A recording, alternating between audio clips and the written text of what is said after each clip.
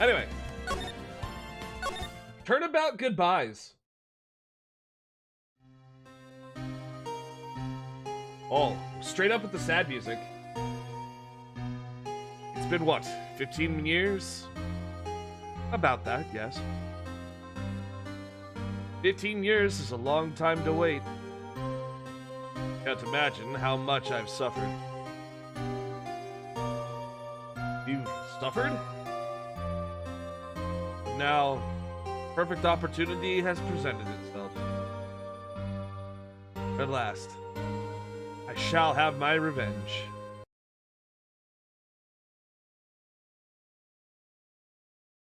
Merry Christmas. Oh, shit!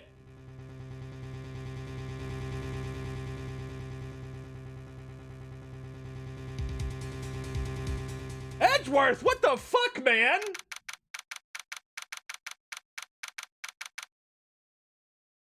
Fucking Christmas Day, 10 o'clock. What the Merry Christmas. Oh, shit. Okay. Hey, Nick. You know if there are any good waterfalls around here? Waterfalls? Dare I ask why? Nick, isn't it obvious? I need a waterfall to stand under. Preferably a freezing one. Oh, is this part of your spirit medium training? Of course, except I've been slacking off lately. Need to brave the elements and be forged anew under rushing spring waters. I don't know about any falls per se, but Gourd Lake's pretty close. Oh, darn. Sorry, them's the breaks. Did you just take like a cold shower or something? Good idea. Rushing spring waters. Note, this is definitely California, not Japan. It is normal to be in the office on Christmas in California. Oh yeah, dude. Eat your burgers, Apollo. Eat your fucking burgers, Apollo. Pan fucking posted the goddamn meme in the chat. They're all sitting down at the very American kotatsu table. Fucking sits down and starts eating sushi and just locks eyes. How did you know? Because Pan, here at the KPU, we share but one single brain cell. Delicious jelly donuts. Sitting down at our American table kotatsu. Picks up sushi roll, eat your burger, Apollo. Ah! Okay. And next in the news, a large unidentified animal was sighted at Gourd Lake. The town is buzzing with excitement. Locals are calling it Gourdy, and a tip of a hat to Nessie, the Loch-ness monster. Though its namesake Nessie proved to be a hoax, locals are confident that Gourdy is the real deal. Boring. I can't breathe. Slept for 12 hours? Guess what? I didn't. Nick, water pressure's kind of low in the shower. Want more pressure, huh? Why don't you go down to the fire department and have them spray with the hose? Good idea. Apparently, Fey blood is no aid in detecting sarcasm. We interrupt this program to bring you a special news bulletin. Strange occurrences continue at Gourd Lake, but this time it's murder. Gourd Lake again? Body of a man was found in the lake early this morning. A suspect was apprehended, and sources inside the police department reveal that the suspect's name is Miles Edgeworth. Age 25. Edgeworth was an up-and-coming prosecutor known for his skills and connections. He was guaranteed a long and rewarding career. Has he thrown it all away? Oh shit, dude, it's Edgeworth. What the fuck? Edgeworth would never do something like... Nick. But... The fireman yelled at me when I called him. We got bigger things to worry about than that. They arrested Edgeworth. What? He's a suspect in a murder. What? When, where, who, why, how? I don't know. Let's go find out, Nick. To the detention center. Wormst. Snicker, would it be the craziest thing to tell you that, so my dad has an insurance office, right? And he has a shower at the office. He specifically built a small addition to the office and added a bathroom extension to add a shower.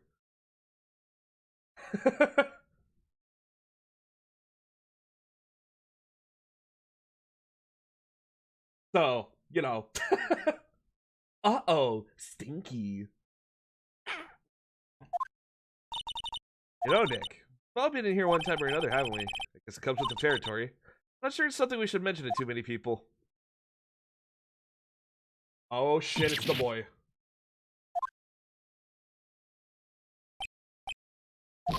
Hey, Edgeworth, come back. What are you doing here? I don't think he's in a very good mood. Well, I mean, he's in detention, shit ass. Were you in a good mood when you were in here, you dumb fuck? I choose to believe he ducked under the table. They come to laugh at the fallen attorney. And laugh. Laugh! And why aren't you laughing? Should we be laughing? Nah, it's a trick. Laugh and he'll get mad or burst into tears. Edgeworth, we don't have so much free time we can spend it coming down here to laugh at you.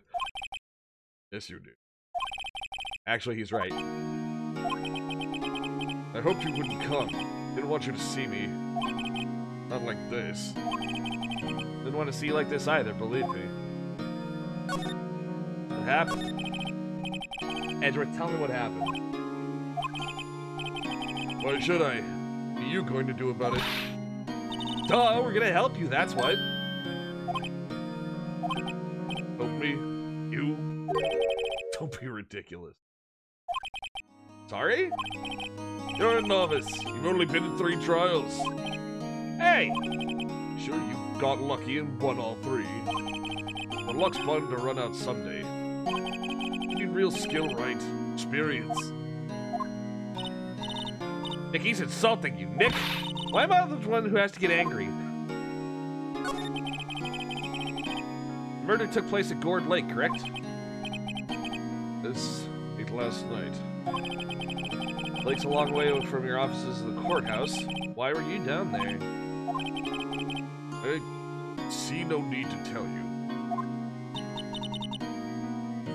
Mr. Edgeworth, you didn't really. Gourdy. Huh?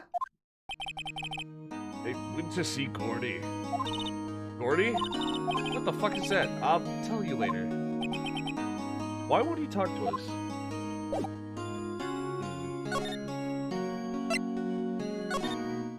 New case, new case.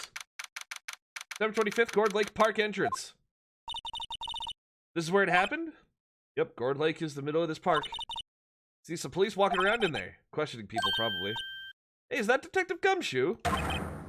Well, pal, there's enough of us here. Anyone found anything? Oh, sorry, sir, nothing. Idiot, the trial's tomorrow. We need clues on the double. But sir, there weren't any clues. That's why we arrested that attorney, Mr. Edgeworth. Clear, sir, he's the one who... Shut up! Just you try saying that again. I'll make you sorry if you do. Now just get out of my face, pal. Yes, sir. Detective Gumshoe's kind of scary today. Croots. Ah! Yo, that hairy guy, hairy butts. Right, Phoenix Wright. Jesus Christ, dude. What are you doing here, pal? Investigating? Yeah, I suppose. Well, I'm here to help. Ask me anything you want. Bring it. Seems different than usual. I wonder what's up. Edgeworth hasn't actually asked us to defend him yet. Oh. Don't say.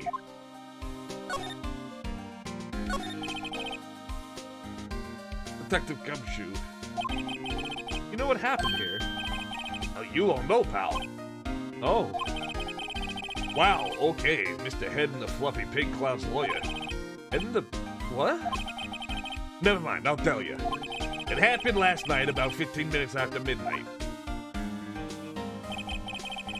Yeah, Edgeworth is being kind of a stick in the mud and won't let us defend him. There was a boat out on Gourd Lake. In that boat were 2 men. One of those men shot the other with a pistol. And the shooter was Mr. Edgeworth. The cop who arrived on the scene arrested him. How'd they get here so fast? Well, there was a witness. The report came in, we raced to the lake. A witness? You don't think Mr. Edgeworth is a murderer, do you? Absolutely not. It's impossible. I don't care if there's a witness either. I don't believe a lick of it. Right, exactly. Who cares what that witness says? I care! Really believe in him, don't you, Detective? Of course I do! But police are pretty sure he's the killer.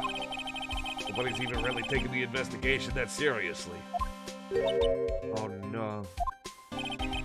After all the help Mr. Edgeworth's been to us, hard to imagine that no one's standing up to take his side. Well, at least you are, Detective. At least you are. You know who will be Mr. Edgeworth's defense attorney in tomorrow's trial? He hasn't got one yet. What? Trial is tomorrow, isn't it? I don't know the whole story. Apparently no one he's talked to will take his case. Why not? Edgeworth won't tell me. If guy showed up, I figured he'd ask you to defend him. Unfortunately not. Well, pal, you got a job to do. Help out Mr. Edgeworth. Prove that badge you wear ain't just some fancy piece of metal. Prove it to me, pal. Show me you're an attorney. So who is this witness? Sorry, pal. That's confidential.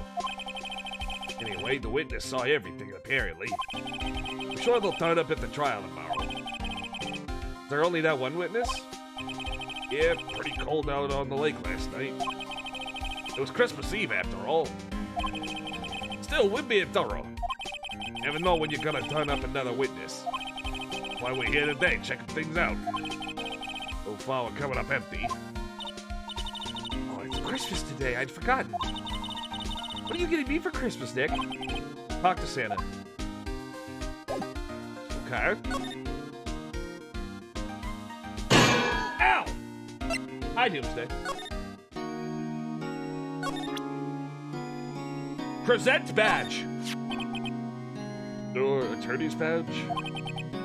Edgeworth, let me defend you. Good one, right? I'm not that hard up, not yet. What do you mean by that? Just behind the ears lawyer with only 3 trials under his belt. Never. What? My case is near hopeless, right? Every defense attorney I've talked to had turned me down. What? Simply put, they were afraid they'd lose. It occurred to me that it might be my fault they lacked confidence. After all, I did get every single one of their clients declared guilty. I don't believe it. Regardless, I don't want you involved in this. You, in particular, I cannot ask to do this. Did you do it? Edgeworth, this is really hard for me to ask, but you didn't do it, right? Right? Do what you will. I have only one request. Stay out of this case. Why? But Nick's trying to help you. I know. I know that. I don't want your help, okay? Why not? Just go away. Leave me alone. Nick, Mr. Edgeworth did it, didn't he? Maya, no. He's so tsundere, chat. He just wants to go over and just reach through the glass, be like, oh my god, Phoenix. Oh, I'm so gay for you, Phoenix. Anyway.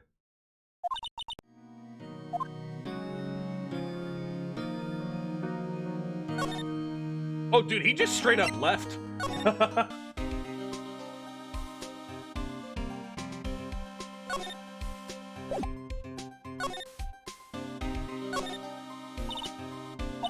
Someone will take Mr. Edgeworth's case. Yeah, he's a bit of a celebrity. You offended him and you lost your reputation. Be sure to suffer. What's more, the case against him is, well, it's pretty solid. I suppose it would be if they have a witness. Hey, pal! Don't tell me you're gonna turn your back on him, too. Remember the Steel Samurai case? Mr. Edgeworth helped you get your client declared innocent. I know. I went to Edgeworth. I tried. He really doesn't want us to represent him. Especially not us, he said. What? That doesn't make any sense, pal. You should have heard him talking about you after that trial. He kept saying, right, over and over. Nick, I'm not sure that's a good sign. Neither am I. Why wouldn't he want your help? Don't get it. A Detective Gumshoe, sir? What? Find something? No, sir, not yet. But there was a call from the precinct. They want to hold an investigation briefing. Briefing? Right, I'm off. Oh, sorry, pal. I guess you heard. I gotta go. Any last things you want to ask me about before I head back? Yeah. Do you have any information on the victim? Sorry. I haven't worked up an autopsy report yet. Still waiting for it myself. Actually, say, if you get the time, drop by the precinct. Talk more there, pal. Not coming back, detective? Probably not, pal. So what should we do if we have something to talk to you about? Here, I'll show you how to get to the precinct. Come down and see me anytime. Directions to the police station received from Detective Gumshoe. Oh, hey, Detective Gumshoe. What? We'd like to take a look around the park. Can we walk around? Yeah, no problem, pal. You got my permission. You know, Nick, I think there's something to be said for talking to people when they're busy. Yeah. They don't have time to think about not giving you information. Right, now let's get investigating. Huzzah. The Gourd Lake Public Beach. Why is it samurai everything? It's literally samurai everything. Fucking steel samurai, dynamite samurai, samurai dogs. Fucking hot dogs. Very, very Japanese, by the way. Eat your burger, Apollo. Fucking Jesus. Wowzers, this is Gourd Lake? Yep. Not sure warrants a wowzers, though. Probably not. Hey, look at the snack stand. Samurai dogs. Samurai dogs sound tasty. Samurai planes? Oh, God. I want a samurai dog, please. I better grave. With a name like Samurai Dog, how could they not be? A little behind the times, though. If she says it's Pink Princess, it's all the rage, I'm gonna lose my shit. Ah!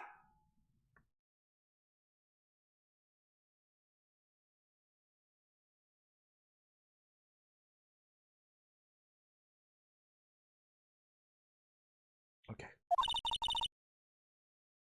I mean, like, you know? Nope.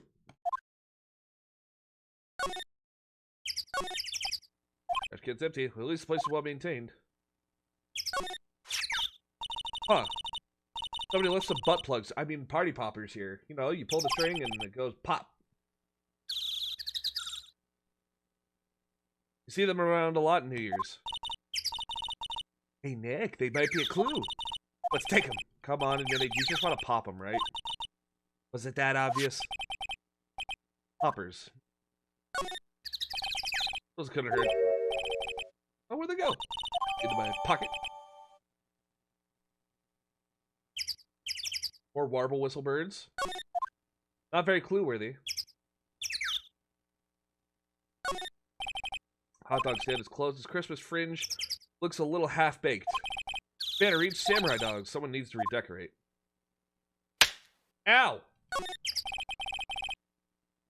you want to take them regardless of your choice? Fair enough. I like how random just slides into chat, throws something at my face, and slides away.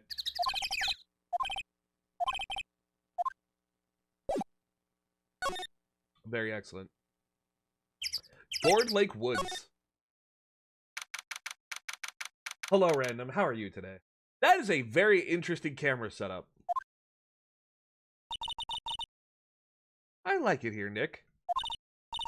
I like how it says no camping, and there's somebody camping. Guts camping at the scene of a murder. Hey, Nick, if they were camping here last night, they might know something about the murder. True. Oh, let's talk to him. Ow. Don't tell me you're hungry again. No, I was just wondering, why are camping pots and pans made of aluminum? They didn't talk about that in any of the law books. The law saying that they have to be made out of aluminum. Uh-huh.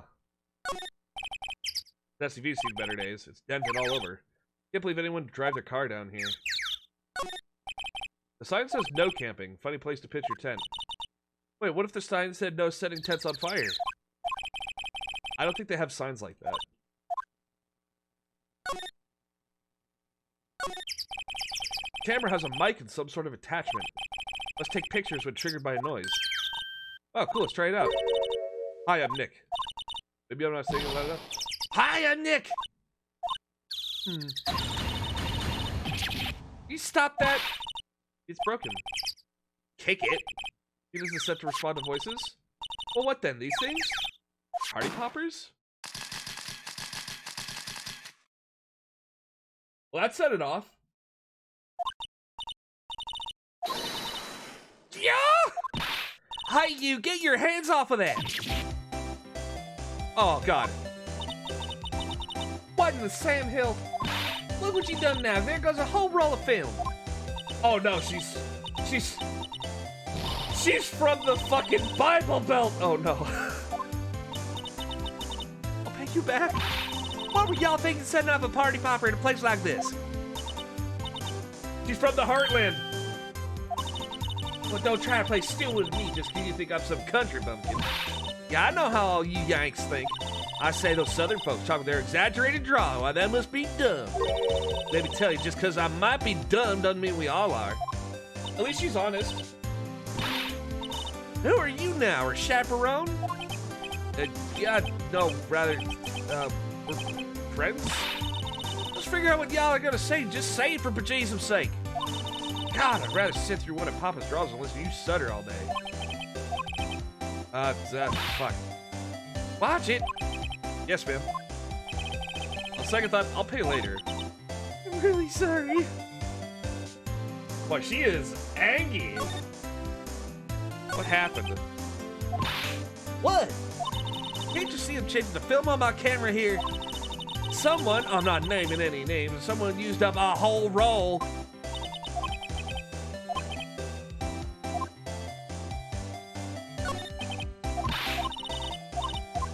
Oh. Can I present her the badge? This is my badge. Oh. Badge is supposed to be all shiny and impressive. You a cop or something? I'm a lawyer. What? Y'all ain't gonna try to pull one of them lawsuits over me over that film now. Cause I'll have you know I'm a fighter and I wrestle meaner looking things than you. No, that's not it at all. We're here investigating a murder that took place here on the lake. Murder? Sounds cool. Why didn't y'all say that in the first place? Go ahead, ask me anything you like. Finally. If protogens are toasters, then doesn't that mean the head could be a toaster to make toast? Depends on the protogen, I guess. Some of them are like that. Some of them actually have some meat behind the fucking mask. You two, y'all can come out of hiding now. I won't buy it hard. Come to think of it, where did Maya get off to? Sorry. Get a little overwhelmed. The culture capital. Her face is so wide. Yeah. Never you mind, honey. I can talk for Yank for you if you'd, if it pleases you. Thanks, I'll be okay. Great then. I'm Lotta. Lotta Hart. Oh my god.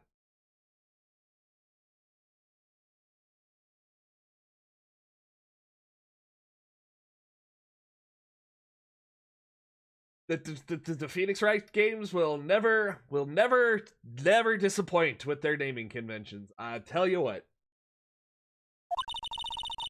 I'm here photographing meteor showers for a research project. I'm pleased to meet you. Are you actually? Your camera is set off to go off on loud noises, and last I checked, meteor showers don't make noises.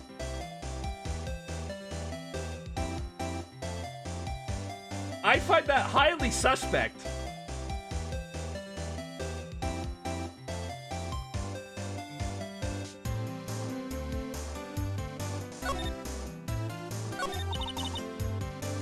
Oh yeah, when was that murder anyway? I ain't seen much television lately. Happened late in the night on Christmas Eve. That's so, Christmas Eve. A man on a boat was shot. See anything? Well, let me see. Boat, you say? I reckon I might have seen one. Not sure, though. I gotta remember, I've been watching this here lake for a good 3 days now. I've seen enough boats to choke a mule. Kinda hard to remember when I seen what.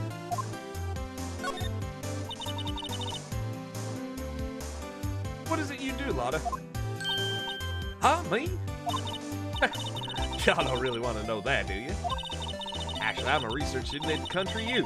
Right in the heart of the Heartland. Oh my god, I was right! She's from the Heartland! Ah!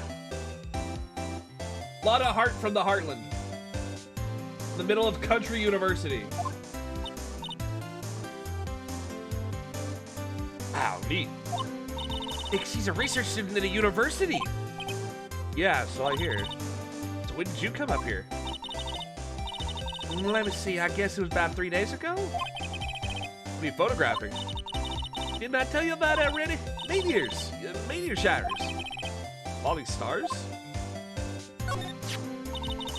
About a camera you have there? Y'all better know it. It's German-made, a genuine Soligen. Isn't that where they make knives? So what's the device you have stuck to the camera? Oh, device. The camera went off all by itself when I fired my party popper. Oh, that mic triggers the shutter whenever it detects certain sounds. It's programmed to pick up loud noises right now. Programmable camera? Neat.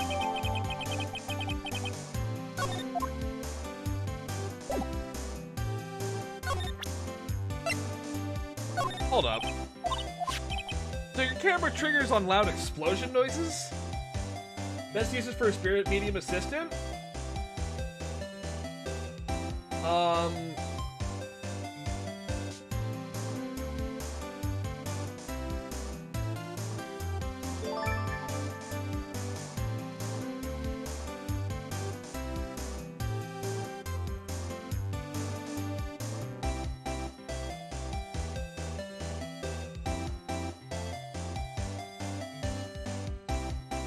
I don't know.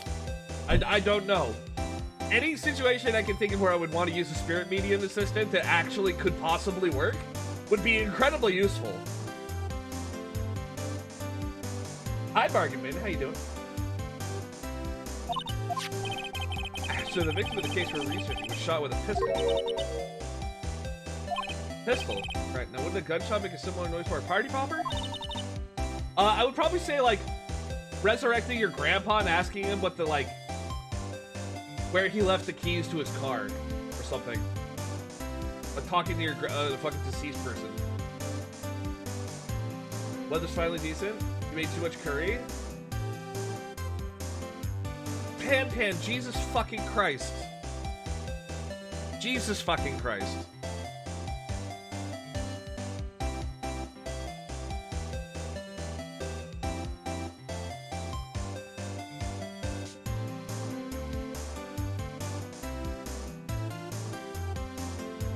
That is so much curry.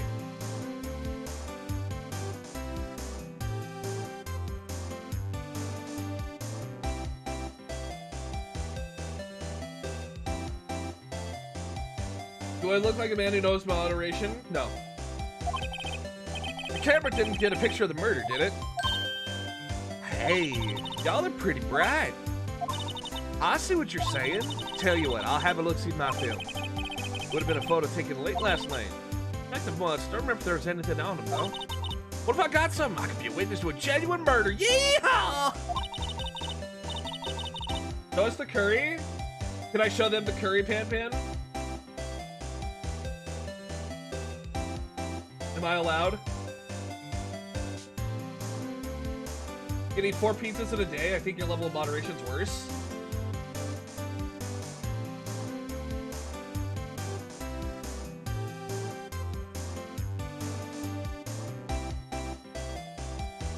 Do I show him the curry? Get a chonky on that.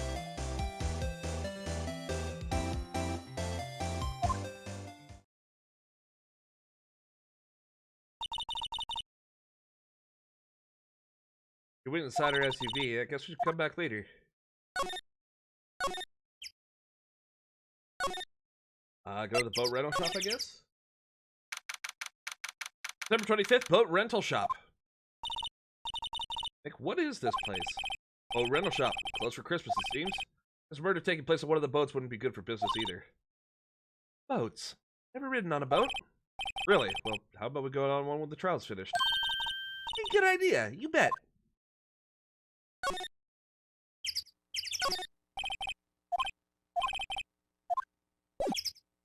Closed because it's Christmas. Very well.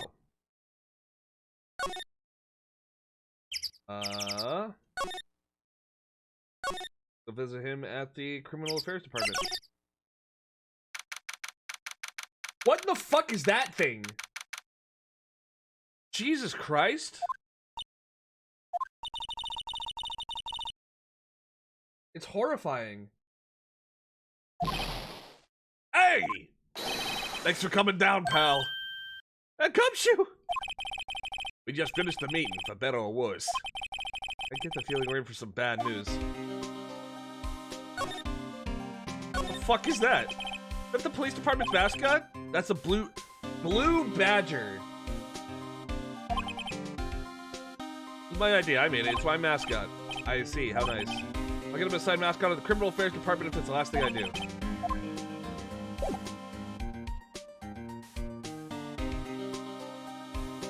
Okay. Wait, it gets to hunt the main game series? Oh no, is it Chekhov's mascot? Fuck me.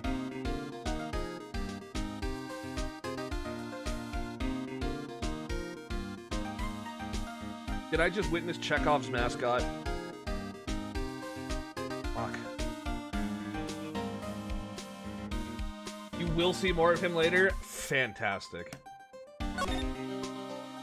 Alright, the victim. Know anything about the victim yet? Oh, no, still can't ID him. Mr. Edgeworth said anything? Not a word. How'd the meeting go? I can't tell you, pal. You're a lawyer.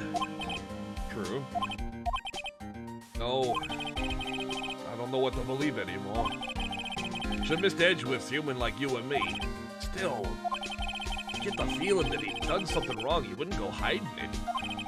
It's just the kind of guy he is. Why can't anyone else see that?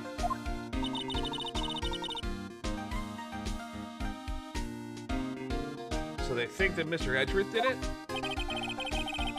Well, the trial starts tomorrow as scheduled. Let's see. Hey, you did tell us about the meeting. Don't go telling anyone else, pal. Yes, sir. Do me a favor. Stand by Mr. Edgeworth. He needs help, and you're the ones to help him. I'm sure he's got some reason why he won't talk to us. Thanks, Detective Gumshoe.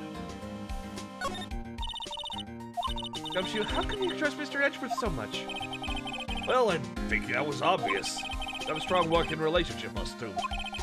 Trust each other, that's how it works. Sorry. It's because of the lighting in the room. My backlight broke a long time ago, so I don't have it anymore. Mr. Edgeworth always gets his defendants declared guilty every time. His methods might be a little extreme at times. There's a reason. Trust our investigation, see? Trust us to get the right man.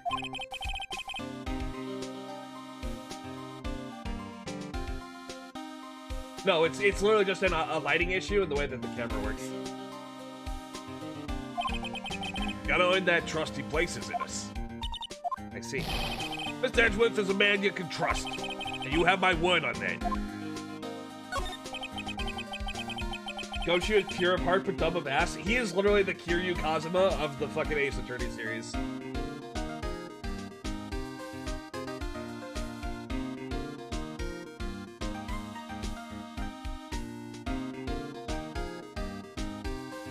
Yes, but that's unrelated? What? How's that unrelated?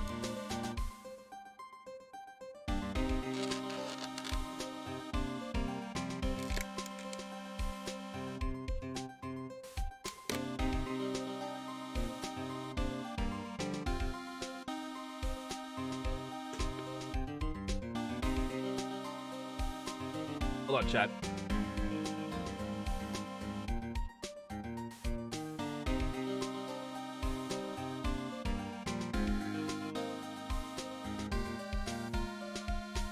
Koba in the kitchen with the candelabra? Gumshoe could probably slot right into Yakuza. Probably.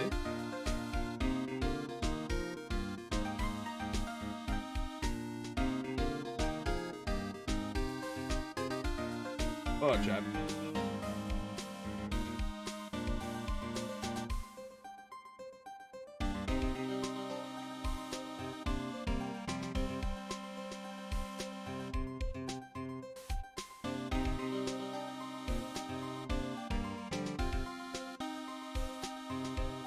Cluedo? The hell is Cluedo? Wait, it's very funny you say who Gumshoe is like Kiryu. You'll never guess who voices Gumshoe in the anime? Are you serious?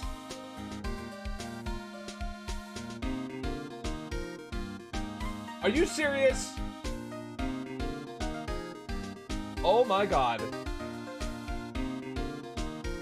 Are you serious? Wait, the voice actor for Kiryu Kazuma is a voice actor for Gumshoe in the animated series. You're 90% sure it was the same Japanese VA. Fucking amazing. Oh, that? Yeah, I made a copy for you. Time of death sometime on the 24th or 25th, cause when bullet shot to the heart. Can you show me that photo of the victim? That face. Someone you know? I don't know. Just have this feeling that I met him somewhere a long time ago.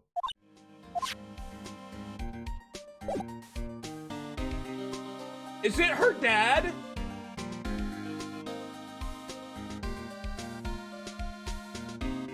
Oh no.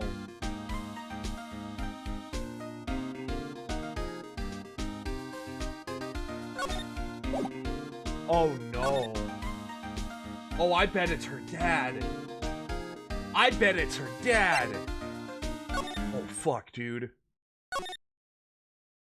Wait, if it's her dad, does this make this part of, like, the DL6 incident or some shit?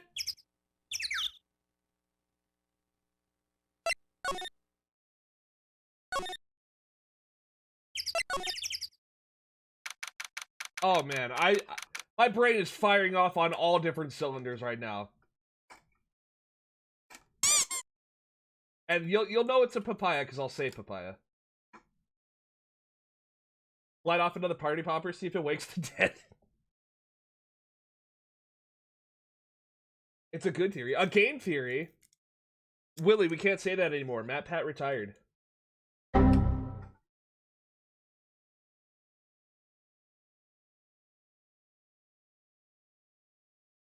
Papyrus.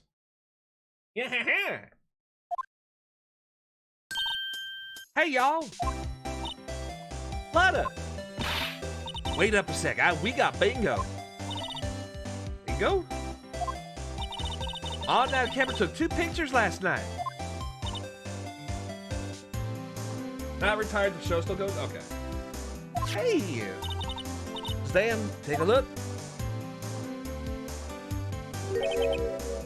Wait. CC shooting him with that pistol! Looks like that, yes. Can't really tell who's that shooting. Well, there was enough fog out there last night to strangle a bullfrog. But you know, seeing these photos reminded me of something. I saw the murder happen. I'm a witness. What? Are you serious? Of course. How do you forget? You know what? Never mind. She's lying. I'm calling it out. She's lying. I reckon you.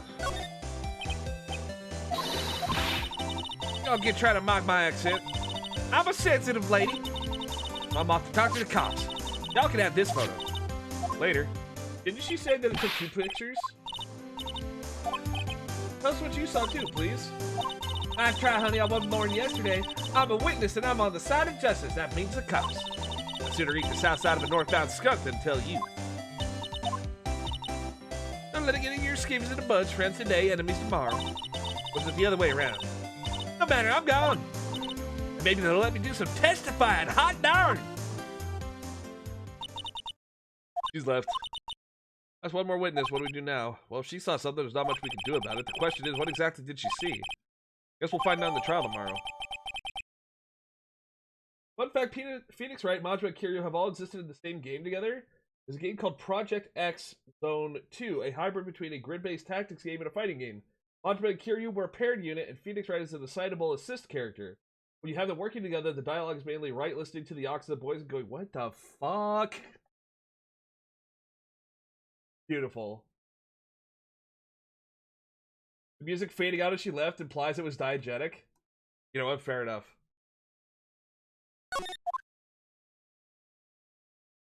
See, but here's what pisses in my cereal, alright? She's like, oh yeah, no, I took fucking 2 pictures last night. Here's one of them. It's just fucking, here's one. Fuck you. Get bent. Suck penis. Like, okay, wow, thanks for giving me literally half the fucking things that you found. Diegetic? What's that? So, diegetic basically means it occurs within the context of the story and is able to be heard by the characters. So, like, the fact that the music was playing around her, but then it faded away as she left, means that wherever she goes, the music is playing around her at all times. That's what that means. Pingus! Pink as usual, I see. Oh, we already saw that.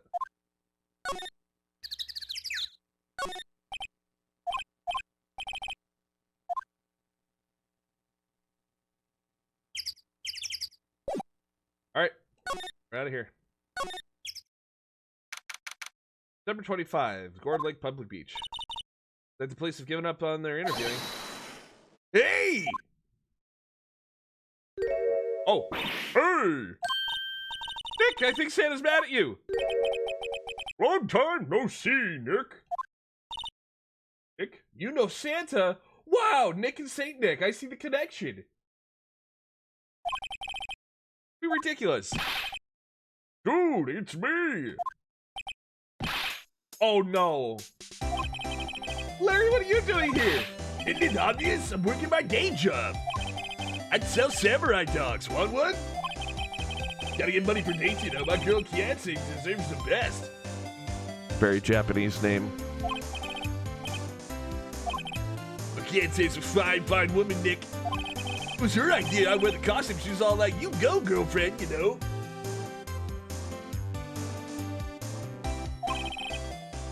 Well, I'm glad that that's your reason for not wanting to spoil Bargain Bin.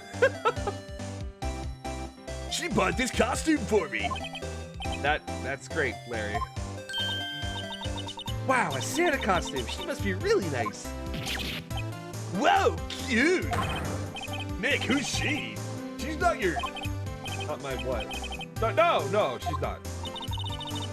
I'm his partner, Maya Fey.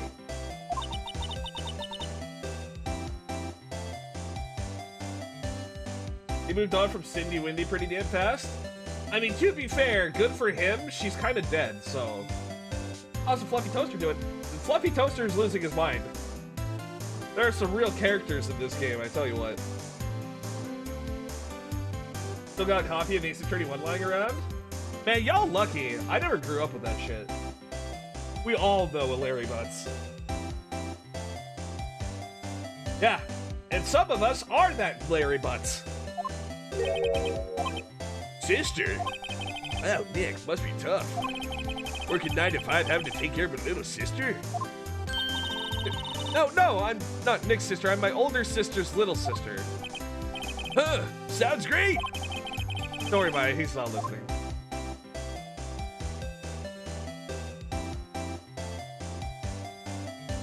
Larry reminds me of Sholmes? No. Sholmes was actually brilliant. I'm pretty sure that Larry's just an idiot.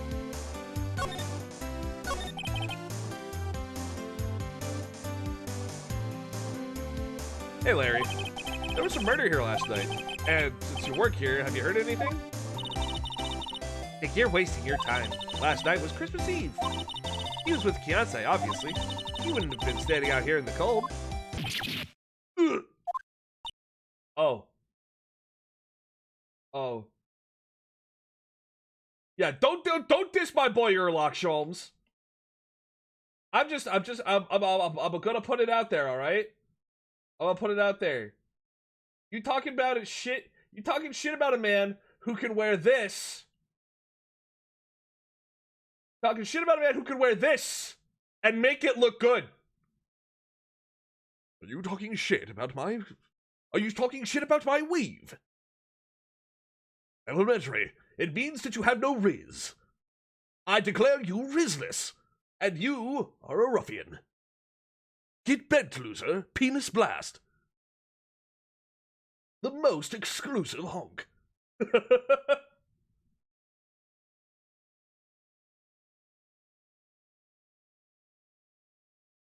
Put Pootis on screen? I don't have Pootis ready to just throw on there. I do have Smug Watson. Smug Greg. Everybody remember how fucking smug he was?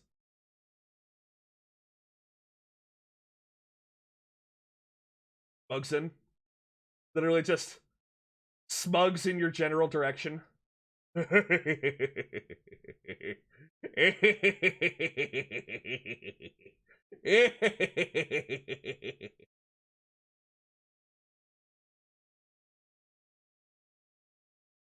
I'm so sorry. I'm so fucking sorry. I want him and Gumshoe to go out for fish and chips. Based. And Koba just finished making pulled pork sandwiches. Okay, but what kind of barbecue sauce did you make? God, we need to play that game again? Maybe eventually someday. I think what you just said caught him off guard, Maya. No, it's just... Beyonce's not in town right now. She's in Hawaii on a photo shoot. A model, I knew it. Well, anyway, there's a murder here on the lake. The trial's tomorrow. Huh, neat. The defendant is Edgeworth. Miles Edgeworth. Nick? Why would Larry know Edgeworth? Whoa, Nick. You don't mean that Miles Edgeworth. Old Edgy? Yeah, he's a murder suspect. Oh, murder. Wait, Larry knows Edgeworth? What the fuck's going on here? Sweet Baby Ray's because you're a cheap bitch? Sweet Baby Ray's is good, though. Yeah, of course. He was in the same class as us in grade school. What? Oh.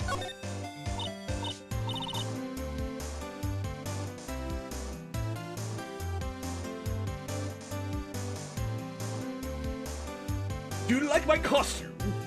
You can't tell what it's supposed to be. You silly baby. I'm your garbage opinion. Tell me about the dogs. I mean, samurai dogs. What? Why are they samurai dogs? I mean, they are kind of gourd-shaped.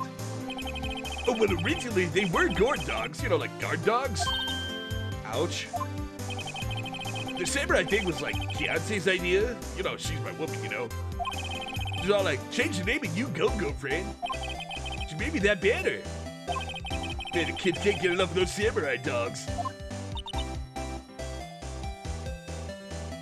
Bitter adult particles. True. The mystery of samurai dogs. The deep lore. Something about that just seems wrong. Oh, guess what? We're getting a ton of customers here at the lake. What with the big news?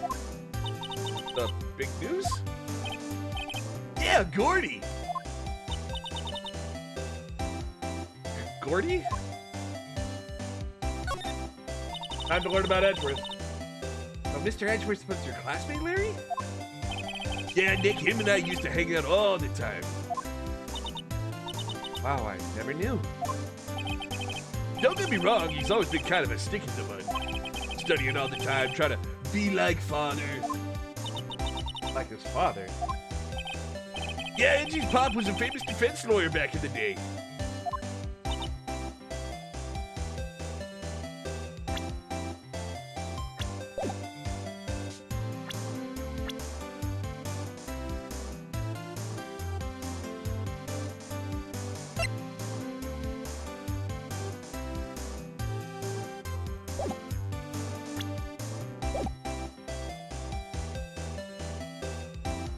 Oh.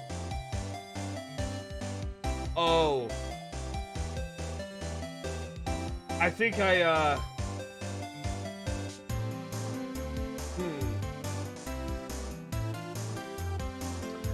I think I know who Mystery Man is.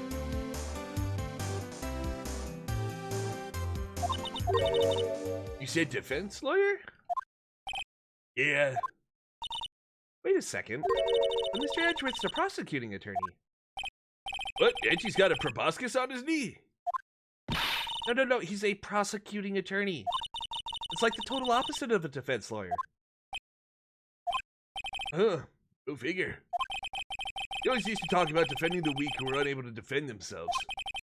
And he used to go on and on about a man's duty to society and all that. What a bore. Wonder what changed his mind, though. You know, Nick? Nick?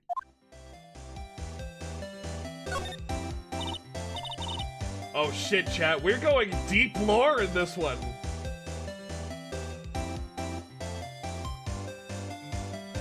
What's Gourdy? What, you mean you don't know? You fucking buffoon, you absolute idiot. You complete and utter simpleton, you don't know what a fucking Gourdy is?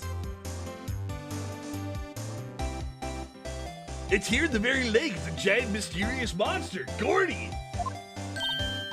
A monster? Yeah. Check it out. This is an article from yesterday's newspaper.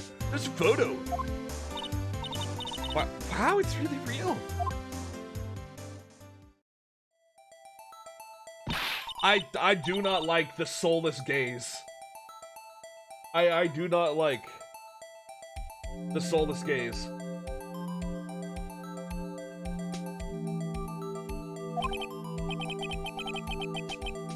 Probably just a log or something, right?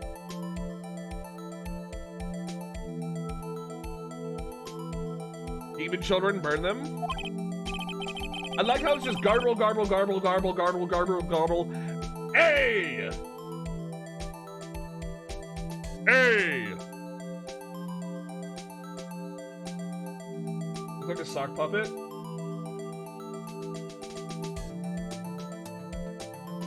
Quote here from the person who took the photo. I set the camera to automatic and when it got in the frame, I heard a loud bang, like an explosion, followed by the sound of something slipping into the water. Oh, I wish I could have seen it. Why would there be a sound like an explosion? Or can I borrow this article from you? Sure, no problem. That'll be $1 million. 1 million? Grow up, Larry.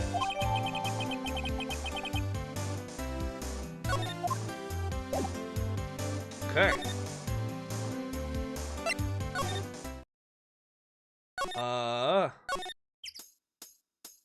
Guess we're going to the entrance? Last thing we gotta do is get Edgeworth to, agree. Oh, shit.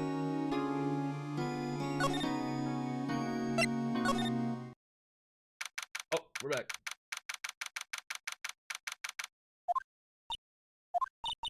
Not a gumshoe in sight. You're looking for Detective Gumshoe. He's in the questioning room. Apparently, an important witness turned up. He'll be in there a while. A lot of heart. Has to be.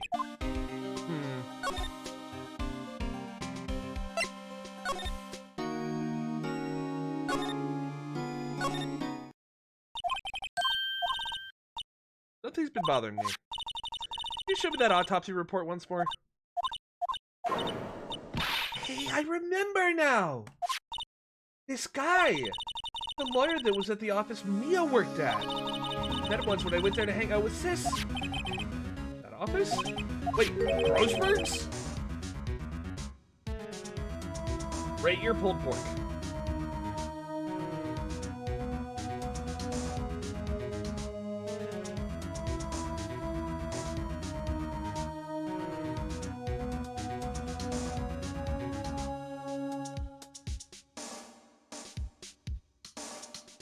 Let me take a look at this pulled pork real fast.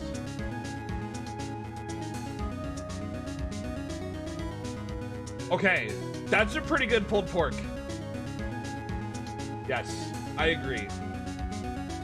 Very good pulled pork. I would probably say that that's probably like a 7.3 out of 10. Not the best pulled pork I've seen, but like not the worst. Pan, the curry, I would say that, as far as how it looks, probably like an 8.8. As far as portioning size, you get a fucking 5. You need to slow down. The Grossberg's office. Right, that guy! It's the last name I expected to come up. Maybe I should go talk to him for old time's sake. Grossberg Law Offices.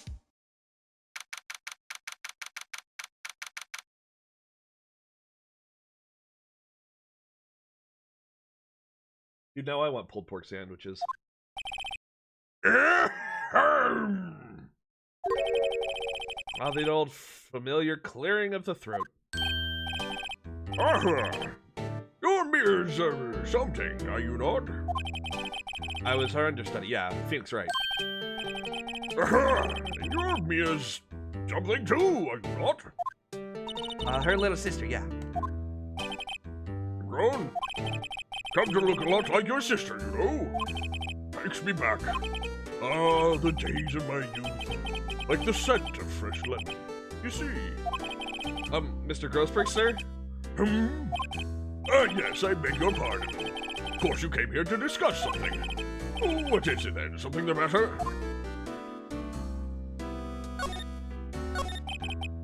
There was a murder last night. Murder?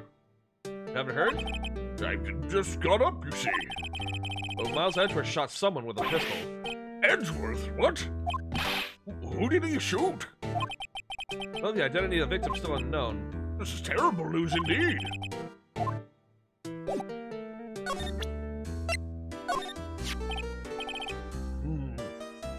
Strange. As though I've seen this man somewhere before. Oh! Did you remember? He was a lawyer here in my office. That's Hammond. Robert Hammond.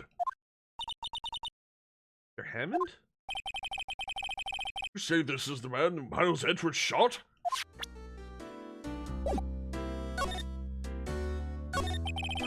Grossberg, whatever happened to that painting? Oh, yes, I do not think she'll ever be coming back home to this office. Can't exactly claim it is stolen.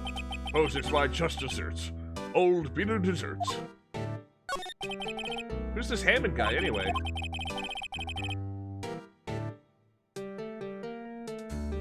Might as well be with how little you can tolerate other people fucking around in the kitchen while you're cooking.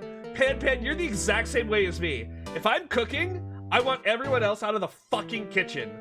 I'm cooking, I'm working, I know what I'm doing, and if anyone fucks with my ingredients or my dishes or my prep, I'll kill them. He was the defense attorney in that case. That case? Yes, there it is again, the fucking DL6 incident. DL6, why does that sound so familiar? Perhaps you remember. There's someone mentioned it during the trial for Mia's murder. That was the incident when the police were so at a loss they used a spirit medium.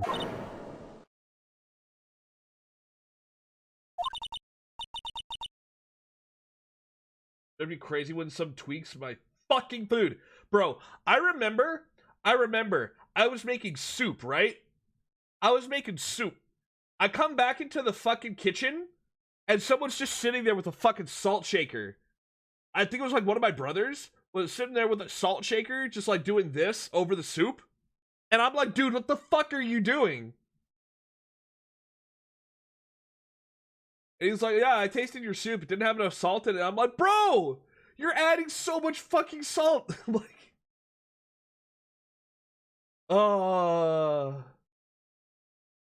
death penalty. Remember, chat, if you want to live a long and healthy life, if you have friends that cook, let them cook. Don't try to help unless they say okay. And even if they do let you cook, you don't do anything without their permission. They are the boss in that kitchen. You don't do anything without their say-so.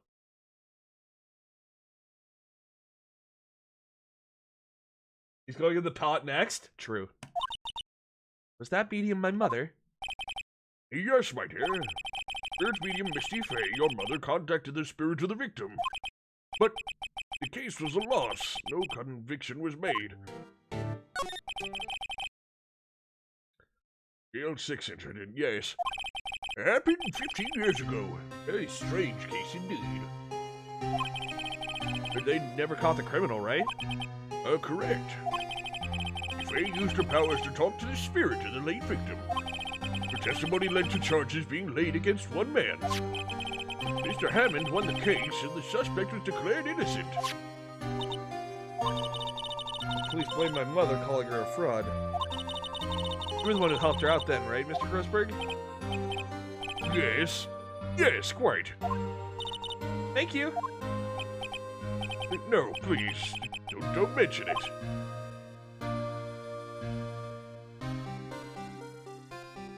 Poor Maya doesn't realize that Grossberg sold out her mom to Red White of Blue Corps. And that's why the entire thing went as public as it did. Poor guy. When you put, if and when you put pizza in the oven, how do you do it? At 350 for like 20-30 minutes, like a normal person? Why? DL6, never thought I'd hear that name again. Wait, what does that case have to do with anything with Mr. Edgeworth? That's everything to do with Mr. Edgeworth, my dear. The victim in the DL6 incident was none other than his father, Gregory Edgeworth. What? His dad?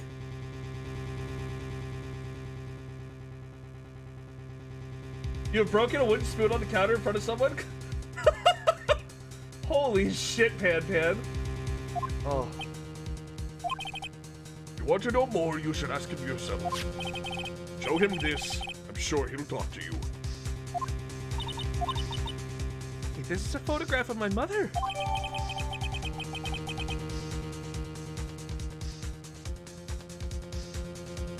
You use a pizza stone? I use aluminum foil. I use aluminum foil and then I put it on the bottom rack. Just because I like crispy crust. Well, shit.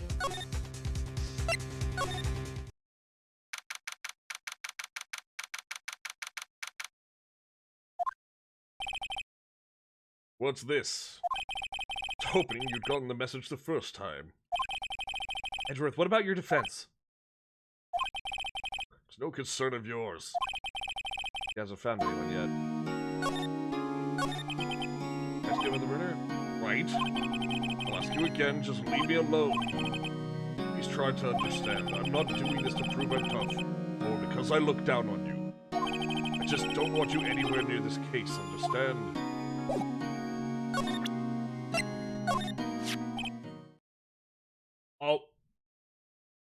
Oh, the music cut out. We're in trouble now.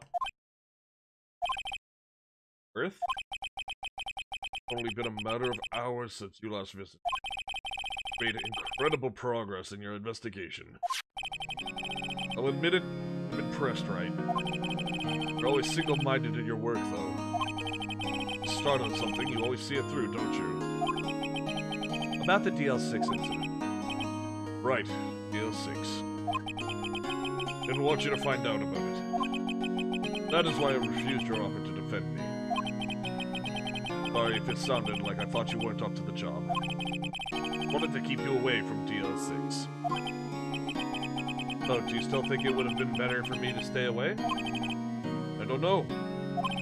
But no point in hiding anything from you now. Very well. Ask whatever you like, and I will answer to the best of my ability.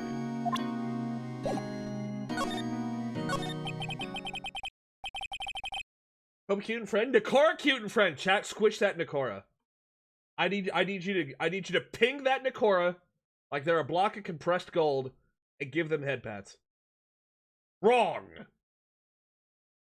Squish Koba instead. No, no, please. I'm too beautiful. I'm too fluffy. No! Why would you do this? No! You're monsters out of here!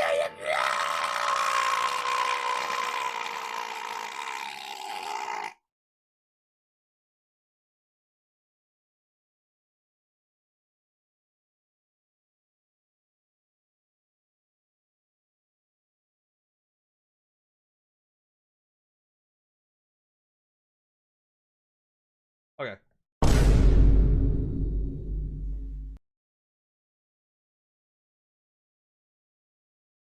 Literally just stick me in a vacuum sealed container, just suck all the air out, just or immediate Koba pancake.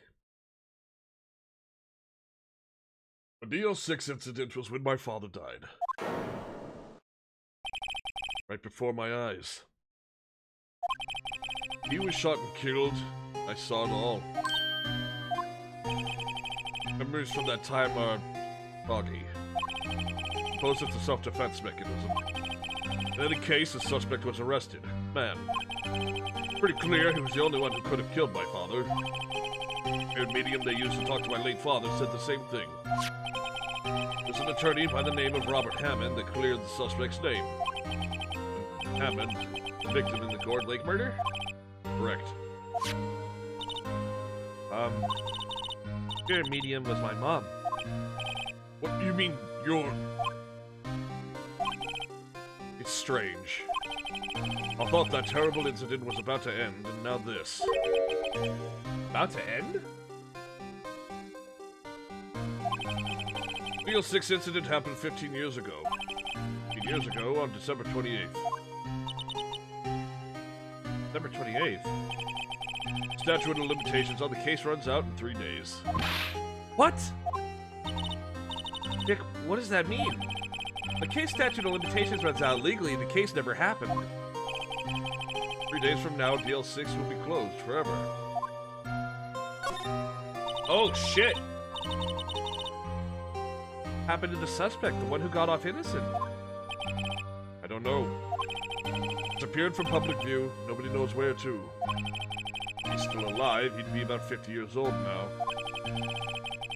Guess I can understand why he'd go into hiding. It'd be hard to live a normal life after being a murder suspect in such a big case. So, was your father a lawyer? He was. Gregory Edgeworth. Quite famous at the time, apparently. So you were sort of trying to follow his footsteps. But I'd rather not talk about it.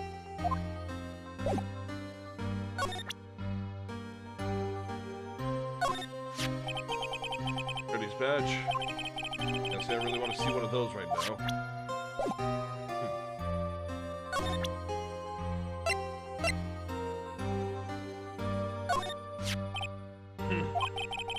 Would have thought there'd be a photo. Edgeworth, did you shoot him? What do you think, Wright? I don't think you're the kind to point a gun at anyone, no. But you didn't shoot him? No, I didn't. Wasn't me. Right. It pains me to ask you this now. I know, you want us to defend you? Yes, will you? Of course we will. Who could have guessed this day would come? Not me. My chance to finally pay you back. Pay him back? Pay me back? For what? I don't remember ever doing anything for you. Never mind. I guess you don't really need to know. Huh. My letter of request. Please give it to Detective Gumshoe. Oh, guess we should... Earthquake, Nick! The big one! Ooh, that was scary. Where's Edgeworth? There. It's on the floor in a ball, shivering. Guess he doesn't do so well with earthquakes. Heard of running, but curling up in a ball?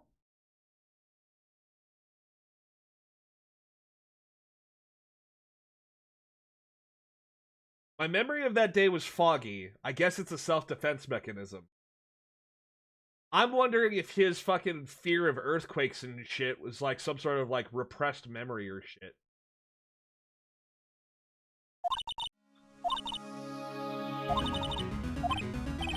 Right.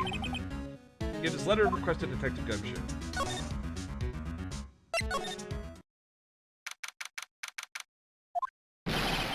What's going on here? Wrong, Detective. This wild lady comes in here just a while ago. So she came to talk to y'all after hearing what Mr. Wright had to say. What's all this about, pal? Ah, fuck. In time, you will come to see the tragic extent of DL6's failings. Why are you going around finding more witnesses? Want to give Mr. Edgeworth the death sentence, pal? No, not at all. Just, I mean, she did see something. There's nothing more I can do about that. Can't go around covering up evidence. Yeah. Trying to say something about the way I do my job. No, sir. Look what I got. Oh, you did it, pal.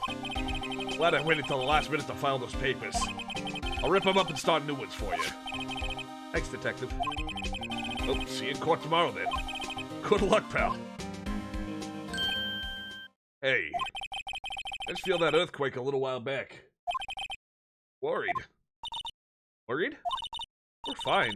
I've lived out here my whole life. I'm pretty used to them by now. I wasn't worried about you two. Worried about Mr. Edgeworth. Oh, right. You did seem to overreact a little now that you mention it. Yeah, well, I'm not surprised. It was a pretty big quake. I'm gonna go check on him. You go eat and get your rest for tomorrow's trial. Later. Gumshoe's such a good guy. Wonder what it is with Mr. Edgeworth and earthquakes. Wonder, he was never that scared of them when he was in school. Okay, so sometime between grade school and now, he developed a fear of earthquakes.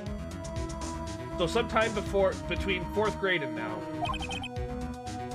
Transferred to another school after 4th grade. I wonder what happened to Edgeworth. Okay. Interesting. Alright, chat. It's trial time. Let's see what we got. Oh, Koba, you're not ready for drama? Am I gonna cry like a little bitch? Am I gonna cry? Gonna piss my pants? Maybe even shit and cum? Okay, fair enough. Do you have any vegan options?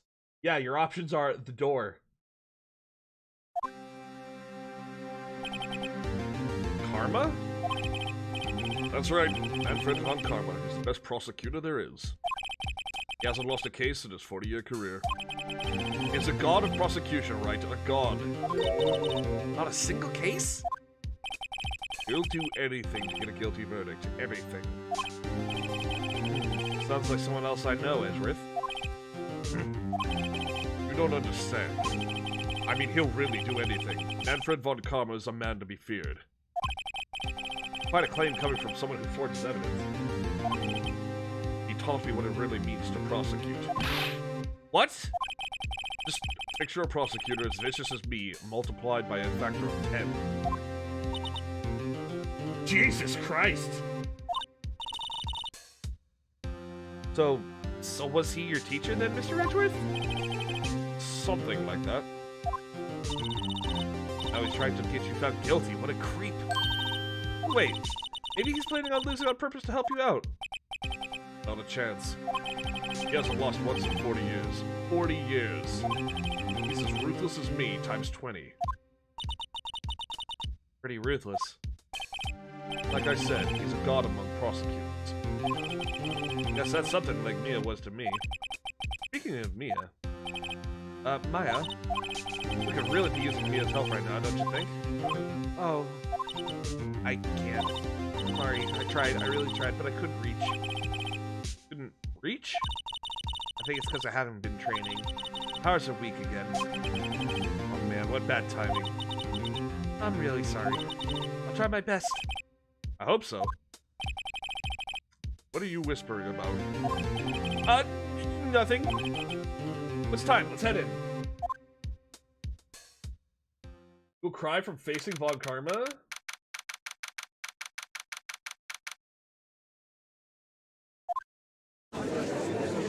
Dude, he looks like a marble statue. And court is now in session for the trial of Miles Edgeworth. The defense is ready, Your Honor. Mr. Von Karma, is the prosecution ready?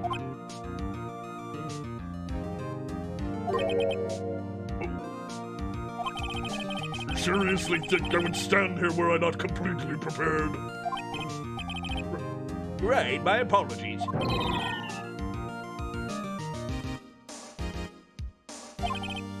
Very well, your opening statement, please. Decisive evidence. A decisive witness. What else could possibly be required? Nothing, of course. That should be fine. Prosecution may call his first witness. This guy, is he royalty or something? We're supposed to fight against this. I called the detective in charge of this case, Detective Dick Gumshoe. Okay, Gumshoe's first. Let's see how this goes. Describe the incident, now. Yes, sir. Detective Gumshoe looks nervous. And please take a look at the map. The murder happened here on Christmas Eve around midnight. There was one boat in the very middle of the lake. There were two men on the boat. Now there happened to be a woman camping here on the edge of the lake. At 12:10 a.m., she heard two pistol shots. And the boat started to move. Went toward the boat rental shop. Pointer. The overhead map is added to the court record. Testifying to the court about the arrest, now. Wait, Mr. Von Karma? Yes. Actually, I'm the one who's supposed to be handling these proceedings. Wrong. There's only one thing you need to do here. You will slam down your gavel and say the word guilty. That is your role. Yes, of course, you're quite right. What? What the fuck is this guy? A man called into the station around 30 minutes after midnight. Headed to the scene of the crime as fast as we could. It's where we found Mr. Edgeworth. Well, I didn't suspect him of anything at all. But the next morning, the body was found in the lake. We had to arrest Mr. Edgeworth. Yeah, he's got some fucking presence in a courtroom, I'll tell you that. I see. Very well. Begin your cross-examination, attorney. Now.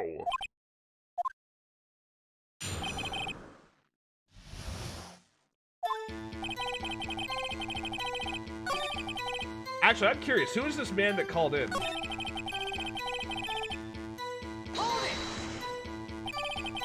Do you have to call from a, quote, man?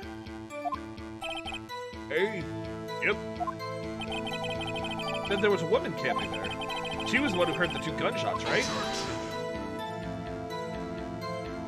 Objection. That woman and the man called the report are two different people, obviously. Different people. There were two witnesses. Yeah, 2 gunshots, but the camera only fired once. Our testimonies were quite similar, however. And I have summoned the woman who is camping. Lot of heart. What happened next, Detective? And we headed to the scene of the crime as fast as we could. How long was it between receiving the report and your arrival at the lake? Well, I have to say it was about 3 minutes. That's pretty fast. Model for the month is get there quick. Detective, you will refrain from casually revealing department secrets. Yes, sir. Sorry, sir. I look forward to your next year's salary review. Budget slashing noises. Much to look forward to these days. No time for dejected daydreaming. Continue.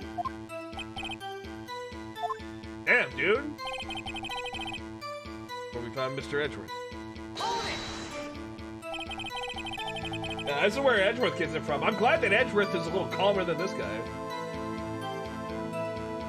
What was it Mr. Edgeworth was like when you saw him then? Well, when I saw you looked pretty relaxed. Not like a motor at all, really. Detective, the court requires the facts, not your opinion. How many years have you been on the force? Facts only, Detective. Hard, cold, objective facts. Yes, sir. Yeah, he's got his share of objections.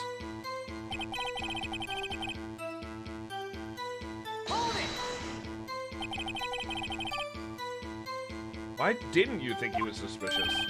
You should know. We have a deep trusted relationship with the prosecutor. Detective, the court isn't interested in your musings. Deep, trusting poppycock. I've never heard so many flippant comments from an active detective on the force. Jesus Christ, man. Continue, now. The next morning, the body was found in the lake. Find any clues on the body? Single bullet was recovered from the body. We shot through the heart, fatally. Judge, here's the bullet. It didn't strike bone, so its shape is well preserved. Very well, Court. That's the bullet in the evidence. Found in the victim's body, fired from a .22 caliber pistol. Shot through the heart, and you're to blame. All we had to arrest Mr. Edgeworth. Why is that? Found the murder weapon in the boat. Murder weapon? A pistol. Detective Gumshoe. That is a vital piece of information. Please revise your testimony. Right, sorry, Your Honor. And the murder weapon we found in the boat was decisive evidence. What about the pistol made it decisive evidence? Oh, he's the same evil laugh as Edgeworth. There were fingerprints on the pistol found in the boat. The clear prints from Mr. Edgeworth's right hand. What? Order! Order! So Mr. Edgeworth's fingerprints were found on the murder weapon? Yes, Your Honor. Judge, this is the weapon in question. Accepted into evidence. Fired 3 times. Members of the court, we now have the pistol used in the murder of the bullet found in the body. Detective. Yes, sir. Was the bullet found in the body fired from this pistol?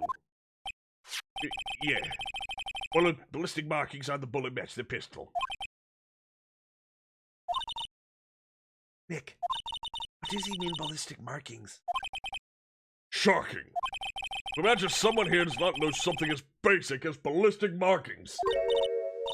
Nick, he's glaring at me.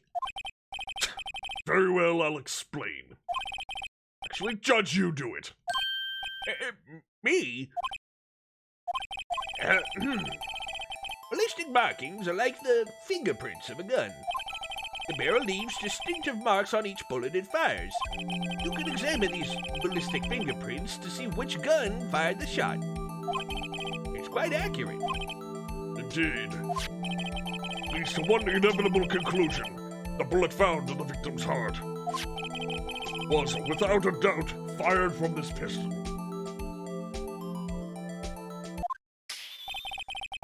This pistol, which you may recall, was covered with the defendant's own fingerprints. 22, is that a strong round? It's not strong, but it's definitely a lethal round. Like, you'll still die if you're shot from it, but it's not like a fucking massive round. This is bad. Makes it look like Edgeworth did it. Well, Judge? I'd say it's almost decisive, yes. Honestly, I could declare a verdict at this point. However... You wish to hear the witness speak, no doubt. Very well. I am somewhat fatigued, and so I will take a brief break. I'll call my witness after the recess, which will last 10 minutes. Judge! Yes? What are you doing? 10-minute recess, now! But wait, Just bang your flimsy gavel and get on with it, man! Yes. The court will take a 10-minute recess. Who's running this court anyway?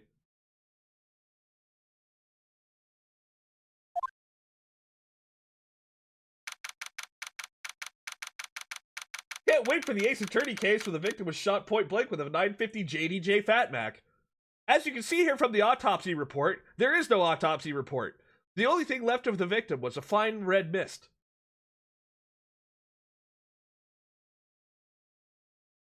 .45 kills the body, 9mm kills... No. You got it backwards, Razor Wolf. It's 9mm kills the body, 45 kills the soul, 950 JDJ Fat Mac removes the entire fucking lineage about 3 generations prior. Edgeworth, what is going on here? The fingerprints are on the murder weapon.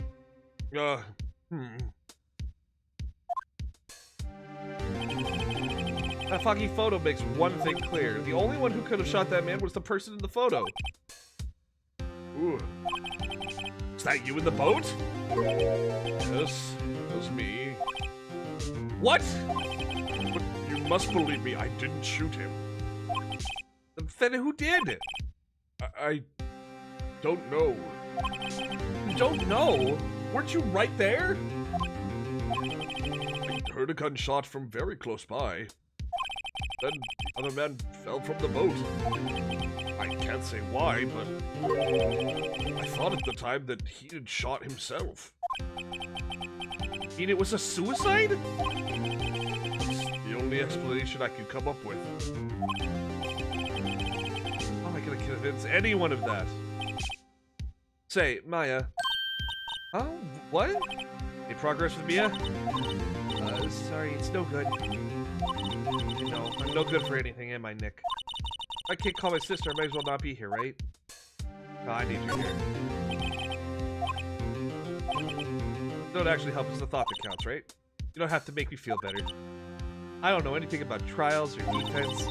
Well, I'm a spirit medium who can't even contact spirits. Well, everyone has their off days. And I've just been getting lucky lately. But you never know when my luck's gonna run out. Really? Whoa, right. Don't jinx this case any more than it already is. Bad for my heart. Oh, shit, sorry. Whoops. Poor Edgeworth, man! Court is back in session. Mr. Von Karma, call your witness. Yes. Will Miss Lotta Hart take the stand?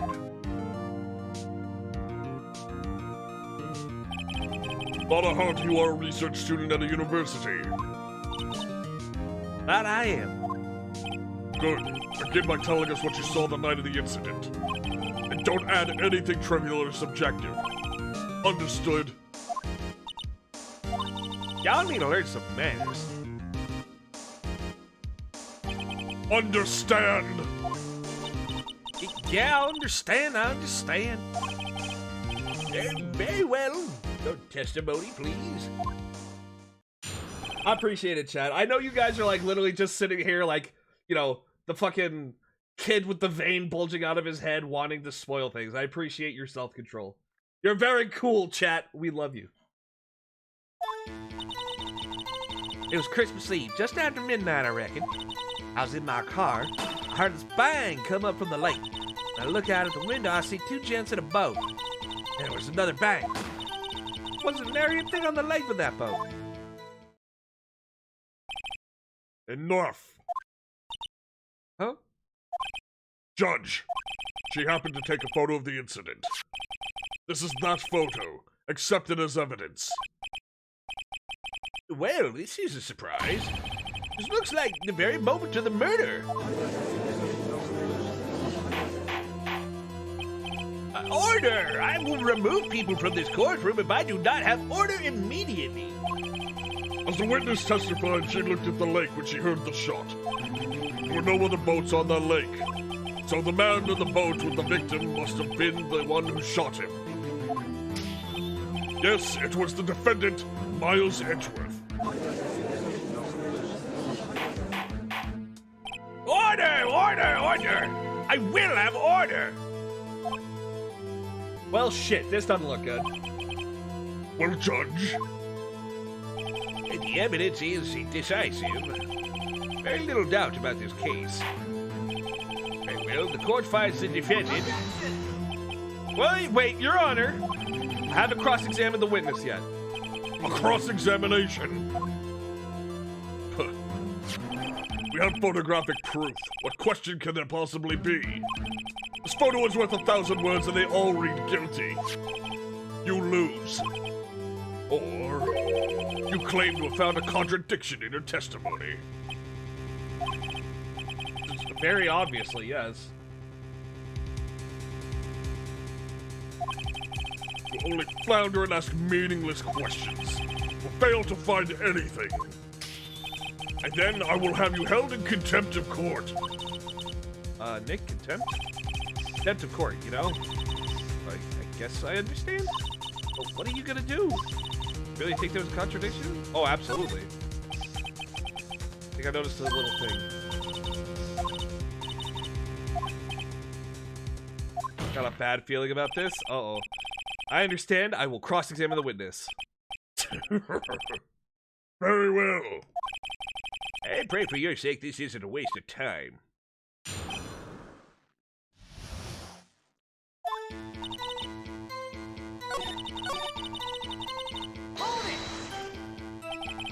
So you weren't looking at the lake that time? Nope. I looked after I heard the noise. You said that already. I asked you to find a contradiction, not leisurely chat with the witness.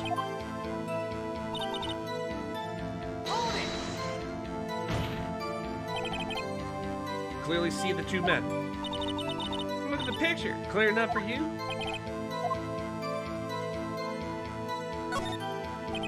Wait a second. I wasn't asking you about the photo. I was asking if you saw the two men. Yeah, well, of course. The witness has testified she saw them. There's also a photo. Must look elsewhere for your precious contradictions.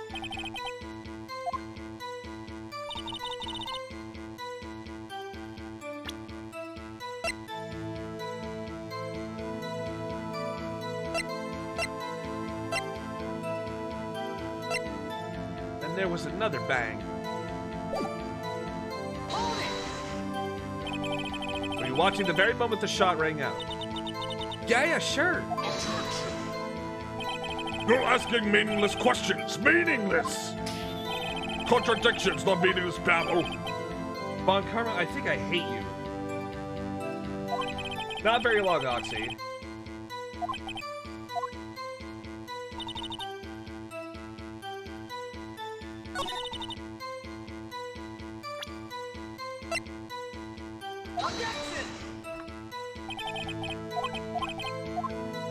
Well, whoops.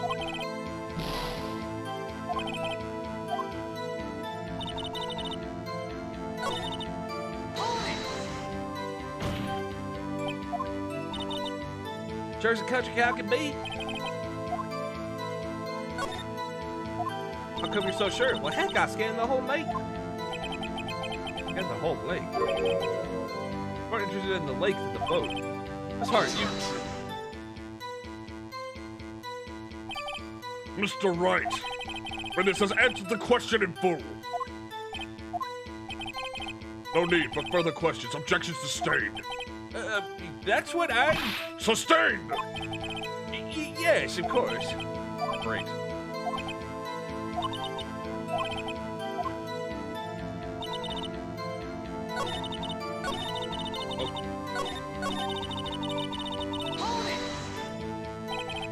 After midnight, you say? In other words, it was no longer Christmas Eve, but Christmas Day. Well, yeah? I know you want to find contradictions, but really...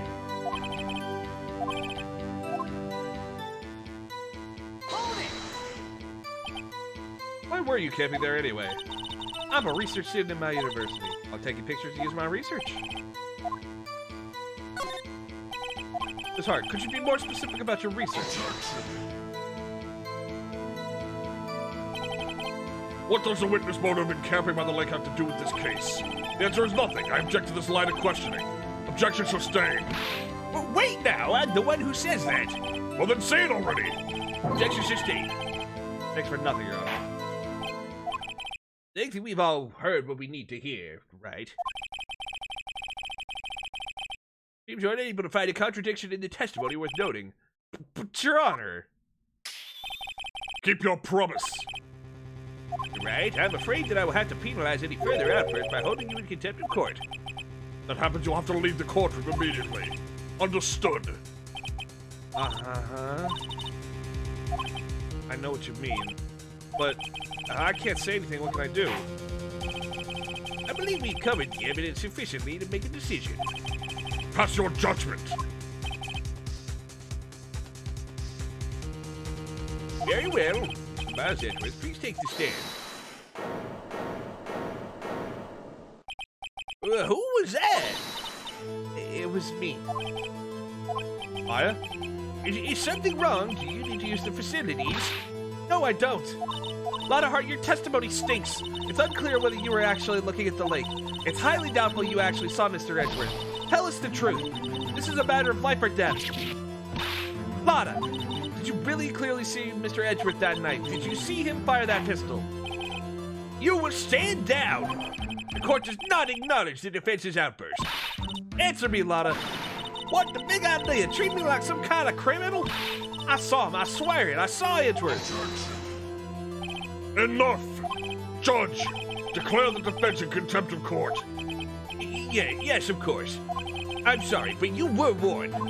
Guard, escort Mr. Wright out of the courtroom. He is in contempt of court and must leave. No. Wait! I was the one who made the outburst, Your Honor. Nick is innocent. What's the difference? All that remains for the guilty verdict to be declared. Is that right, Mr. Phoenix Wright? Wrong. Wrong. What? You hear what Miss Hart just said? She said she clearly saw Mr. Edgeworth. That was not in the testimony. That changes her testimony, and I have a right to cross-examine her again.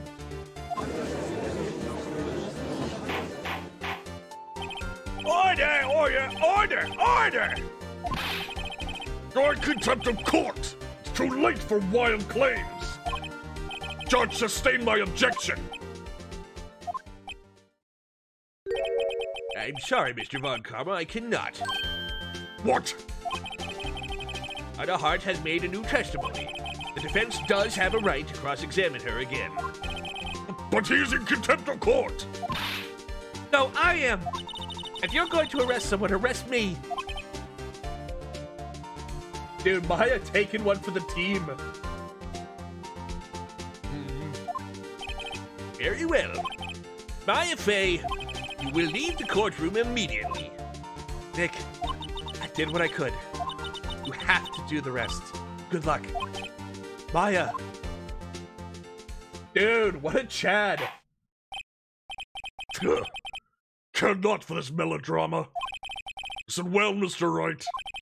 Do not tolerate badgering of my witnesses. Running out of time. Better find a contradiction in here or else. Mr. Wright, begin your cross-examination. That last statement. I saw clear as day the man on the boat was Mr. Edgeworth. But what about the other man? You cannot expect to be allowed to blindly ignore your promise, Mr. Wright.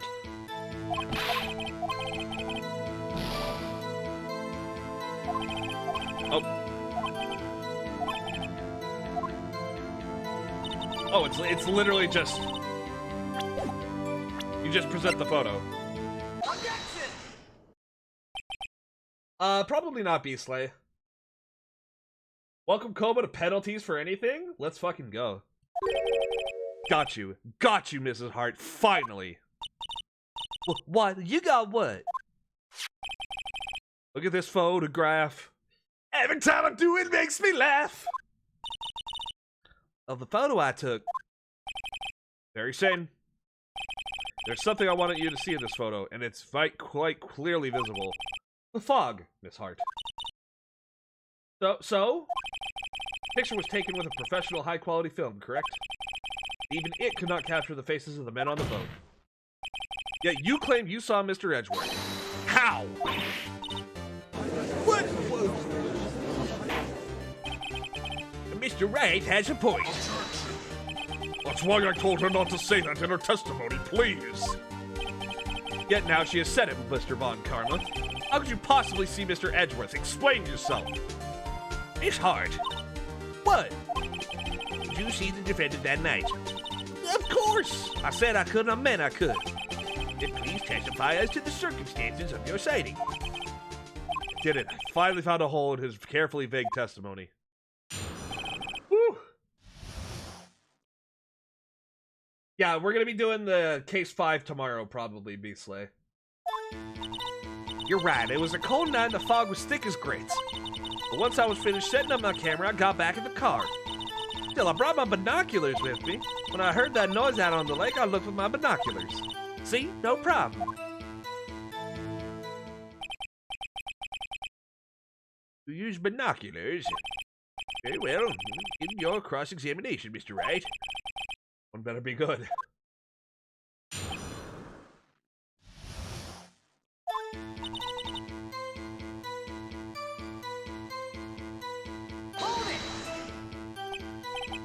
So how could you see Edgeworth?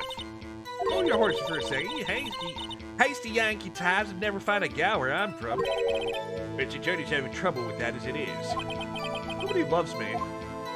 Aww. And once I finished setting up the camera, I got back in the car. Or camera? Yeah, it's got an automatic. The issue we are concerned with here is Miss Hart seeing Mr. Edgeworth. The camera has nothing to do with this at all. Objection sustained. Still, I brought my binoculars with me. Binoculars? Yeah, binoculars. Yesterday you mentioned that you were out looking for shooting stars, correct? Well, yeah. Wouldn't you need a telescope, not binoculars for that? I've got doubts about your camera, too. Was that really to take pictures of meteor showers? The camera is irrelevant to this case. You can't say that for certain. Mr. Wright, the camera really relevant to this case? If it is, you may continue with the line of questioning. But know this. If you find nothing with this, then there will be consequences. Wish to press further about the camera? Bet your ass I do. Camera's of utmost importance, Your Honor. It is perhaps the key to this entire case. Therefore, I will continue my line of questioning. Very well. Miss Hart, you will testify to the court about the camera. Oh, yeah, I hear you. Never set up to take pictures of a meteor shower. Bullshit! You were photographing shooting stars? That's a lie. Says who? What fucking meteor shower makes gunshot noises? Come on. I saw the camera you set up yesterday. It was pointed directly at the lake. You have to point a camera upwards to take photos of the stars. I'm sorry. Mr. Wright, what are you driving at? The witness was not at the lake to photograph shooting stars, Your Honor. But what exactly was she photographing? Your Honor, take a look at this. I know exactly what she was. There was a loud bang, and then Gourdy appeared. She's not there for a fucking. She's a fucking tabloid photographer. Take that! Miss Hart, this is what you were trying to photograph. What's this? A newspaper article? Gourdy? A sighting in Gourd Lake. Well, Miss Hart, I never heard no lake monster. You got proof or something? See, you prove that I was down at the lake trying to photograph this Gourdy. I can prove it. And no joking around this time, please. Take that! The proof is your own camera. Ha! Got you, bitch! Your camera was set up to take photos in response to loud noises, correct? Thus, this photograph here, taken when a gun fired on the lake. And here, this article about Gourdy. According to this article, Gourdy made a loud noise when it emerged. Well, you were trying to photograph Gourdy, weren't you? That's why you would set your camera to respond to loud noises. Ha! Order! Order! I see. I too thought it was a little strange.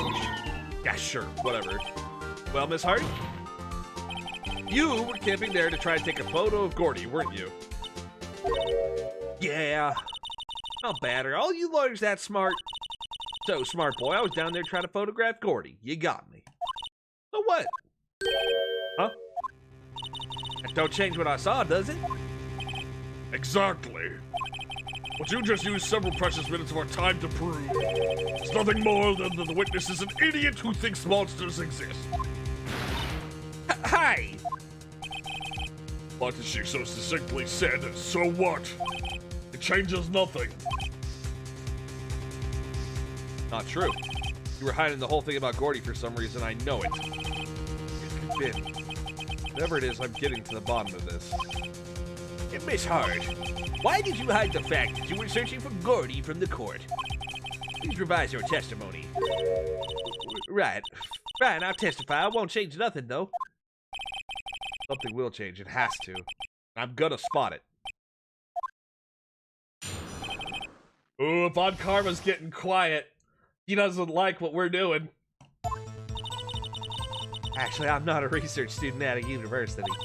I'm an investigative photographer. Imagine what a scoop it'd be if I got a picture of that monster. That's why I was camping out by the lake. But that's all I was hiding. When I heard the bang, I looked straight out at the lake. There wasn't much else to look at, so I just watched the boat the whole time. Then I saw a flash near one of the men's hands and heard another gunshot. I was looking right at the boat the whole time, crossed my heart and hoped to pry.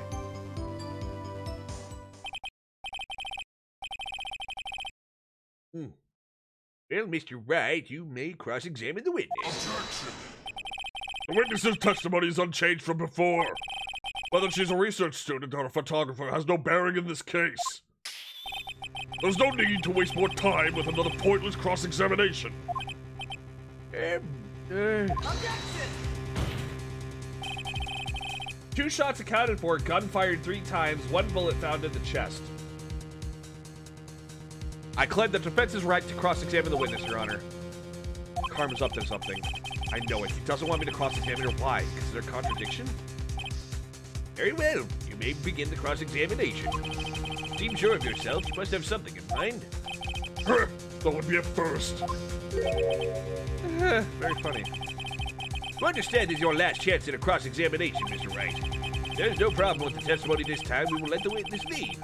We'll announce my verdict at that time. Understood? Yes, Your Honor.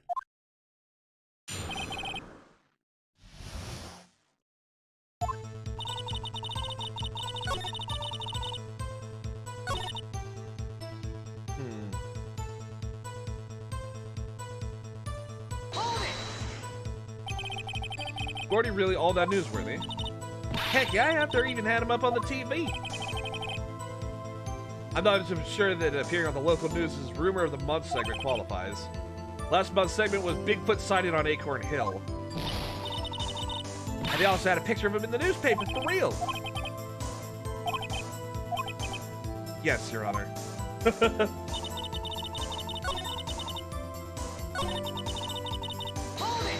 Okay. That's why you put on the automatic sensor on your camera. Yep, borrowed it from a university professor. It analyzes every sound it picks up, and when it gets a bang, Snaps a shot. yep. So how many pictures has it taken so far? The only time the camera triggered was that night.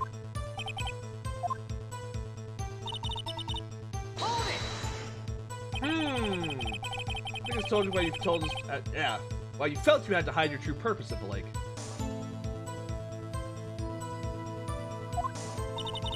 Heck, if word got out what I was up to, the lake be swarming with competitors. Competitors? Yeah, second-rate shutter bugs trying to steal my scoop. Is that the only reason you were hiding the truth? Well, actually. Mr. Wright, I love how you're asking questions with no relevance to the case. Whatever you say, Von Karma, I know you told her to keep quiet.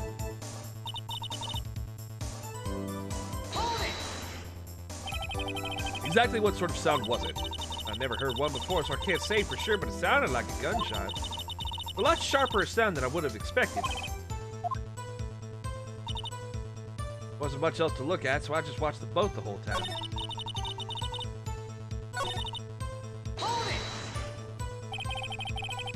Much else to look at?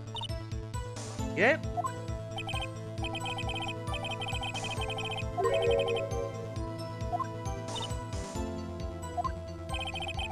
Definitely suspicious.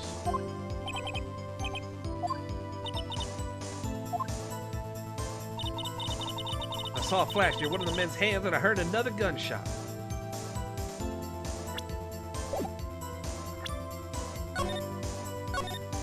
I'm gonna do something silly.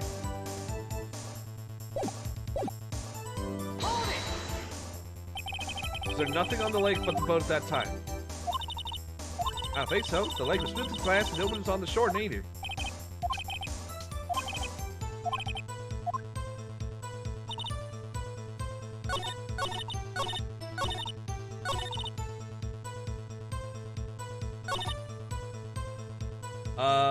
Let's see. You were watching the boat the entire time.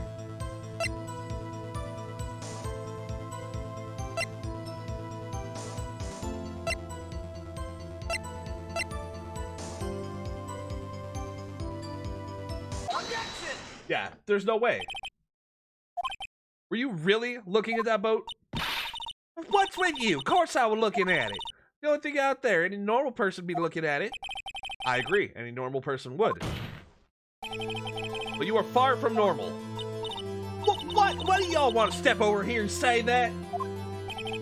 You were camping at the lake to take a picture of Gourdy. Think about it. What would you do if you heard a loud noise? You'd be scanning the lake for any sign of Gourdy, that's what.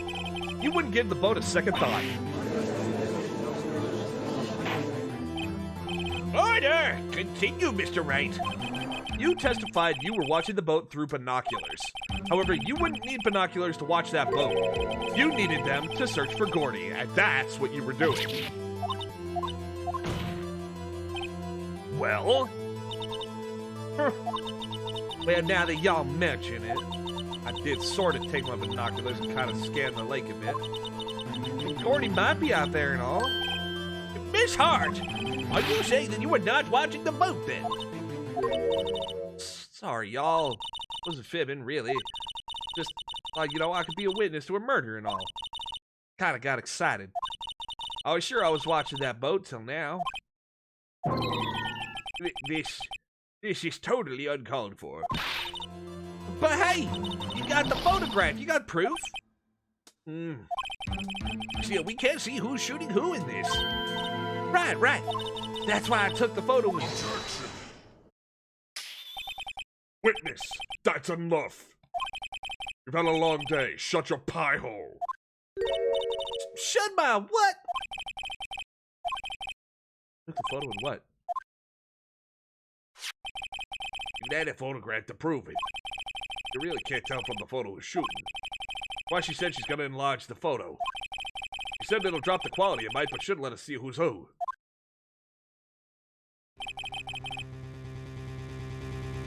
She enlarged that photo. Why won't Von Karma let her show it? I've got a hunch. I bet that enlarged photo shows something bad for Von Karma. If I'm wrong, though, it's gonna be prison for Edgeworth or worse. Make her show the enlargement. Miss Hart, look at this photograph. You enlarged this photograph, did you not? Yeah, I did.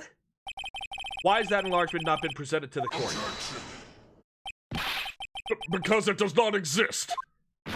What are y'all talking about? You were the one who told me not to show it in court in the first place. Y'all fool. Oh, good. Somebody with a stronger force of will than Von Karma. What's the meaning of this, Von Karma? Miss Hart? Show the photo to the court. Show us the enlargement.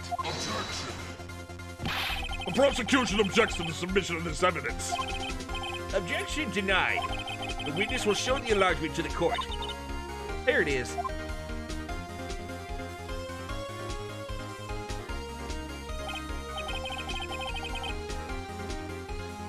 I see it! I see it! I see it! Oh my god, it's left-handed! The gun was fired left-handed! But it had Edgeworth's right handprints on it!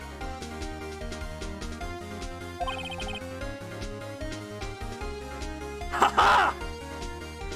Regardless, I'll accept this as evidence.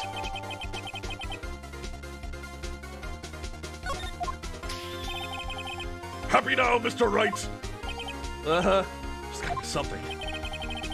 You asked for the enlargement, you got the enlargement. And a little good it has done any of us. That's why I requested she not show it. I suppose this means the cross-examination is over, obviously. Then I would like to close the cross-examination of Miss Lotta Hart. And none too soon. It was a flagrant waste of my time. Mr. Von Karma, do you have anything to add? I stated everything I needed to when this trial began. Decisive evidence, a decisive witness. What else could possibly be required? Nothing, of course. Then I believe it is time for me to declare my verdict. Not supposed to go like this. There's gotta be a clue in this photo somewhere. Bad, real bad.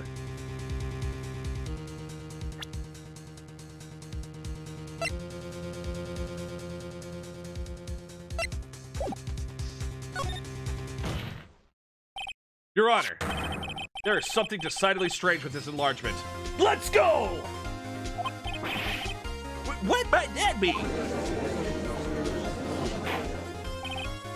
Mr. Wright, you will show the court what you mean.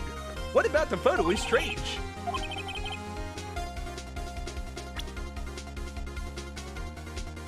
Take that! Here, Your Honor. The shooter? I'm not sure I understand. What about the shooter is strange? Look at the hand holding the pistol, Your Honor. The hand? The hand directly contradicts another piece of evidence. This man's left hand does what? Let me show you. I'll show you the evidence it contradicts. The evidence is clear. The man in this photograph is holding that pistol in his left hand. However, the prints on the murder weapon were from Edgeworth's right hand. Ergo, the man shooting the pistol in this photograph is not Mr. Edgeworth.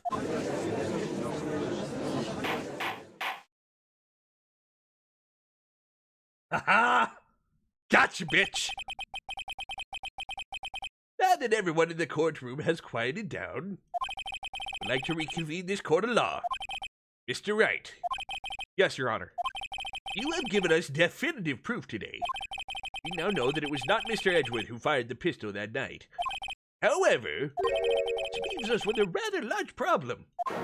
If Mr. Edgeworth didn't do it, who shot our victim? Precisely. We have seen there were no other people on the lake that night.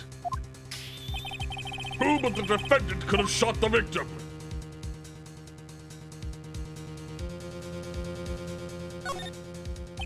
There's only one explanation remaining. The man who shot the victim was none other than the victim himself. Order! Order! Did you say the victim committed suicide? Yes, Your Honor. I can think of no other explanation. That does seem to be the only remaining option. I'm so very, very sorry, Mr. Wright. But suicide is out of the question. What? An examination of the victim's wound reveals the distance at which he was shot. Distance? The victim was clearly shot from further than a meter away. Meter? That's 3 feet. There's no way it could have been suicide.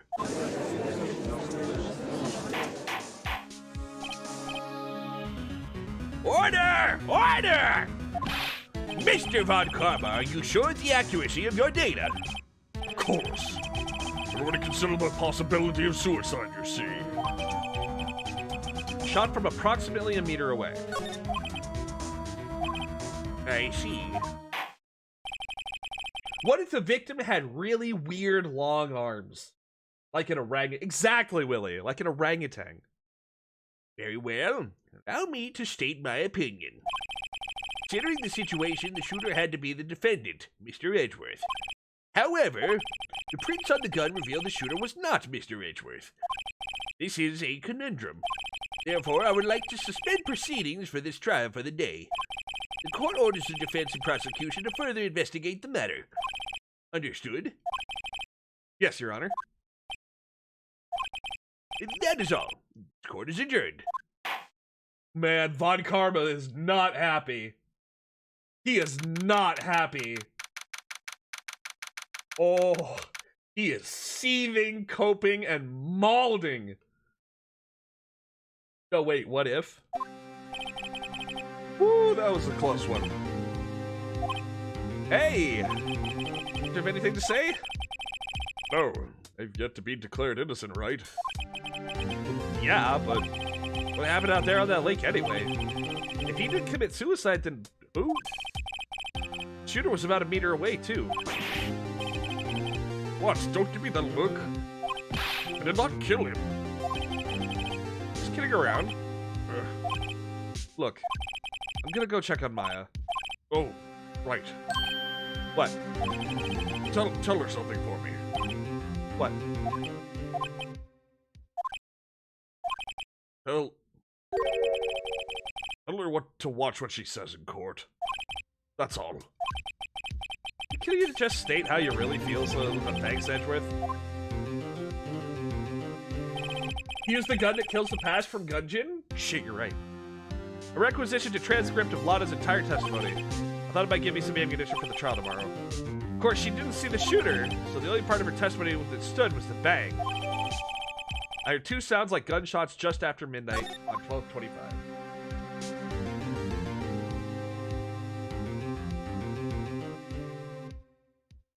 Dude, he's fucking furious. So question, do I get my HP back? Like, do I heal between court days or something? Maya. Hey, Nick, it's you! I'm glad Mr. Edgeworth made it through the day. Oh, it's a relief. Hey, why'd you do that anyway? Oh, you should? Okay, cool. I don't know. Do I had to do something? I know I'm not the lawyer my sister was. Sorry. Well, you did save the trial. Just behave from now on, okay? Okay. Have you been questioned yet? No, not yet. Detective Gumshoe was just here now. He said, seeing as this is your first offense, we'll let you go after questioning. Whew. Oh, and he wanted me to get bail money ready. You can pay for me, okay? But how much? I don't know. I guess they'll send you a bill or something.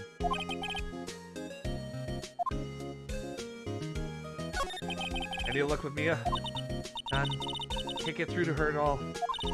I tried. I really did. I don't know what to do. Could a long distance shot with another firearm use the same ammo? Incorrect. Furthermore, it's not possible. Because the bullet, if you remember, the striations on the bullet, the ballistic markings match the weapon of the barrel. So even if it was the same ammo in a different weapon, it still wouldn't match because it's literally proven to come from that weapon.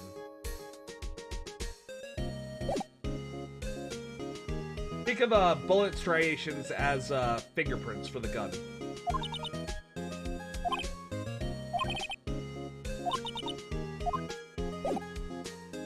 Want to hear a funny? Sure.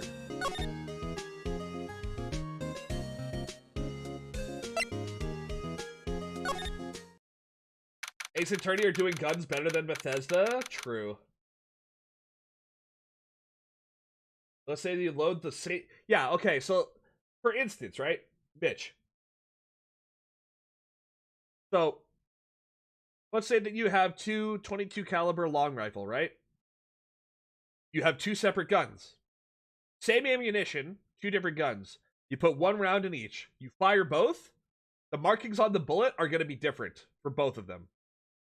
However, if you put two rounds in both and you fire both of them twice, you will have two bullets that have identical markings, and then two bullets that have identical markings.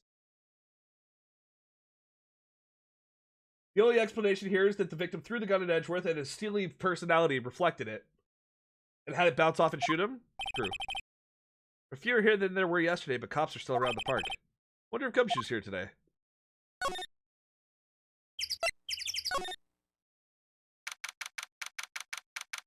Samurai dogs. Haven't seen Larry around today at all. Probably off paying through the nose on a date with a lovely fiancé.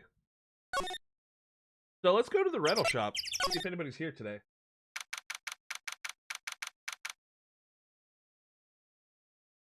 Ever had a chocolate John? What berry did you use? I don't know what a chocolate John is. Well, rental shop is closed today, too. Well, poop.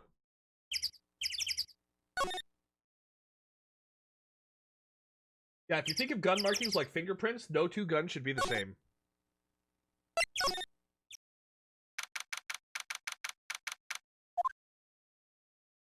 Hey, this is Gumshoe. Hey, pal. Well, today you're at the... Yeah? What about it? Well, I was gonna say good show, but it wasn't really all that.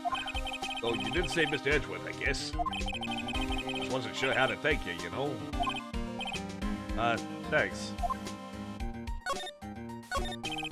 Detective Gumshoe, any idea what strategy Von Carver's planning for tomorrow? Sounds like he's bringing in another witness. Another witness? Right, he said something about that in the trial today. There are two witnesses. I was wondering who that other witness was. Who was it? Sorry, pal. Much as I'd like to, I'm not at liberty to divulge that information. Right. Oh, right. I wanted to ask you something about Edgeworth. What's up? Are you afraid of earthquakes? I've never heard anything about that before.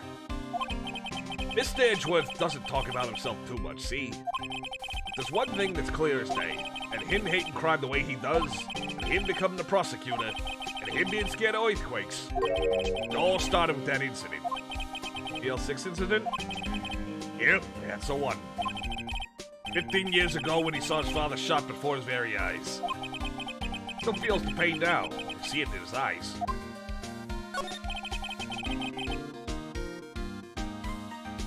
Wanted to talk to you about my effect. Oh, she's not out on bail yet? That's strange. I told them to let her go as soon as they had that report written up. Man, I don't know what would have happened in that courtroom today if it weren't for her. She'd have get dragged out by the bailiff. I'll be honest with you, pal, I shed a tear or two. Mr. Edgeworth, he was so moved I saw his lip trembling. Really? Cold as ice, Edgeworth?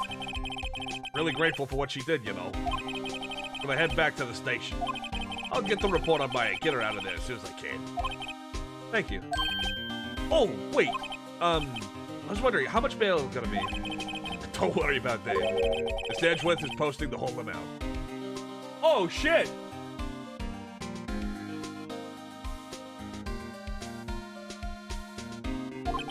What? Edgeworth? Didn't I tell you? He's grateful to her for what she did.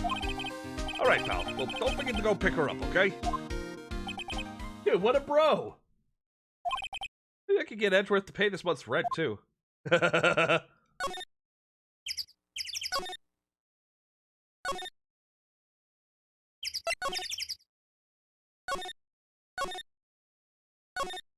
Entrance. Go to the detention center.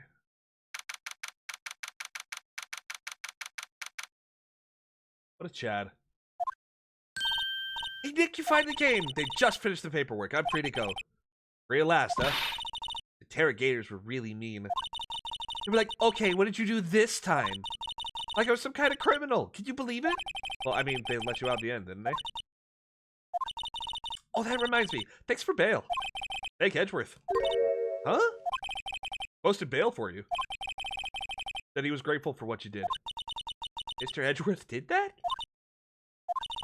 I have to make it up to him. We gotta win this case, Nick.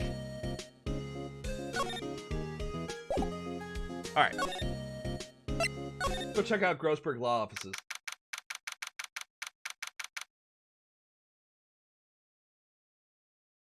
Even worse if you use tri-tip bayonets, because triangular stab wounds are impossible to stitch up.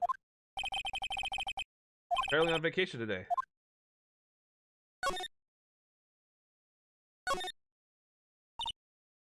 Ah, fresh air, I gotta say, freedom feels great. Misbehaving's much more fun. Not gonna be so much fun when Edgeworth refuses to pay your bail again. Right, I'll behave.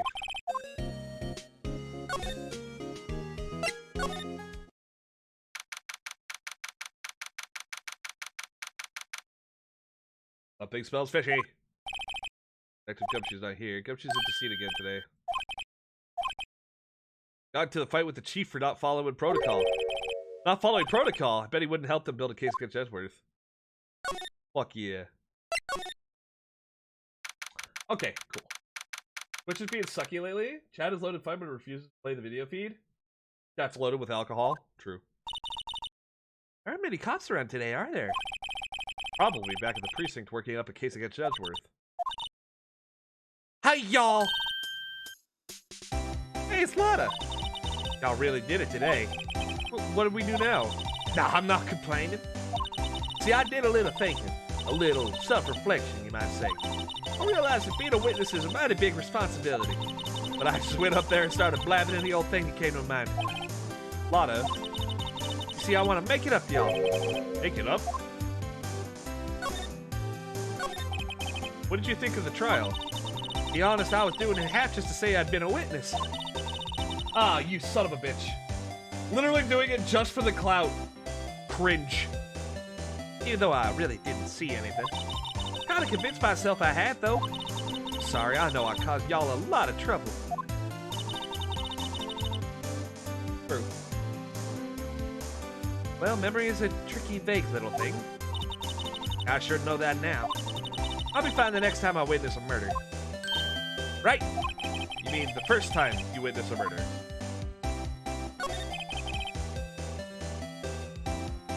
I don't know what to tell you, Razor. What about Gourdy? Right. Well, the way I figure, the trial's only stoking the flames of Gourdy fever. Get my exclusive photos and rock it to stardom.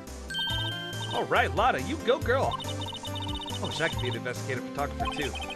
Finish your spirit medium training first. Lotta, what do you mean by making it up to us? Well, you see, actually, I got a bit of information for you. What? That Von Karma didn't want me to say nothing about it. What information? Now we're getting to the heart of it. See, I reckon we might be able to do ourselves a little exchange. Exchange? I thought this was to make it up to us. Right. I propose a little exchange to make it up to you. What? Information don't come cheap, my friend. Hey, I see you thinking, how unsophisticated these southern folk are. It's written all over your face. Let me tell you, most southerners way more sophisticated than you. I'm just the exception, okay?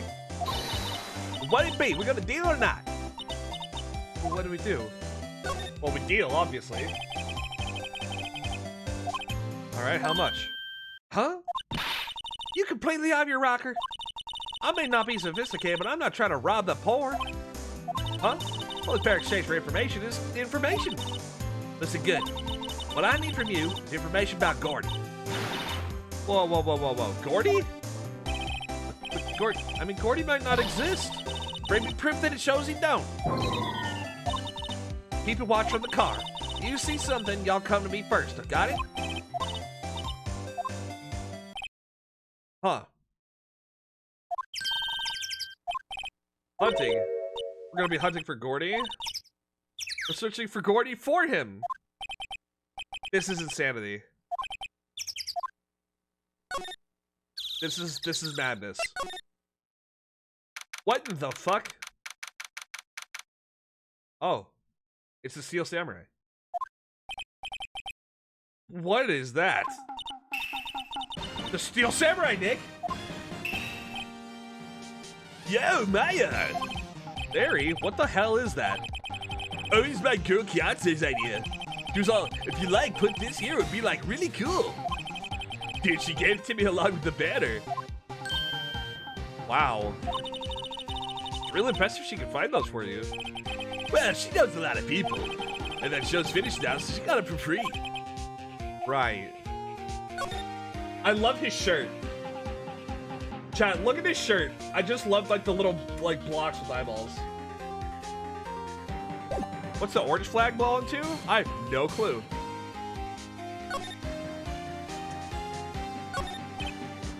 Yo, Nick!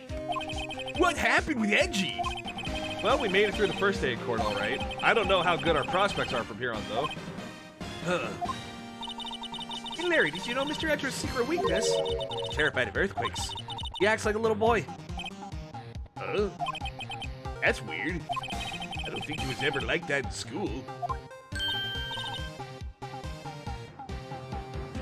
It's a Thomas Was Alone shirt? Yeah, wow, that's a reference I wasn't expecting to see here today. No, really? Well, we were only in the same class for a little bit.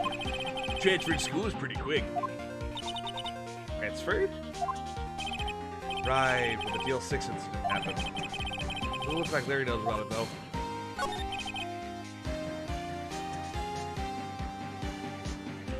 Hey, Larry. When did you get that big thing? Oh, big guy. I've had that for about a month, yeah. It's a big hit with the kids. Why wasn't it there yesterday? Huh? Oh, right. The compressor was busted. Compressor? That's that little beauty by my hot dog stand.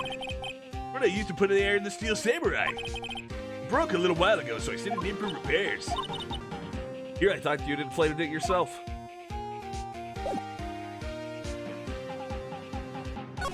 Something's fishy about this. What's this machine? That's the compressor. I used to fill up the balloon there with air. Huh. Got it repaired yesterday. Man, what a drag that was. Wait, so it was broken up until now? What about the Steel Samurai just doesn't work for me? It looks pretty well made. True connoisseurs like Cody and me don't fall for this kind of stuff. The Steel Samurai fans are in a league of their own, obviously.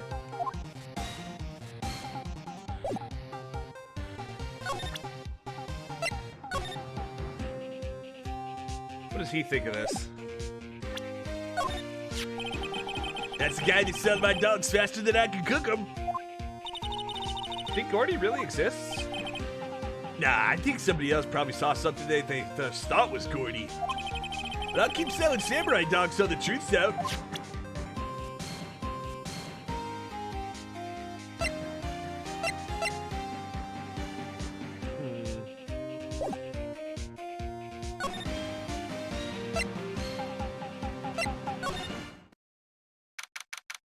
And after my heart, milk him dry. You see it? I'm not gonna say nothing, but I see it. Why is it so quiet here? I wonder if the boat shop's closed for good. Well, with the murder on the lake and all, they're probably just taking a vacation until it blows over.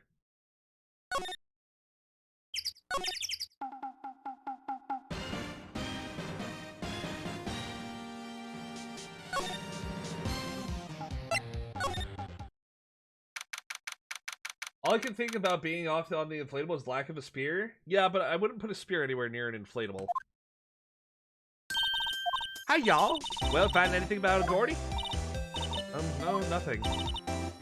It's cold out here in the nighttime. You have to sneeze. Whoa, whoa, no, you don't go sneezing! God fucking damn it! I told y'all it's no sneezing! See how I said the camera responded to things a little softer than a bang. God damn it, I'd trigger one of the Von Karma's finger snaps. Oh, sorry. Well, get sorry's nice, but what about my film? Nick, pay the lady. Sob. I learned something in today's trial, that's for sure. Testifying serious business. I decided not to talk about that case anymore. Huh? Did you say you have information about the case? Tell us that at least. Like I said, I'll trade it for the dirt on Gourdy. What are you gonna do if Gourdy doesn't exist? I'll quit being an investigative photographer. What? After all, I only have one photo to my name so far. Is it a good one? Bet, a UFO. A UFO? UFO. Okay. I can't get a career making photo this time around. That's it. I'll quit and go back to school. So you really are a university student? Yeah, well, I'm taking a break for a bit. Right.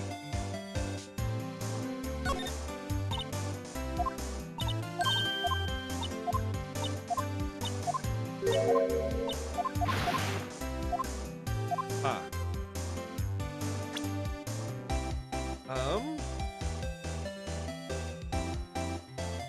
Why did it take so many pictures? That's a very good question.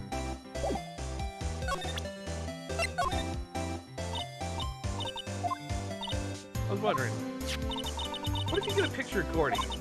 And it turns out like this enlarged it. Y'all crazy? A blurry picture like this doesn't make a hit story. I need a picture that screams, I am Gourdy, hear me roar. I can't turn something like this into the paper. What kind of fool you don't think I am? The kind of fool that would turn in a blurry picture as evidence in a murder trial? Not to mention claiming she saw something she didn't see?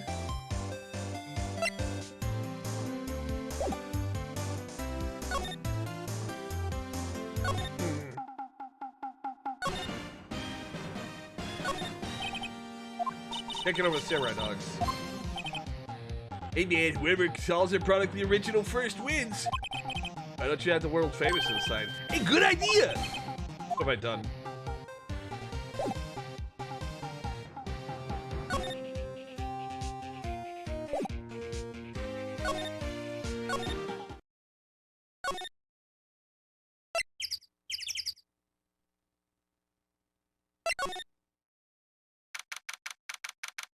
Try to spot a bullet.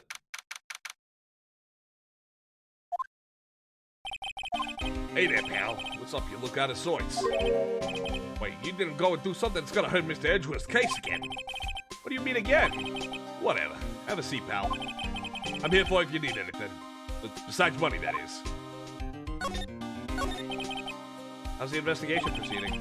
Oh, really? We have another meeting coming up. Supposed to talk about Mr. Edgeworth's motive. His motive? Mr. Edgeworth's father died in the DL6 incident. And the guy who got the lone suspect declared innocent was the victim in this case, Robin Hammond. Saying that's why Mr. Edgeworth shot him. And Edgeworth never talks about his past. I bet they'll drag that out and hit him with it in court tomorrow, too. Poor Mr. Edgeworth. Gotta admit, doesn't look good, pal. Hey, Gumshoe, do you know about Gourdy? Wants it down at Gourd Lake. Not personally, no. Well, we're looking for it. Huh? Are you out of your minds? I've got time to go with mild monster hunting. What about doing a little questioning for me, then? Oh, Detective Gumshoe's scaring me. Uh-oh. I told Detective Gumshoe about the deal with Lana. Hey, try telling him sooner next time. Sorry.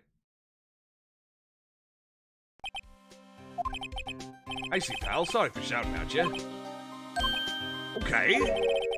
Detective Gumshoe will aid you to search for Gourdy. What? I'll loan you one of our newest secret weapons for finding evidence. Really? Take you whichever one you like. You give us the goods. Hold on now, everything in due time. Let me show them to you. These are our best and brightest. Introducing secret weapon number 1, Missile. It's a canine police dog. It's still in training. Missile! Missile! Yeah, boy! Here he is. Oh, he's cute. Look, Nick, cute dog. Cute dog. This is gonna help us how? You see, we're a weapon number 2, a fishing pole. Here, there's my own personal pole. Gumshoe, we're looking for a monster. Yeah, how are we supposed to catch a whole sea monster with a fishing pole? Never know till you try, pal. Okay, this next one's the last one.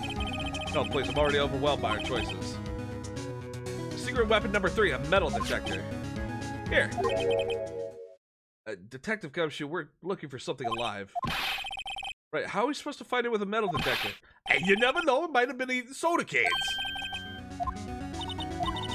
Can't make up my mind, Diggs. They seem so perfect. I can't make up my mind either for the totally opposite reason.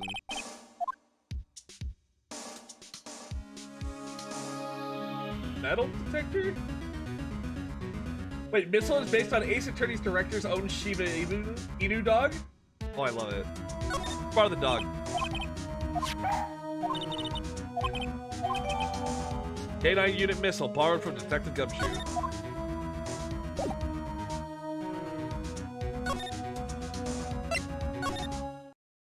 Puppy! He put his own dog in the game? Tremendous. Alright, let's start letting him loose everywhere. Hey Nick, this has been acting strangely. Oh, little creature that detectives. Yeah, that little doggies. Good boy, good boy. What's wrong, Missile? Yeah! Missile! Whoa, stop that thing! Cannibals eat the samurai dogs! Also, the dog appears in Marvel vs. Capcom 3 Ultimate? Oh my god. Samurai dogs! Wow. He ate every single one. I'm sorry, Larry. Sorry, don't pay my bills, Nick! Gonna have to this time.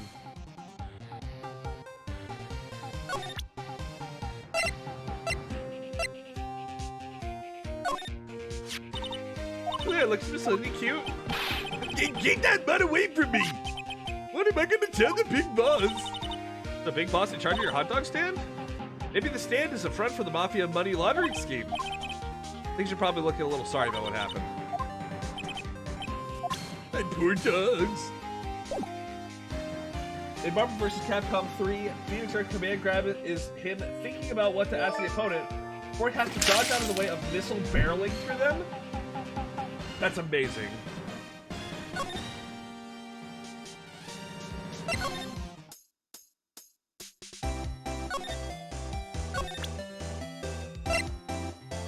Show off the dog to everyone. Aw, Cade, he yours. Hey, now please talk. His name's Missile. Huh. Pinheads are the ones that use to sniff for things, right? I wonder what Gourdy smells like. I haven't thought about that.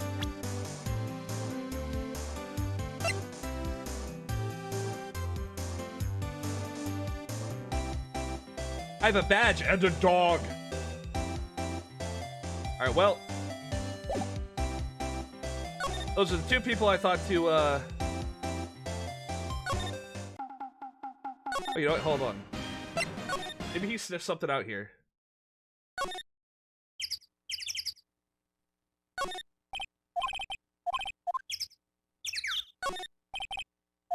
Let me get the dock.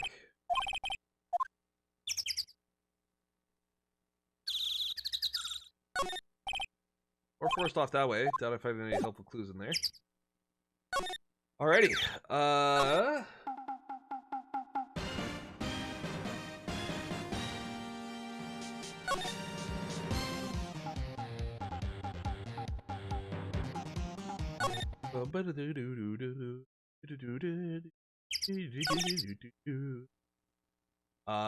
Let's go swap out missile for.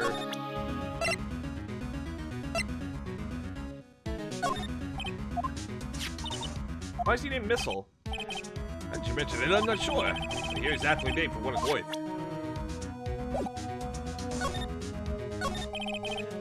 We buy another one of the other things. Yeah, sure. I have to take back the last one I lent you. Department policy. Get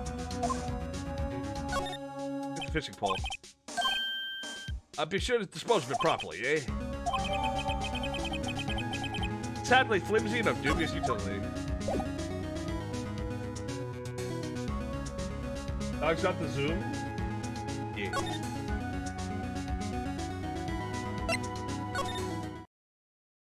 You have to kill an opponent using the grab that includes missile. You unlock a unique online title called Get a Missile for player card. Oh, that's amazing.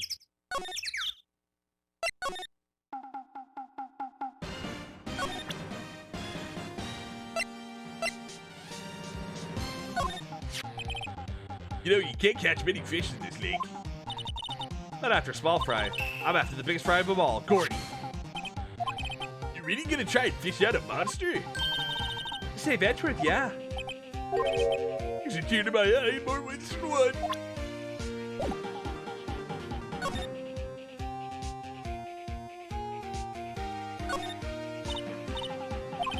Gourd Lake's really big. Why is it called Gourd Lake? A long time ago, they used to grow gourds here. Wow. I'm sure because it looked like a gourd when viewed from above. Oh, like an hourglass shape? Well, it is shaped like a gourd, actually, but that's just coincidence. Oh, okay.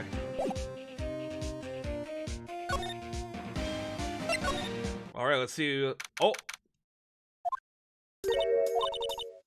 Looks like a good spot. Good spot for what? Time to do some fishing! Oh. Yeah, oh. At least we would have had bait. Nick, how could you? Kidding, I'm kidding. Oh my god, Phoenix, you son of a bitch.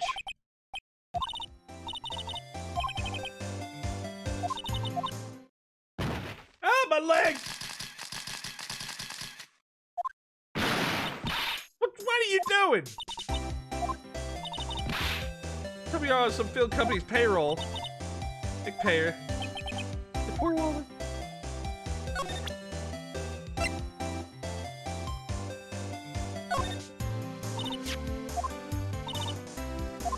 You had your dog on mine. I mean, yeah, it's a fishing pole. Oh, never thought of that. Good luck. Okay, well, that's... I just got a $300 laptop in Windows 11 for literally $1. Bro. Alright, we're going back for the metal detector.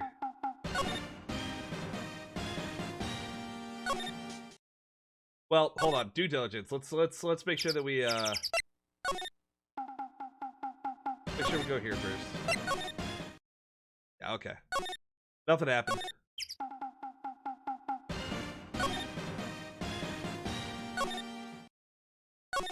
And nope.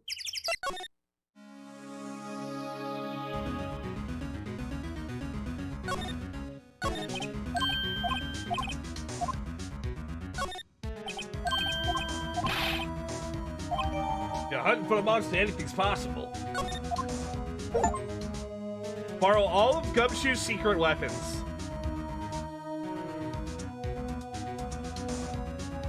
The end of a line like 10 will be in 2025. True.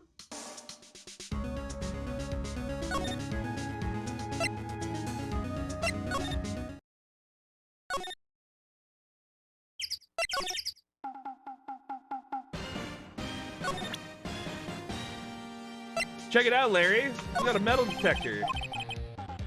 I don't know much about that. I'm a beer seller of hot dogs. Just a mere seller of hot dogs, chat.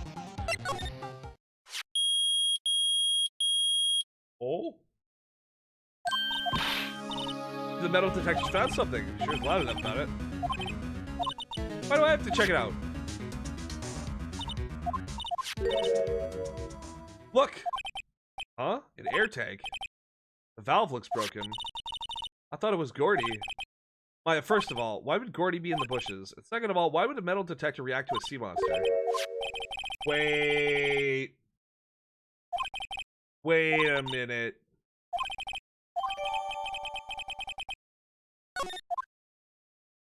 Wait a minute. Oh, Flubba, Koba, gotta pet you, I gotta use your paw. Oh no, oh no, oh no, I got paws all over my face, I'm getting head pats, no. Oh, what a terrible thing to happen. Oh no. Oh, oh no. Take that! Hey Larry, you ever seen this before? What, an air tank? What about it? Larry, I wanted to ask you about this. Is it yours? Why would I even think like that? There's a string of flags around the tank valve. It's like the string of flags around your steel samurai.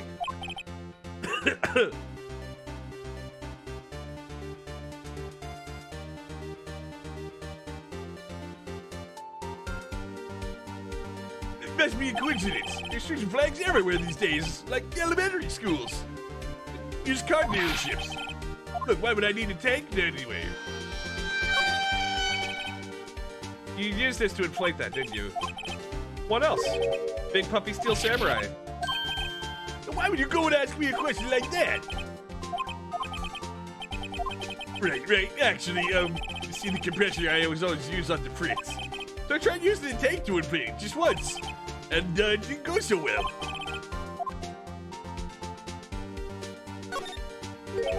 It didn't go so well? You think you can be a little more specific? Oh, come on, look, it's embarrassing. I don't want to talk about it.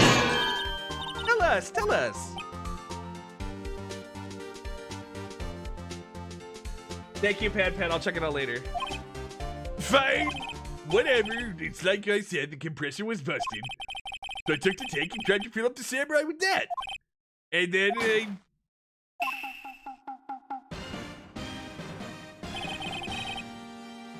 valve busted open and made that huge noise. Tank there took off like a rocket. It took my poor deflated steel samurai with it. What? Into the Gourd Lake? Sure scared the me out of my gourd, that's for sure.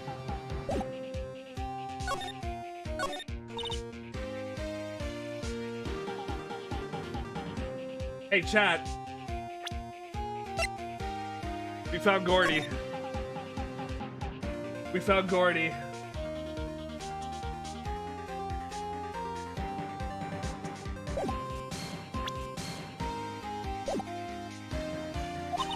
So the tank of steel samurai you were trying to fill up flew away. What happened next? Steel samurai strikes again. Well, I mean, it all happened on the 20th or so. Yeah, okay, so this was about a week ago. As far as I can see, the tank went flying out into the lake. I went out every night in a boat looking for it. I mean, Kyoxi gave me Steel Samurai after all. When did you find it? Just the night before last.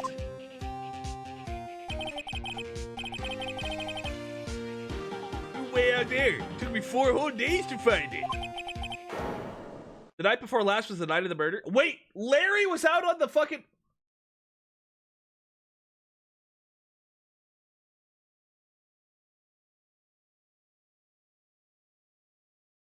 Larry was on the lake on the night of the murder?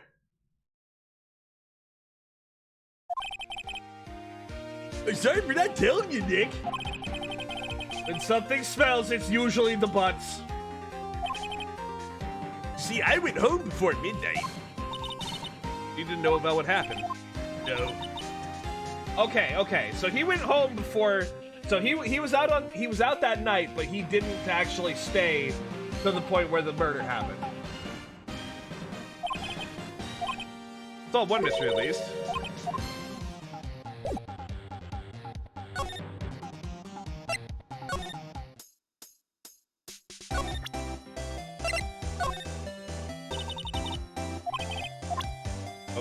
My bad.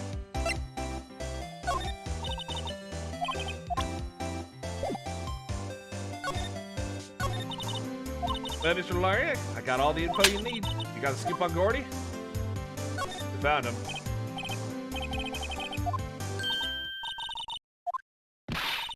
Y'all for real? Gourdy really exists?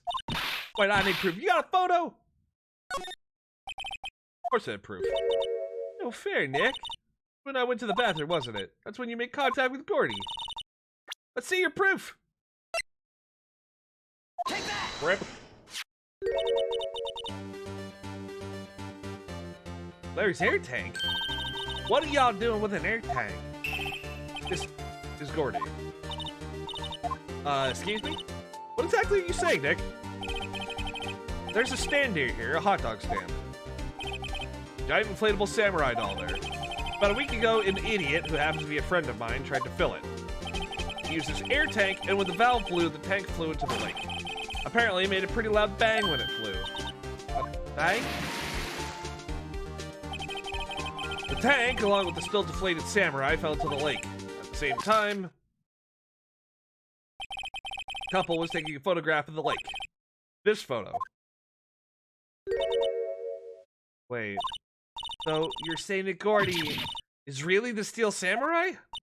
Well, that's a fine way to ruin a gal's dreams. Sorry, Lotta. Nah, it's okay. You win. I'll give you your info like I promised. Poor Lotta. Does this info you have? Promise is a promise, I guess. I overheard the cops around here saying something about the witness bureau. He said he's the caretaker of the boat rental place up the path here. Boat rental? Someone there? I mean, it looks so deserted. It's an old guy living all by himself. Why don't you go check it out? Thanks, Lotta. We will. Let's get cracking, Nick.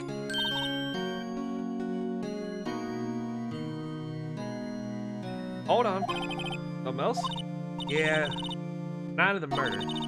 Camera clicked twice, you know? Wait, so you have another photo? Well, yeah, but there's nothing in it at all, just a lake. Figured it wouldn't be much use as evidence, so I kept it myself. Might not be helpful at all, but here, take it. Shows an empty lake. Take it automatically at 20...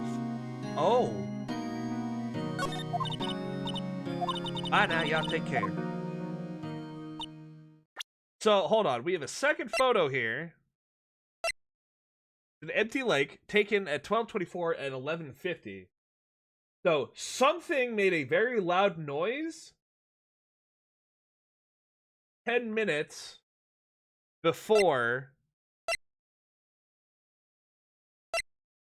Sorry, 25 minutes before the gun went off.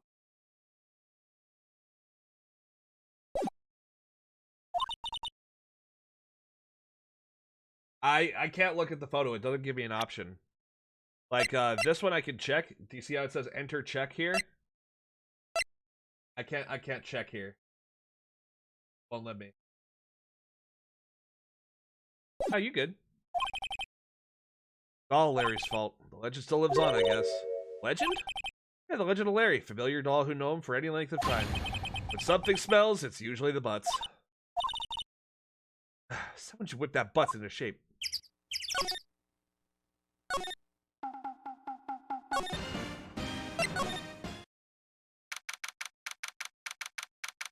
Alright, boat rental shop. Nick, this is the boat shop the Lotta was talking about. Doesn't seem to be anyone around at all. Well, let's go check it out anyway. Caretaker shack. Wow, this place is fucking empty. Hey, Magda, you. Hey, is that Keith with you? Where you two been? I've been worried sick. Break. Nick, you handle this. I think I'll leave this one to you, Maya. Hey, Meg. Yes? You finally made up your mind, have you? My mind? You'll run the pasta shop when I'm gone. Pasta? Glad to hear it. You make your old man proud. You kids left the house, I didn't know what to think. How am I supposed to keep this place running, an old man like me? Polly, the kids are home.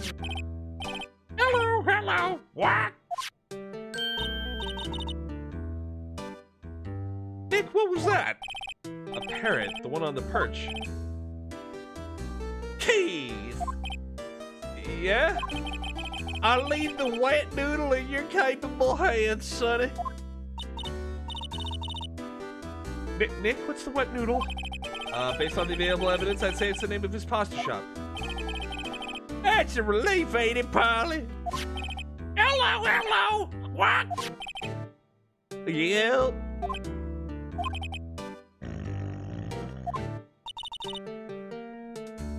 He fell asleep. Guess he's relieved?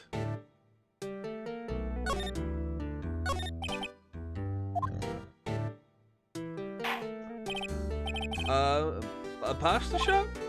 Yep. Think the wet noodle will live on when I'm gone. My father started it, you know. That makes you two the third generation. Meg. Yeah? Tomorrow we're gonna start with the secrets of dough tossing. Dough tossing? You too, Keith. Gonna be the best pasta wrangler the West's ever seen. Pasta wrangler? The West isn't pasta from Italy? Meg! Yes? You know the best pasta's always been made west of the Rockies, don't you? Right, everybody knows that. Nick? Huh? How long do we have to keep us all in the family charade? This old man must know something about the murder.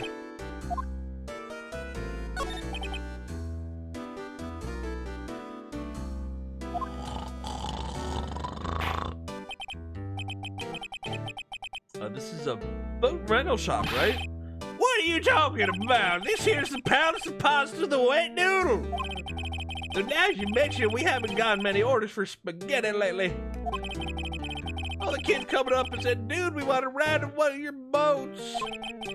But I keep them boats out there. Youngsters these days, darn if I understand them.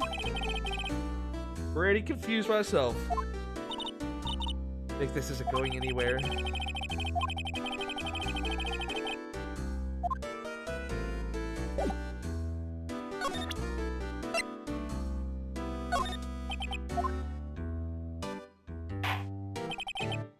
Listen here, Keith. Remember that tricolor pasta we were talking about? Old Rambioli? Figured out the last color we should use. Indigo blue. Indigo blue?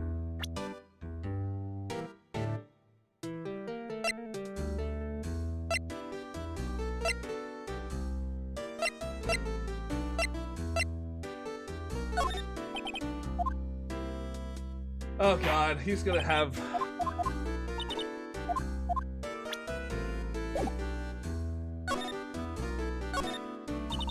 Look, a little safe. Locked.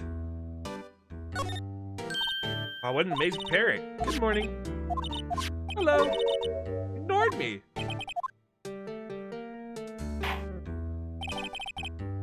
Well, you forgot, Meg. You gotta call her name first.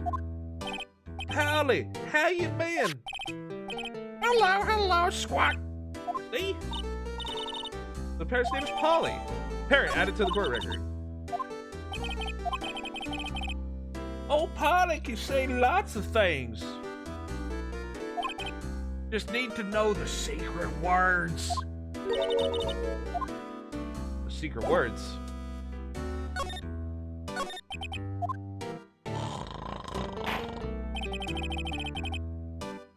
My memory's gotten worse of late. Why just tell everything important old Polly here? Everything important? I wonder. Polly, what's the number to the safe? 1228. What? All right. Hey, Polly, watch it, will you? See me? And a criminal mind. Don't get me involved in your little high schemes.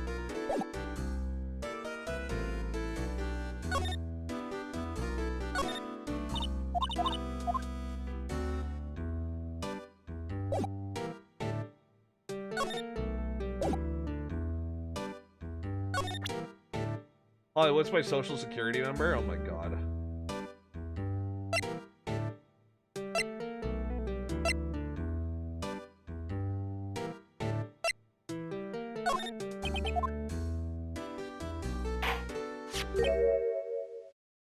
What? That a lawyer's bet? Whoa, I didn't actually expect that to work. Yeah, it is. I get it. Huh? Yep, I got you figured out now. You're not Keith! Sir, no, I'm not Keith. And I'm not Meg either. We're here investigating a murder. Wow, I cannot believe that actually worked.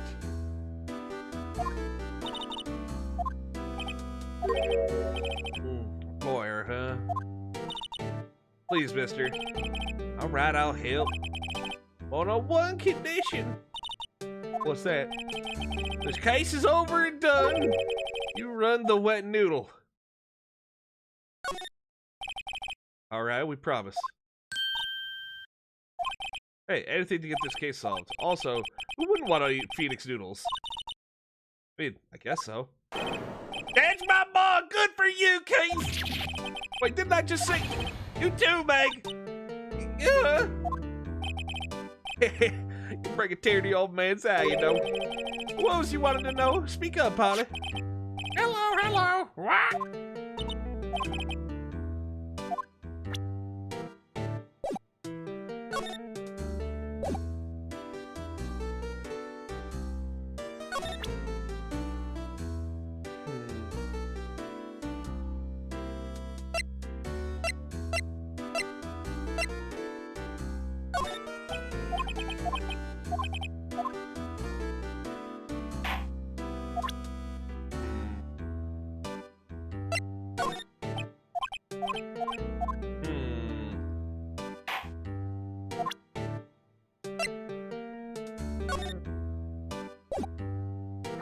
How do we get him to talk to us?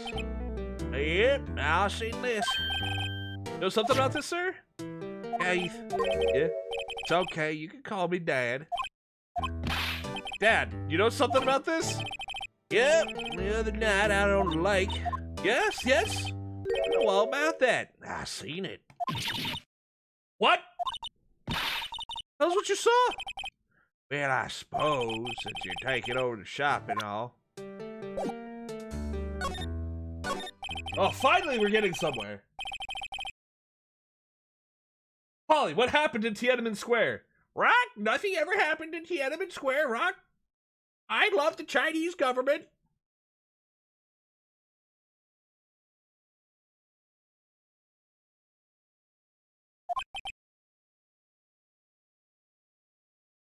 It's after midnight, but okay.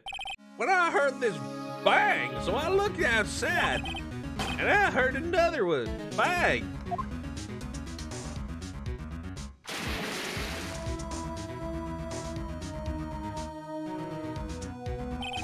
A little while later, the boat comes back, and a young man walked by my window here, muttering something to himself. Yep. What did he say? Yep. I forgot. I remember tomorrow by court time. Proud. Polly's come cute and fluffy. We need to know earlier than that. Know what, eh? No, Terry was just here. Harry? Yeah, kid next door. Y'all used to make him cry, remember? He wear this tattered old coat, got himself whisker growing out his face. Talking about Detective Gumshoe. He comes up and tells me to come down to court tomorrow. Somehow I don't think that we're gonna get much useful information from this guy. Maybe we should be leaving. One more question. Polly, have we forgotten something? Right? Don't forget DLC.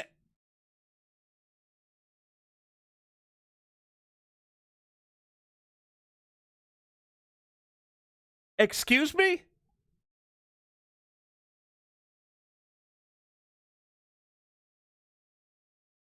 What the why?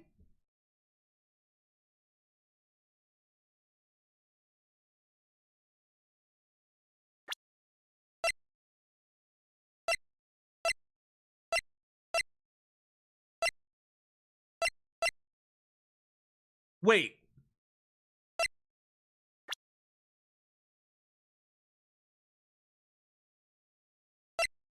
So Robert Hammond was the guy who got the guy acquitted, right?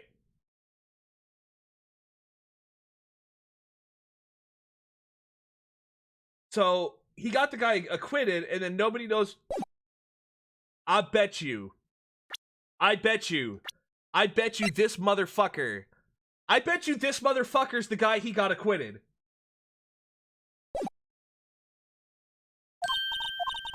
What did she just say? One more time, Polly. Don't forget DL6, SWAT! Mr. W. Dad. He has to be the fucking defendant in that case. Lock the door from the other side.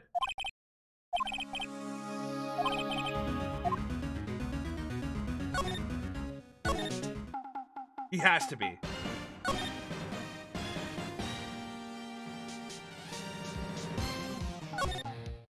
Because everyone that we know that's accounted for in the DL6 incident, Miles Edgeworth is still alive, Misty Faye disappeared, and obviously the guy's not her. Robert Hammond is dead. Edgeworth's dad is dead. The only person that's mysteriously disappeared for some odd fucking 15 years. Like, it would make sense that he just fucked off into the middle of nowhere and became the fucking senile boat caretaker.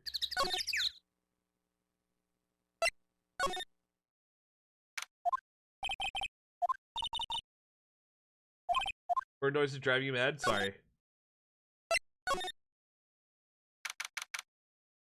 Number 26, Police Department Criminal Affairs. Hey, pal, long time no see. You don't look happy. What's wrong this time? We want to ask you something. Detective Gumshoe, you gotta help us. We need to know about the DL6 incident. That was when Edgeworth's father died. Can't help but think that that has something to do with this current case. I tell you the truth, I don't know much about the DL6 either. Miss Edgeworth forbade us from reading the file, so I'm afraid I can't show them to you either. However, you can convince me somehow that the DL6 incident is related to this case. Well, I guess I'd consider opening the file up. You know the boat rental shop at the Gourd Lake? Yeah? The old man who runs it is appearing as a witness in court tomorrow, right? Oh, how'd you... I mean, that was supposed to be top secret. You know who that old man is, Detective? Actually, I don't. Bit of an odd bird. Been able to get a straight answer out of him. Decided first he wasn't persuasive enough to stand and testify as a witness. Why we called him his lot of heart yesterday. As for who he is, I have absolutely no idea. Huh. How suspicious.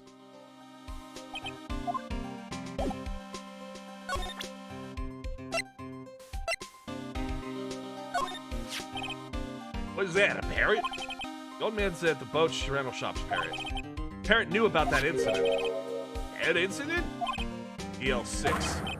What?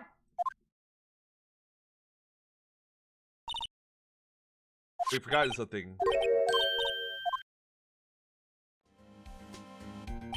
I'm pretty sure that old man must have taught her that word.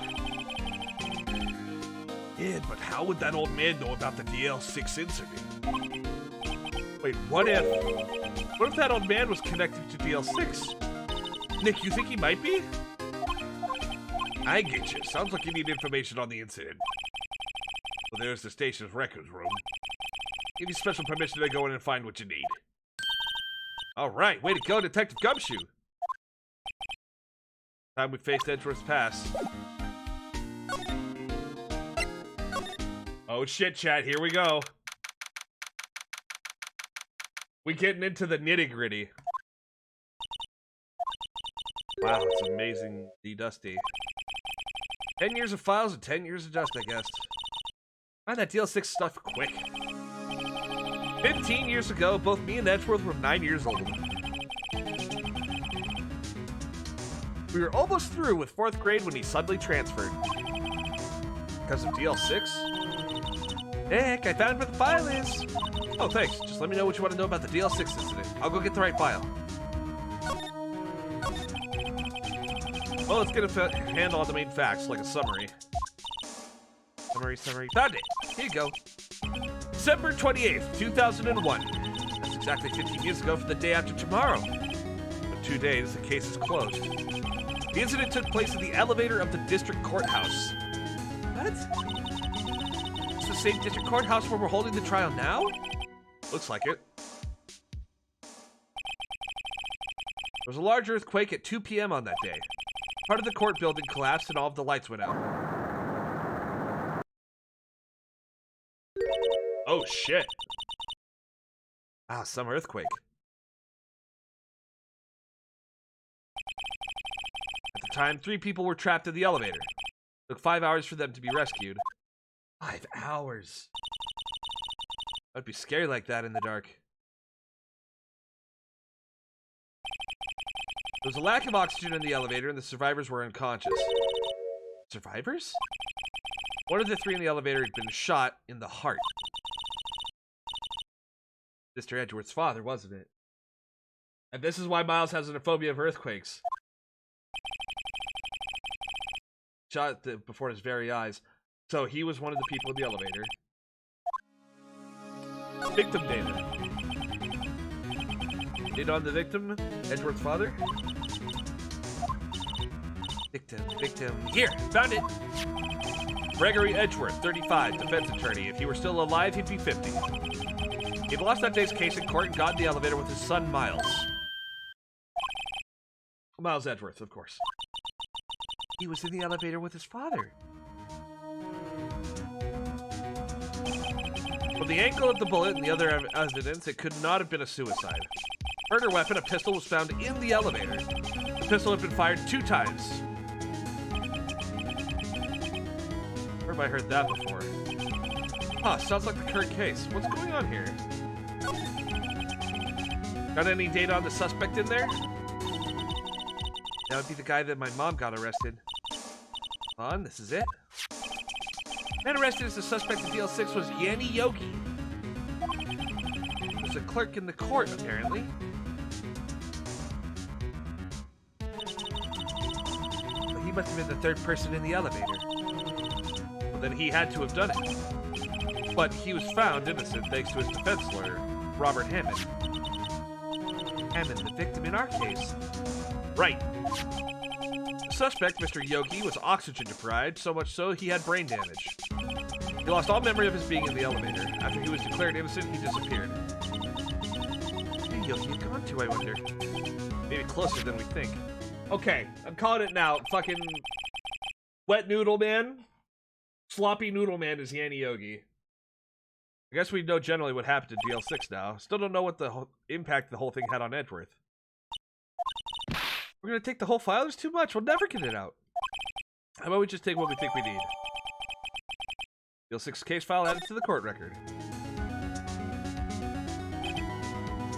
Alright, that's probably all we're gonna be able to find here. Now we have the trial tomorrow.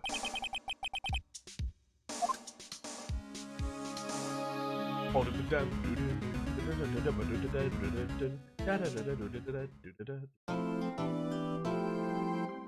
Yes, I would like to save. Yays. Yays. Here's hoping I get my HP back.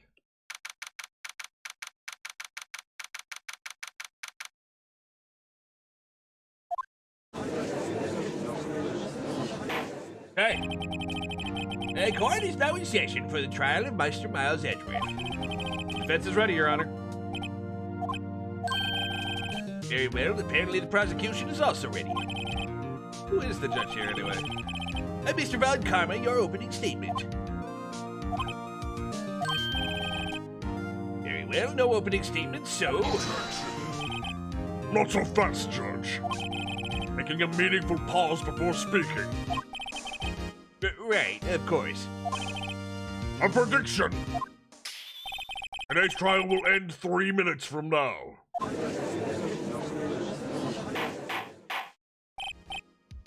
Order! Mr. Von Karma, what is the meaning of your statement just now? Must you question everything? We'll be over in 3 minutes. We have no time to waste. I'll call my witness now. Right. My decisive witness to the stand. The mysterious boat shop owner. Witness, state your profession.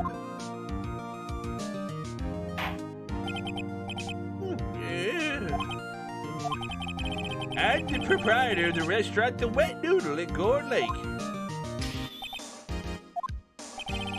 And I, also rent boats.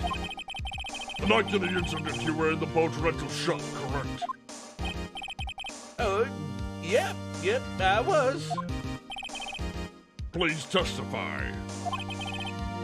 Wait a second. We still haven't heard who this old guy is. Wait a minute. The witness hasn't stated his name yet. Because I did not ask him, Mr. Wright. Bah. I predicted this trial will end in 3 minutes. Stop asking trivial questions and cooperate. The witness will state his name.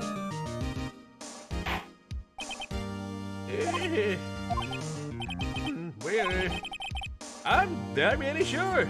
Yep. What do you mean?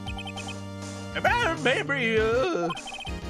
Your Honor, the witness does not remember anything beyond the last several years. Ergo, he cannot recall his own name. He can't recall, you say? Yes. But the incident in question took place 3 days ago. He can testify. Very well. Let's hear his testimony then, shall we, witness? Oh, I don't like that. I don't like that at all. I was the night of the 27th after midnight. Yep. I was in the restaurant when I read boats as usual. I heard a bang. Yep. When I looked out the window, I saw a boat just floating down the lake. And I heard another bang. And just about then, the boat comes to shore and the man walks by my window. Very well. I had to begin the cross-examination. There's nothing to question in my witness's testimony. Ergo, no need for cross-examination. Besides, there are only 10 seconds left before our 3 minutes are up. Judge, your verdict now. Mr. Wright? What are you saying? Of course I'm cross-examining the witness. Very well, you will begin. Mr. Von Karma? 3 minutes just passed. I see. Suck it up and blow it out your ass. You may cross-examine the witness, Mr. Wright. Mr. Von Karma, eat shit.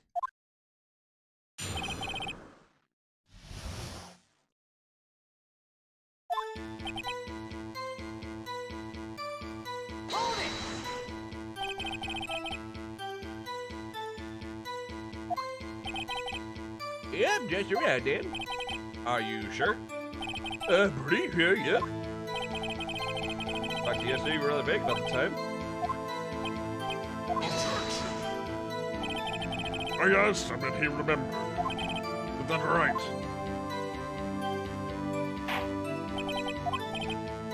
Don't glare at me like that. I remembered it clearly, I did. You say continue.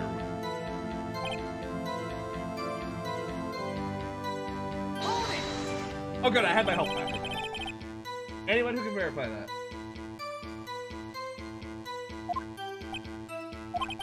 Well, I guess Polly could. That's not good enough for a court of law. And Mr. Wright, exactly what's not good enough? Your Honor, this Polly is a parrot. A parrot? Don't be so hard on the little kitty boy. The prosecution concedes we cannot prove the witness was in the shop.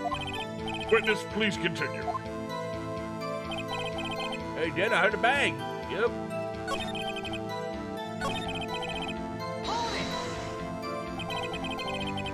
Where do the bangs seem to come from? Oh, from the lake, I figure. Are you certain? Yep. Good, continue. A boat just floating on the lake. There's someone in the boat?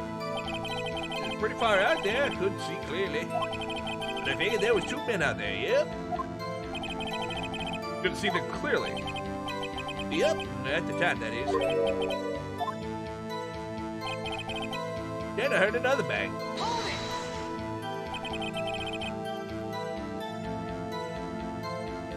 So you heard 2 gunshots total. Yep. Honest, I hadn't heard testimony yesterday. Just about then, boat comes back to shore, the man walks by my window.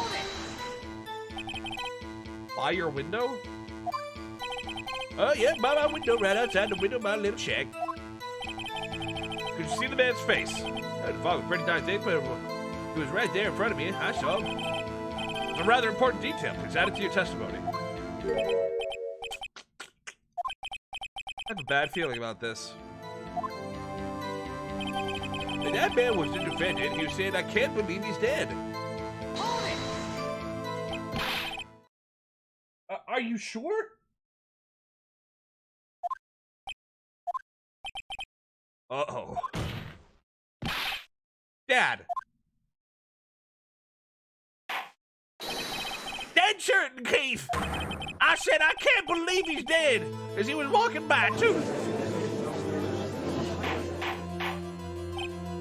Witness, are you sure that the person you saw was Miles Edgeworth? It was him, that Edgeworth boy. What the fuck? It sounds like decisive evidence indeed. I see no room for doubt. On karma, he lured me into cross-examining so he could set me up for a fall. Nick, I don't like the way things are going here. One of the courtroom's glaring at us. All right, quicker, this trial's gonna be over.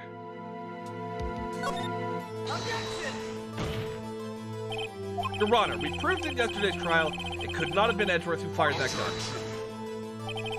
Mr. Wright, are you referring to the fingerprints of Edgeworth's right hand found on the gun? And the photograph showing the man firing with his left? Exactly. That is easily explainable. He could have wiped his prints after he fired. We're ignoring the truth of the matter here. Everything in this witness testimony is true. Judge's lost in thought. What should I do? Objection! Your Honor! This witness claims that Edgeworth said, I can't believe he's dead, but his word is all we have. If you were telling a lie... Mr. Wright, in a court of law, the evidence tells all. Apparently, you've yet to realize even this basic fact. You say his testimony's a lie, show us proof.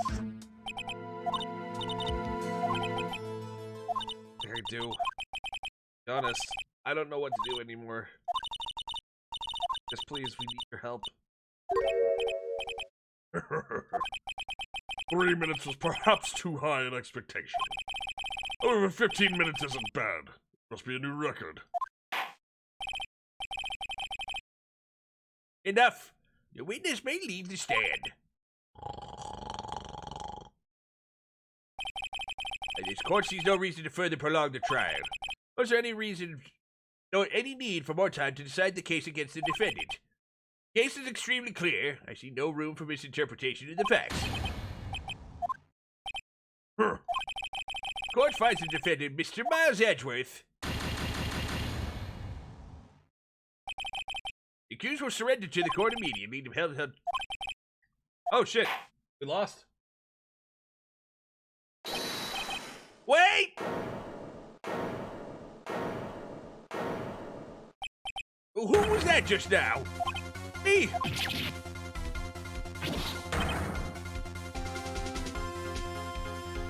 What? What is happening? What are you doing here?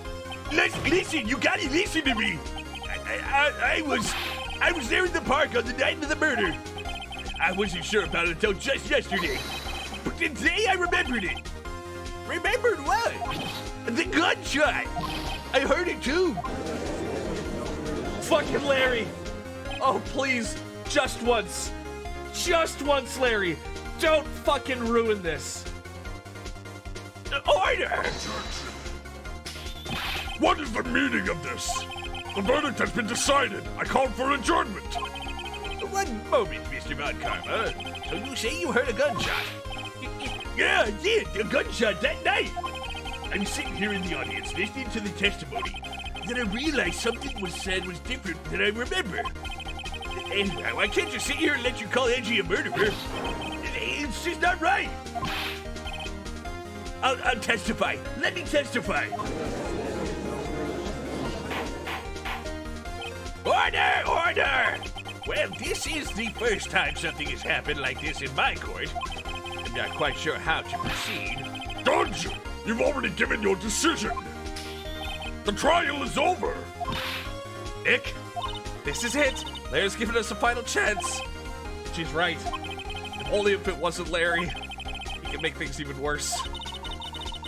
Edgeworth was just declared guilty, Nick. And it doesn't get any worse. I mean, you're right, okay. Your Honor, if there is another witness, it is our duty to hear him speak. Right here, right now. Waste of time. The verdict cannot be overturned.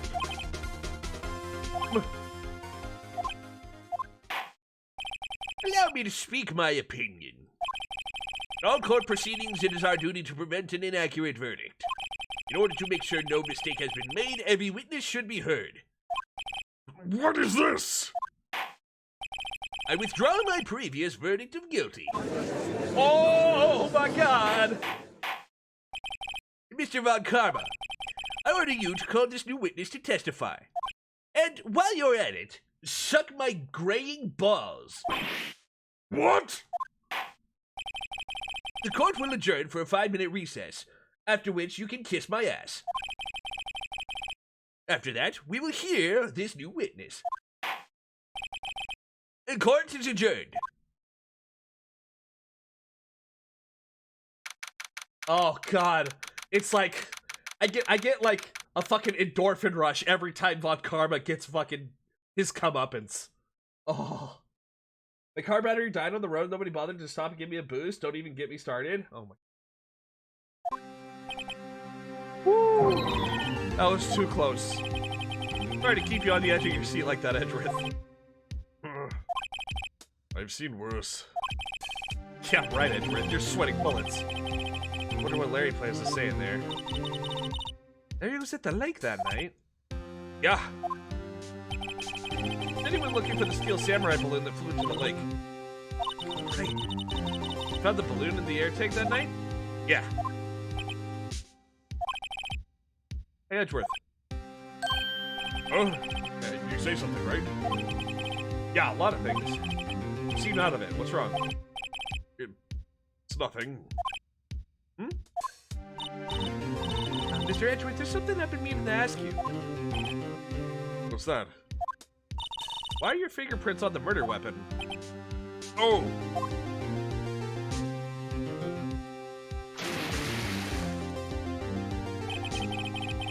His testimony smells, and when something smells, it must be the butts. It's true.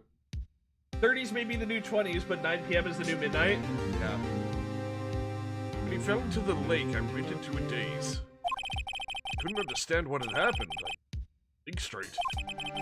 I saw the pistol lying on the floor of the boat in front of me and picked it up without thinking.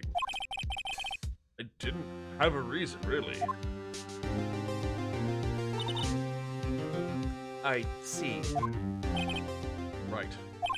Yeah? This might be our chance. Our chance?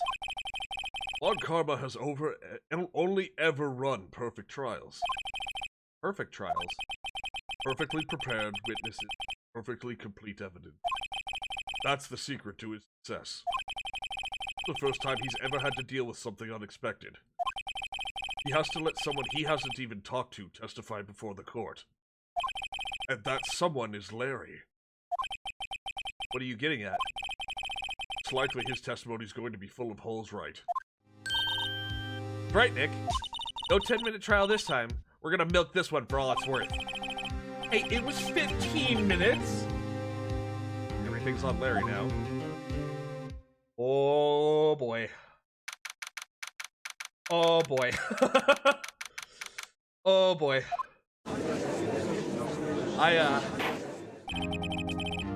Court is now back in session. My balls are now slobbery. Witness. Testify to the court about everything you saw in Von Karma. How did they taste, you scum-fucking son of a bitch?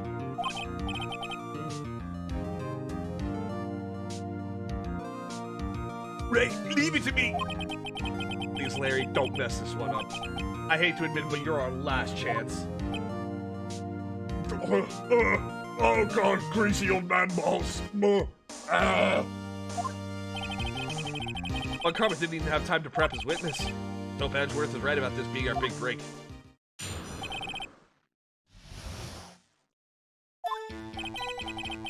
That night, I was out in a boat on the lake. Looking for something, and I, found it. So I quietly slipped the boat back in the rental shop. Boat shop. Then, just as I was thinking about going home, I heard a bang. I looked out over the lake, but I didn't see a boat. After I heard that single gunshot, I went home.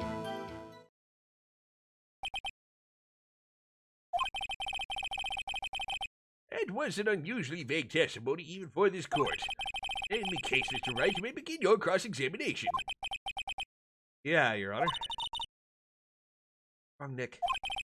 Larry, I have no idea what he's gonna say if I press him. A little scared. But we've come this far, there's no way to go but forward. Oh boy. Oh boy.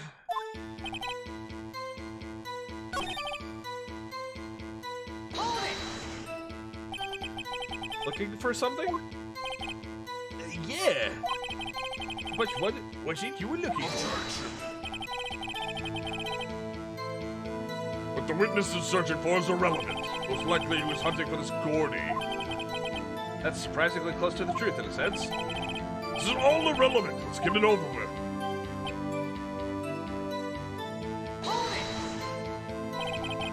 Around what time was that?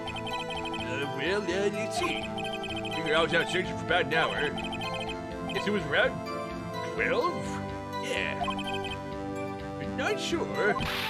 Hey, don't give me that face. I'm not some sort of human sundial, okay? People use watches these days, Larry. Then just as I was thinking about going home, I hear this bang. Where did the sound come from? Yeah, well, I wasn't too sure about that.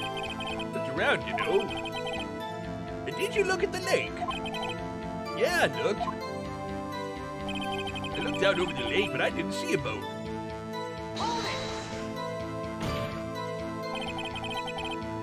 Wasn't there a boat out on the lake? Order! Order!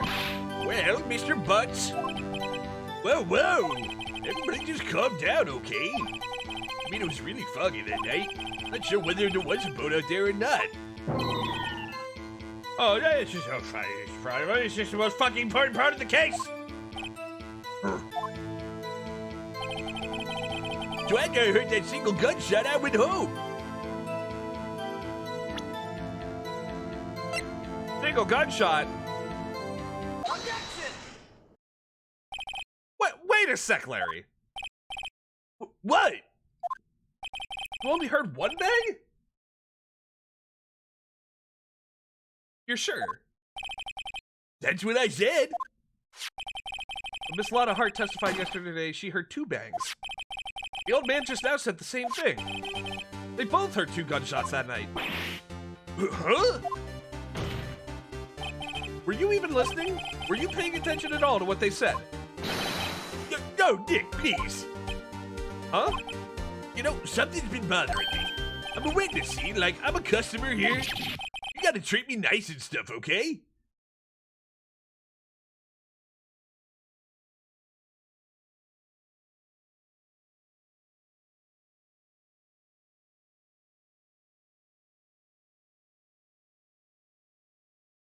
You want fries with that, Larry?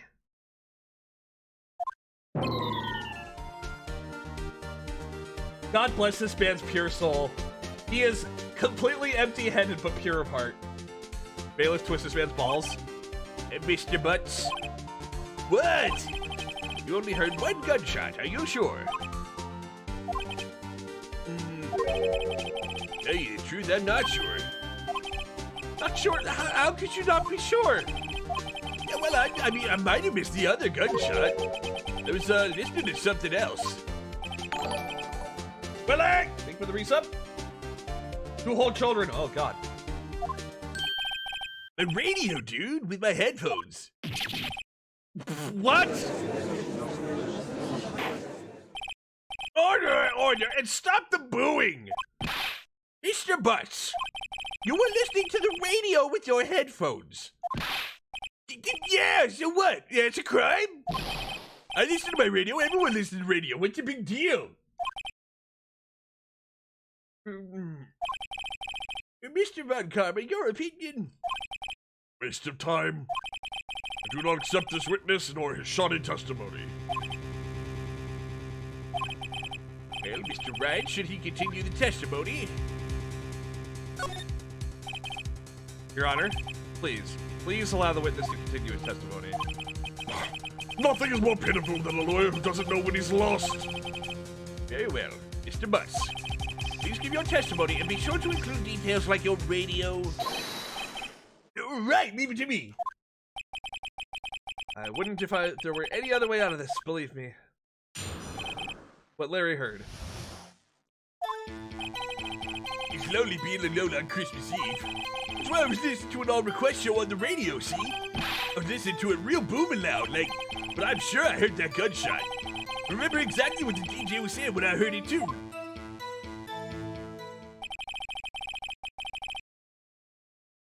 The Larry voice? That's Kubara, isn't it?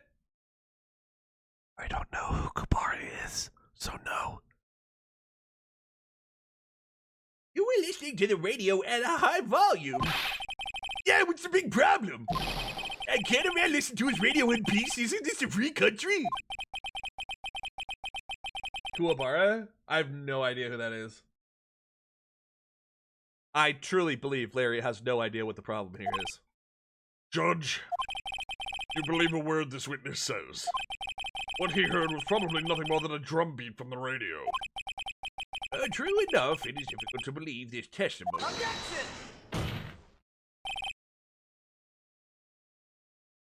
Koba ASMR? Oh. Wait, Your Honor. The witness said he remembers exactly what the DJ said when he heard the gunshot. Excuse me? DJ? An announcer, the guy who says things on the radio. Disc jockey. Blingo. Anyway, what this means is when he heard the sound, no music was playing. The DJ only talks between songs, so he could have heard the gunshot from the lake. I'd like to cross-examine the witness, Your Honor. Very well, Mr. Wright. I can't believe I'm continuing the charade. The charade.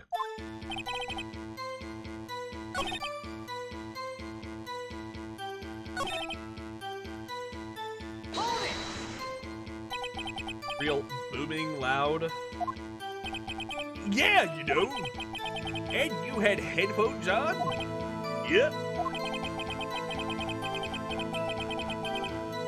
Think you could hear anything going on outside at all?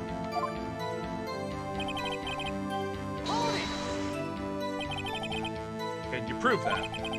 No, of course you can't. I can't prove it, but I remember the moment real clear like. I mean, when I was talking about it, came back real clear to me, you know? Remember exactly what the DJ was saying when I heard it too. What did she say? Mr. Wright, please cease these pointless questions. What possible good could knowing what a radio DJ said do us? Indeed, Mr. Von Karma has a point. I'll allow the question only if you see some reason why we should care. We should care.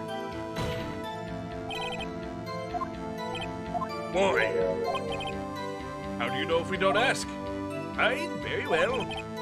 Must please testify to the court. What was the radio announcer saying when you heard the gunshot? said, hey, it's almost Christmas. I heard the gunshot. Head pats. Ah, stretch.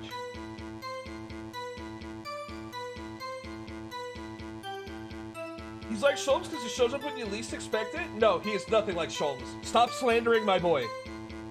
Stop slandering my boy Sholmes. How dare you slander my boy Sholmes? Sholmes is a genius. He's an eccentric genius, but he's still a genius.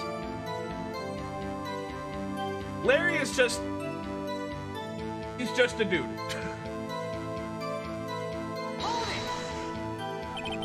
Are you sure? Of course I am. She had this real sexy voice.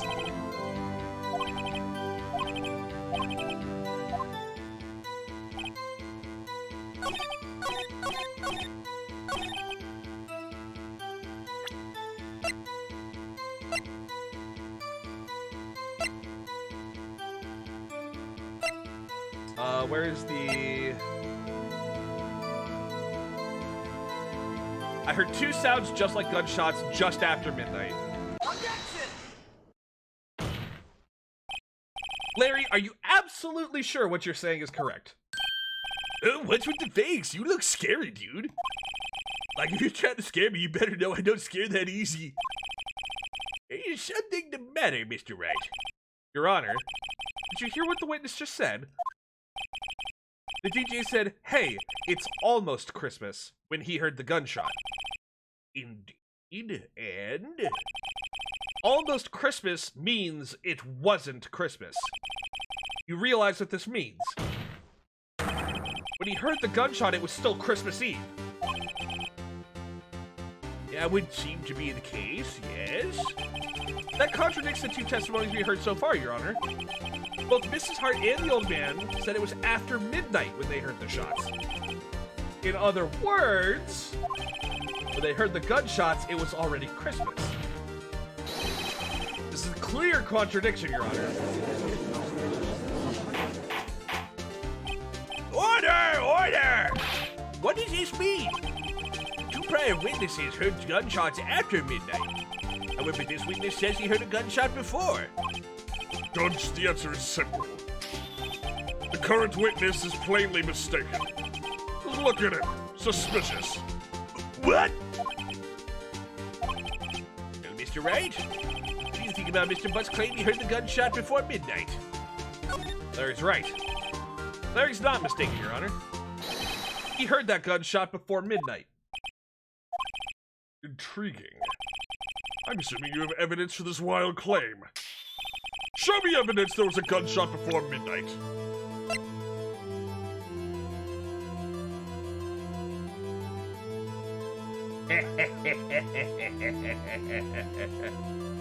Von Karma, you fucking idiot. It's about to come down around you. You motherfucker, this is where your downfall begins. Look at this photograph. This was taken by our witness yesterday, Miss Lotta Hart, with her automatic camera. The timestamp on the photo reads December 24th, 11:50 p.m. Oh? But there's nothing on the lake in this picture. Your Honor, the real issue here is not why nothing is shown in this photograph. It's why this photograph even exists in the first place. What do you mean? Your Honor, this photograph was taken by an automatic camera. That camera was set to go off in response to loud noises. Ah, correct. There was a loud noise on the lake at 11:50 p.m. That is why this photograph was taken. In other words, when Larry heard that gunshot, it was most definitely still Christmas Eve. It would seem that that is the case. Then where does that leave us? Hart testified that she heard the gunshots after midnight. Are you claiming she was mistaken? Not at all, Your Honor. It is a fact, the camera also triggered at 15 minutes after midnight. Your Honor, that night there were two sets of gunshots with a 25-minute pause between them.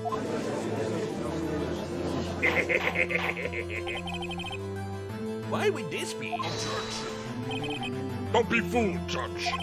The camera was sent to respond to loud noises. Yes? There is no proof that the loud noise at 11:50 was a gunshot.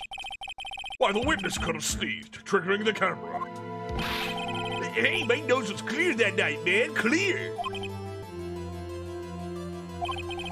Well, Mr. Wright, no turning back now. You proved that the loud noise at 11:50 was indeed a gunshot. Please show the court evidence if you have any. Fired 3 times. This is my evidence. The murder weapon? Here's what I mean by Kuwabara. Enjoy some old school 90s shonen. We'll check it out after stream. Thanks, Willie. Something about this pistol is bothering me, Your Honor. Both of the witnesses who testified yesterday heard 2 gunshots. However, the murder weapon was fired 3 times. When, then, was the last shot fired? Only now have I realized the truth.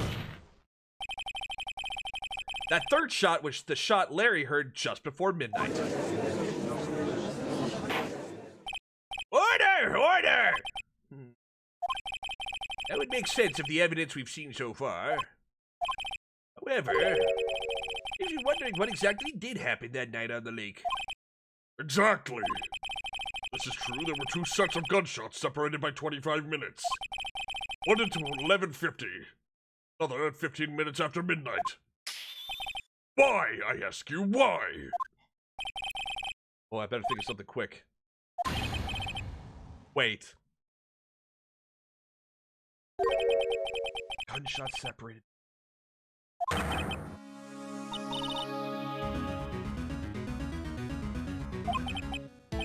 Oh no!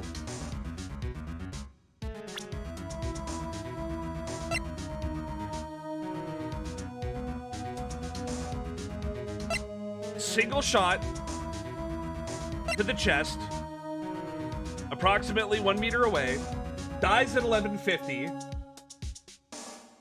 and then somebody frames Edgeworth.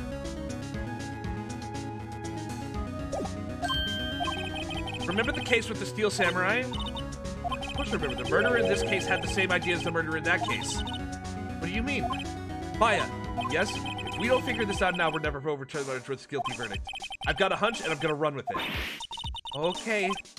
Dave, we've already gotten a guilty verdict. We got nothing to lose. You just watch and let me know if anything I say sounds fishy. Okay. Your Honor. Yes, Mr. Wright? The testimony just now has cleared up this entire case. What do you mean, Mr. Wright? So you finally realized the truth. There can be no other murderer here other than Miles Edgeworth himself. Wrong, Von Karma. A man was shot that night, but it wasn't Edgeworth who did the shooting. Listen, rookie. Take a deep breath and consider the facts. At the time of the murder, one boat was on that lake. This was shown by the witness's photograph. The defendant Edgeworth and the victim Robert Hammond were on that boat.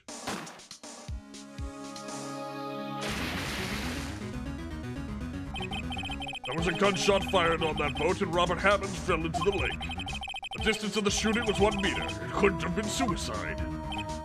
Well, the guilty party has to be the other man on that boat. I admit it is hard to imagine any other possibility. Yes, but this assumes the victim was shot 15 minutes after midnight. What do you mean by that, Mr. Wright? We have photographic evidence of the... We have photographic evidence of the time of the shooting. The timestamp on the photo says 15 after midnight. But Larry heard a gunshot 25 minutes before that. Robert Hammond was killed then at 25 minutes before the shot on the lake. Only way that Edgeworth could be innocent. Mr. Wright, are you quite mad? Explain who the 2 men on the boat are.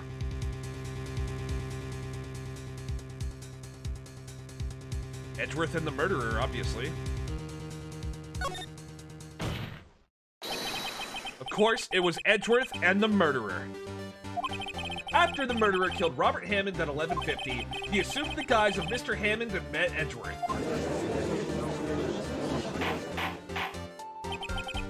What? Are you serious? Yes, Edgeworth won't tell us why he went to the lake that night. However, I have a hunch. That night, Robert Hammond called Edgeworth to the lake. Now, Edgeworth didn't know Robert Hammond's face that well. That's why he didn't suspect anything when the murderer took Robert Hammond's place. I'm not sure what to make of all this. Ludicrous! Mr. Wright, tell us the name of the murderer then. Murderer's name? Right, it's... I don't know. I actually don't know the murderer's name. Again, you waste my time! I don't know because he never told us. The murderer is the caretaker of the boat shop, that old man. At 11:50, he was the only one who could have killed Robert Hammond. The caretaker of the boat shop? Where did he do this? There weren't any boats on the lake then. Why would he have to go all the way on the lake just to shoot someone? May I suggest the real scene of this crime was not on a boat? What? Well, where did the murder take place?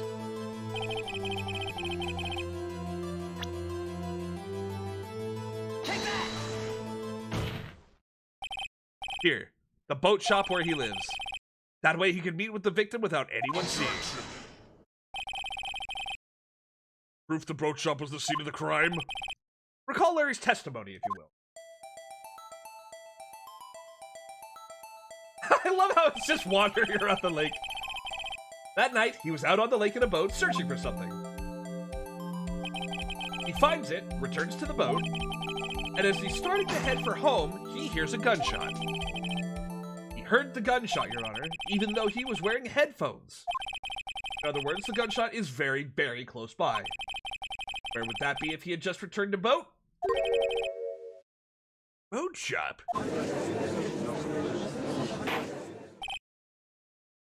Mr. Wright, what happened that night on Gourdy Lake? Tell the court from the beginning. Oh, yes, okay.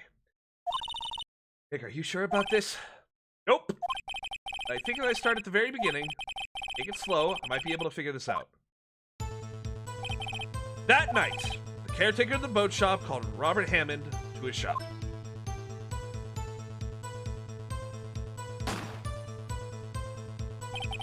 This was around 11:50. That was when the gunshot that Larry heard was fired. After that, the caretaker put on Robert Hammond's coat. He became Robert Hammond. Then, he got in the boat with Edgeworth and went out in the middle of the lake. And then who fired the pistol on the boat, Mr. Wright? Of course, it was the murderer who shot the pistol. He shot twice. Both missed Edgeworth on purpose. Wait a minute. Yes? Why would he shoot twice if he didn't mean to hit anyone? Those details. Know this, Mr. Wright. The moment you run out of explanations, the moment you lose. Tell us why the murder had to fire twice. I believe he shot twice to create a witness, Your Honor.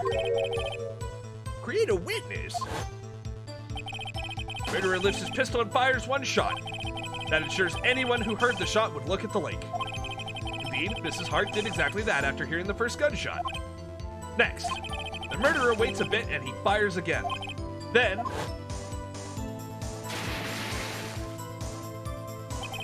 murderer jumps from the boat himself, leaving the pistol in the boat behind him.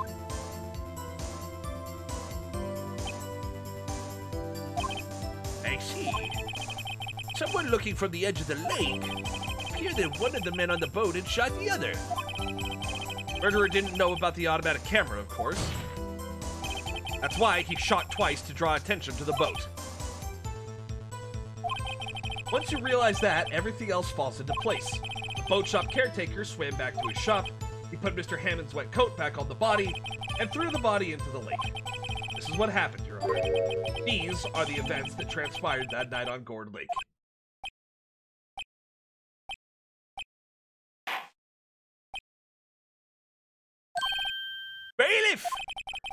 the witness from before? The boat shop caretaker, quickly.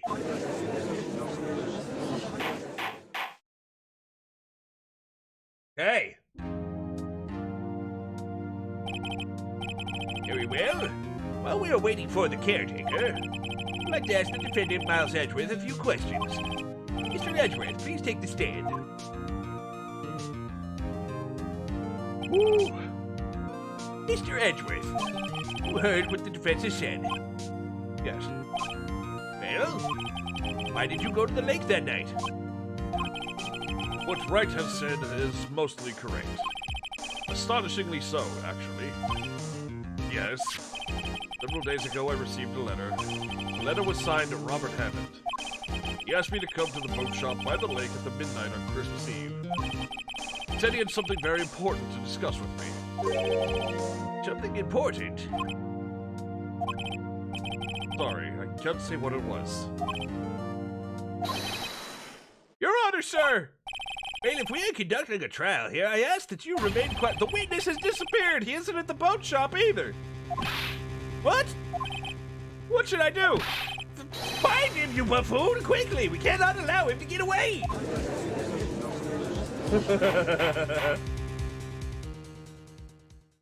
Well, shit. Mr. Von Karma, your witness has disappeared. I bet he set him up to disappear. A search warrant has already been issued. Goes without saying that I cannot declare a verdict under these circumstances. I will extend the trial until tomorrow, the final day allowed. Request the police department utilize all its forces to find that witness. Am I understood? One more thing. Who is that boat shop caretaker? I think his identity has become very important to this trial. I want him, and I want to know who he is. Well, word is adjourned. You're gonna have to head out? Alright, Strat, you take care, bud. I did a good job. I get head pats. Ah, Nick, you did it! Yeah. Well, at least we got out from under that guilty verdict. What about Larry? That was something else. Von Karma didn't know what to do with his testimony. He really helped us out. Sure, once I sifted through his unique testimony. Still, he did save us. Just wish our cases weren't so down to the wire all the time. I know what you mean. Sometimes I feel like it's us on trial instead of our clients. Hey, Edgeworth. You're Edgeworth. Did you say something?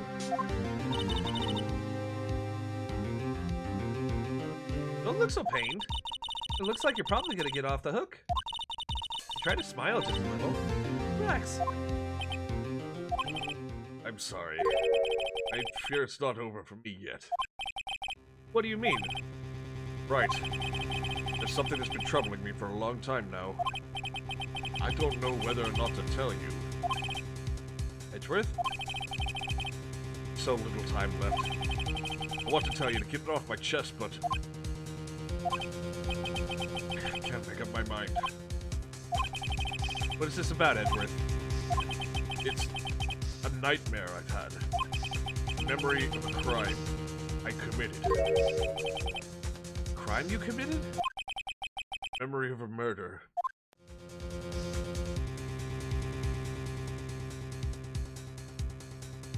What?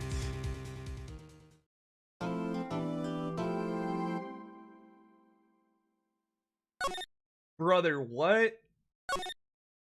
Oh, shit. Oh, shit, what the hell? He killed Sally the whale!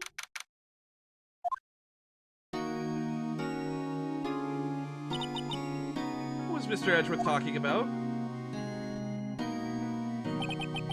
Memory of a crime that I committed. The memory of murder.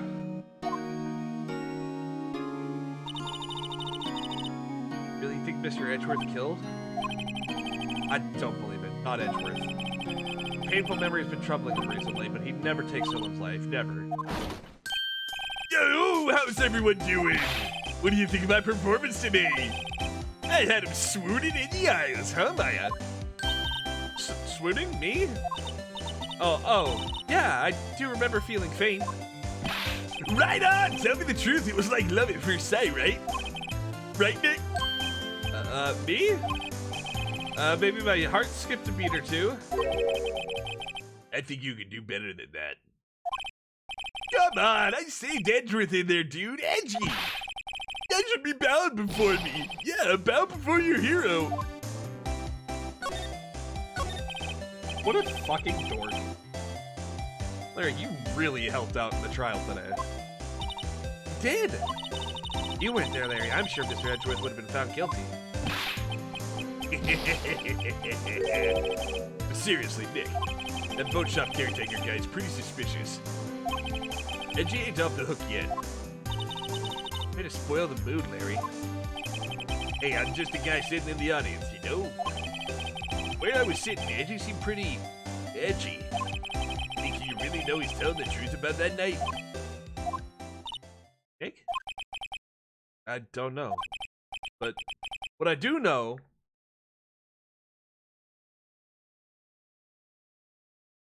Okay, so Larry is not Sholmes. He's smarter than Sholmes? No, he's not smarter than Sholmes. I'm gonna believe in you two until the end. Us two? Edgeworth and who else? You mean me, right? Nah, he means me, right, Nick? Yeah, you, Larry. Not me. But why you, Larry? Huh? Actually, yeah, why me, Nick? Enough with the silent treatment.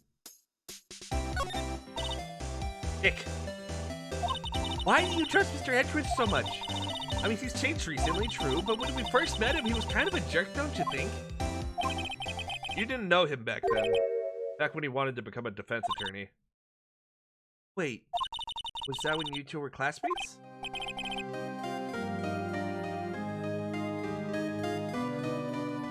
Yeah, grade school. They saved me. Miles and Larry. They saved me and I'll never forget it. Why I became a defense attorney, you know? What? Hey, Larry, what's he talking about? Sorry, I kind of forgot. Okay, well, out with it. I want to hear this story that's final. Alright, it's kind of a long story, so hang in there. The very end of 3rd grade, I was on trial, a class trial. Aw shit, dude. The class trial. You remember, Larry? Spring, end of 3rd grade?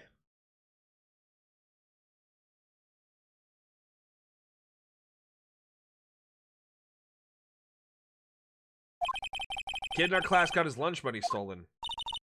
Lunch money? Our school was really small. Every month, kids would bring an envelope with the money for lunch from home.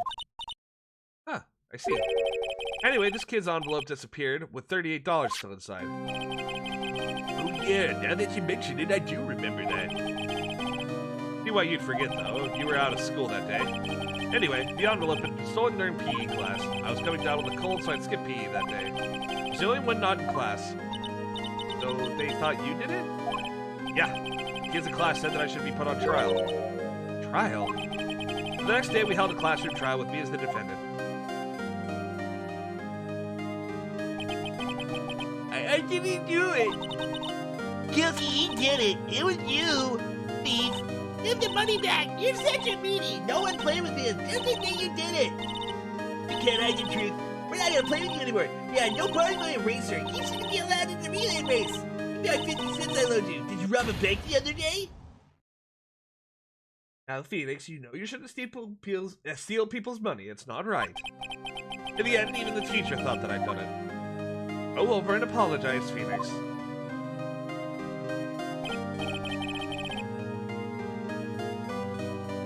Chief, $38 for the month. Yeah, it was $38 for the lunches for the month. His hair was like that as a grade schooler? Yeah. I was so sad I couldn't stop crying. Everyone was staring at me like I'd done it. I tried to apologize. I went to where the boy whose money had been stolen was sitting. And that's when it happened. He shouldn't have to apologize. The only thing that belongs in a trial is evidence. Anything else has no place. You should all be ashamed. Amateurs. Fucking Miles. Even Miles' fucking hair was the same way. It was you who stole my money, was it? No? Then you shouldn't apologize. Everyone's been shouting you did it, but no one has any proof. That is why you're on. This boy is innocent. Miles, it was your money that was stolen. Yeah, he did it. He's the one. Why don't you all shut up? Oh, damn. Bro, fucking Miles in 3rd grade, a fucking absolute fireball.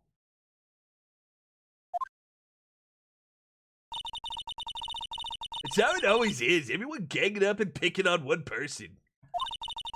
See how he feels. Said he didn't do it, so he didn't do it.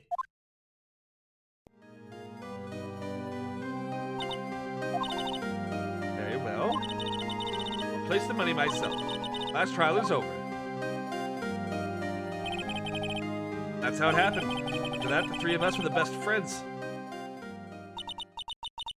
Wow, I had no idea. Yeah, I had no idea either. I forgot. When I learned what it meant to be alone. Totally alone, without a friend in the world. Did a good thing, Larry. Yeah, well, I was just lucky that I took the day off from school. If I'd have been there, they would have thought I'd done it. But I took it kind of personally, see? If something smells, it's usually the butts. Anyway, Edgeworth and I talked after that class trial. That's when I heard his father was a defense attorney. I remember his eyes would shine when he talked about his dad. I'm gonna become a defense attorney just like my father. A famous defense attorney. Then, a few months later, he suddenly transferred to another school. Yale 6 incident. Right. I'm not sure, but the transfer probably had to do with his father's death. That's so sad. It was several years later when I heard Edgeworth's name again. There was an article about him in the newspaper. The headline was something like Dark Suspicions of a Demon Attorney. Fabricating evidence, manipulating testimonies, covering up facts. The article said he'd do anything to get a guilty verdict. Anything. But why? What happened? I mean, that's not the Edgy I used to know at all. That's what I thought too. I tried to get in touch with him, I don't know how many times. He never replied. I guess he didn't want to see his old friends. I couldn't just drop it though. I wanted to meet him, to learn why he had become who he had became. That's what I decided. Wait, you don't mean... That's why? That's why you became a defense attorney? To meet Edgeworth? If I was a defense attorney, I knew he'd have to meet me whether he wanted to or not. In court. Edgeworth believed in me and I believe in him. He's in pain and no one's on his side. I'm the only one who knows the real Edgeworth. I'm the only one who can help him. Whoa, Nick. So is that why you helped me out for free? Yeah. I helped you because I believed in you. But I don't remember saying I'd do it for free. Nick! Nick! We have to save Mr. Edgeworth. It's the last thing we do, okay? Right. Very well, maybe. First, there's that rental boat shop caretaker. We need to find out who or what he is. I'd settle for who. Guess I could clean out some of this evidence I no longer need. Okay, let's go. Hi, Clayman. How you doing?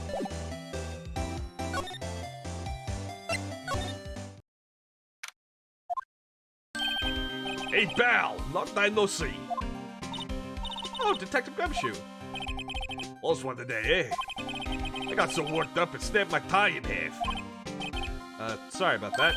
No problem, pal. Thanks to you, we now know who really did it. You mean the boat shop caretaker? Look, I'll make you a promise. I'll have that scoundrel in my custody by trial time tomorrow. Come what may, it's my duty to you as a police officer. I'm off to catch me a criminal. Yeah, he sure is active today. Oh, one other thing. Ah! No one can go into the woods today. Woods? Lotta was camping? Yeah, the woods are off limits to camping, and apparently the park ranger found out. Not pretty men. No one's gonna be able to go in for a while. Guess Lotta's in a lot of trouble. Anyway, I'll be seeing you tomorrow. All right. Public beach. Oh wait, the steel eyesore is missing. Eyesore? Look, the hot dog stand is closed too. I guess Larry's too busy worrying about Mr. Edgeworth to show up for work. True.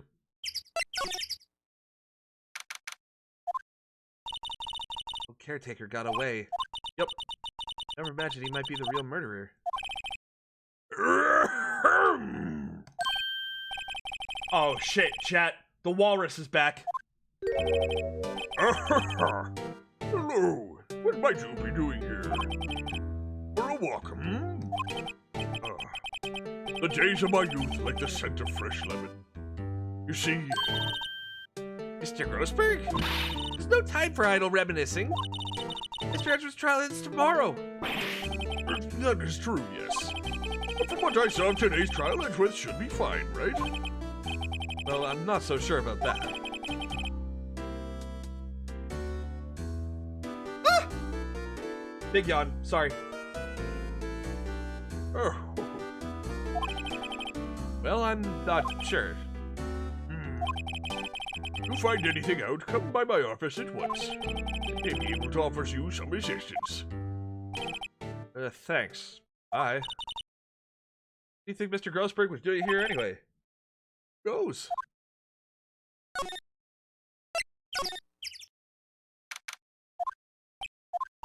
Hey, Chad, it's time for some petty larceny. Hello, hello, Squawk. It's Polly. I wonder where your owner's gone, Polly. Hello, hello. I can't believe you'd run off and leave this poor parrot to fend for herself.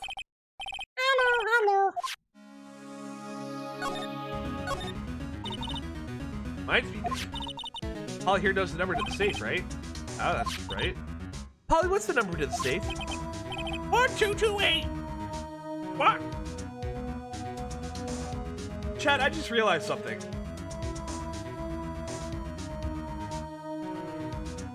Chat.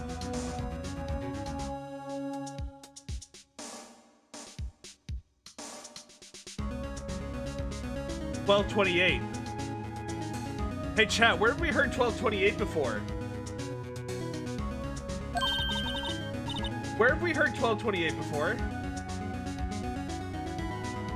3 days after Christmas? DL6.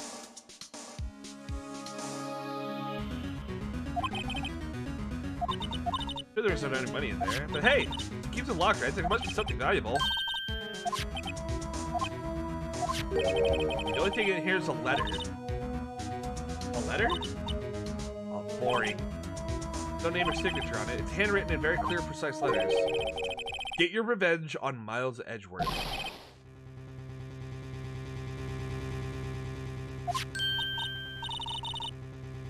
Why would Mr. Edgeworth's name be on here? How should I know? I'm gonna read the whole thing. Get your revenge on Miles Edgeworth. It also says this is your last chance. Now is the time to get revenge on the two men who ruined your life. The rest of the letter goes on to describe the murder plot in detail, how to kill Robert Hammond and frame Edgeworth, calling Edgeworth out to the lake, getting on the boat, firing twice. This is exactly what I figured out today in court. It's all here in perfect detail. Oh shit. Hey Kate, how you doing?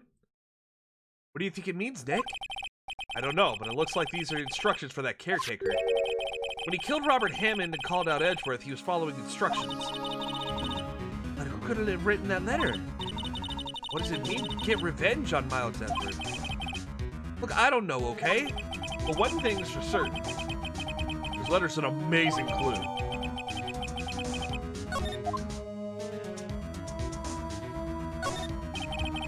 Been a bit since you've been here? Well, welcome back.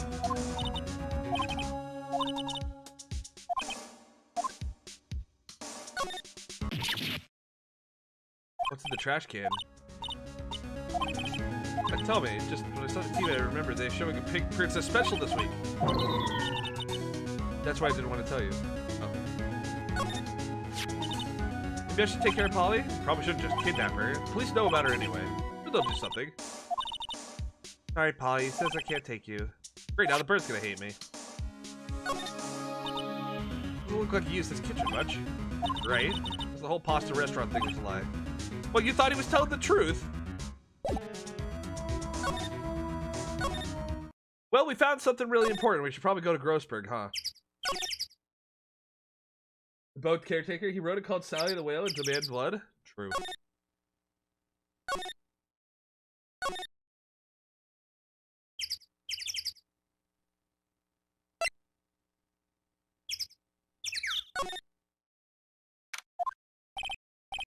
Looks like Detective Gumshoe hasn't gotten back yet. Not gonna be coming back today. He said there was some guy he had to arrest by tomorrow.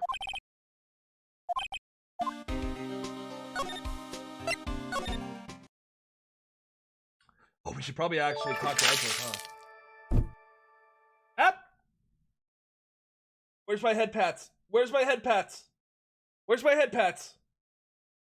Gave me the hydrate in the stretch. I'm stretching. I'm gonna. There we go. Oh yeah. That's the shit. That's the shit. Thank you. Thank you. Ow!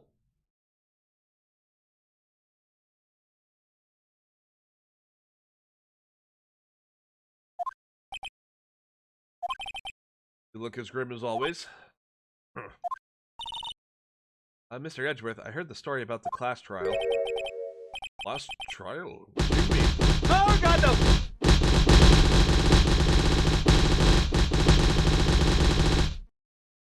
Thank you. Ow.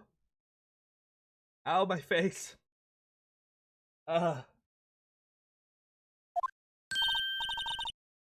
You don't remember? No, I don't. Your lunch money was stolen, wasn't it, in 3rd grade? Lunch money? Oh, right. Yes, I seem to remember something like that. Nick, I think you're the only one who really remembers. It probably only really mattered to me anyway. Mr. Edgeworth, didn't you know? That trial was the reason Nick became a defense attorney. Ridiculous. Gee, thanks. That said, does sound like the kind of thing you'd do. You haven't changed a bit, haven't you, right? So simple, faulty. Oh, maybe, yeah, but I think you changed too much, Edgeworth. Oh, his eyebrows, man! That cut deep. Perhaps.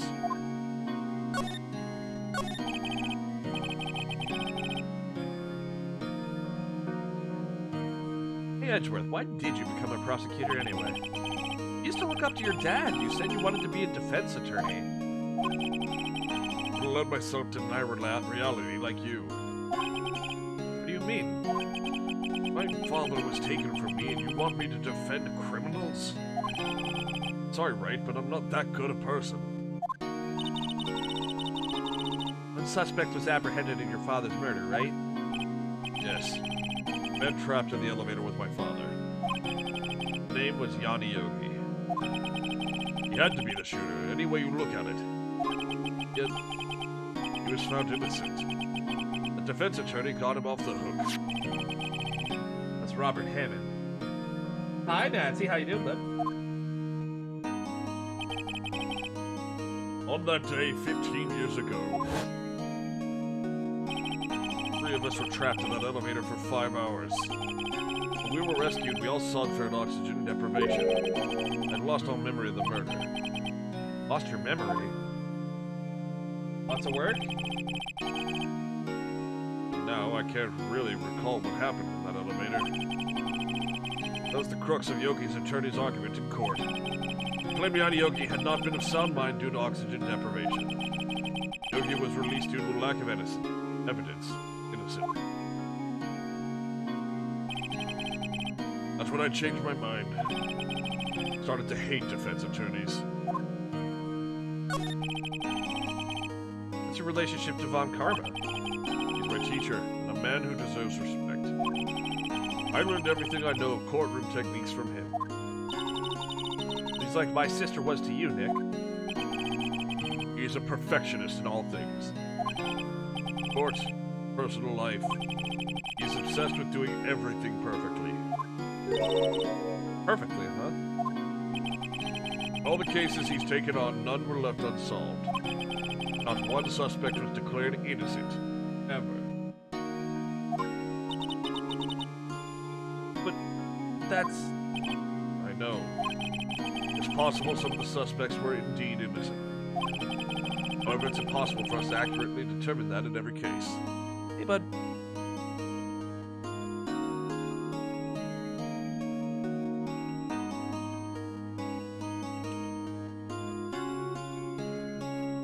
Hold on, chat. I gotta give Spoons a bit of a scritch. Gotta pet the cat. He's demanding a chin scritch before he dives back under the covers.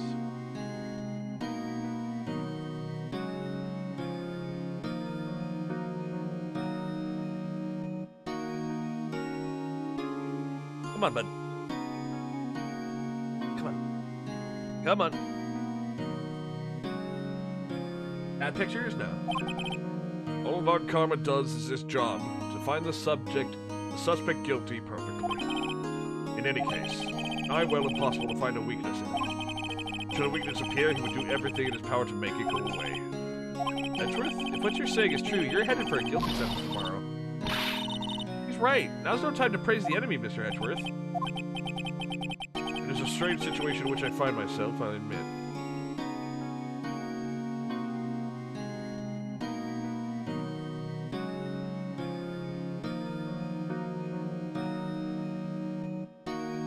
Come on, bud.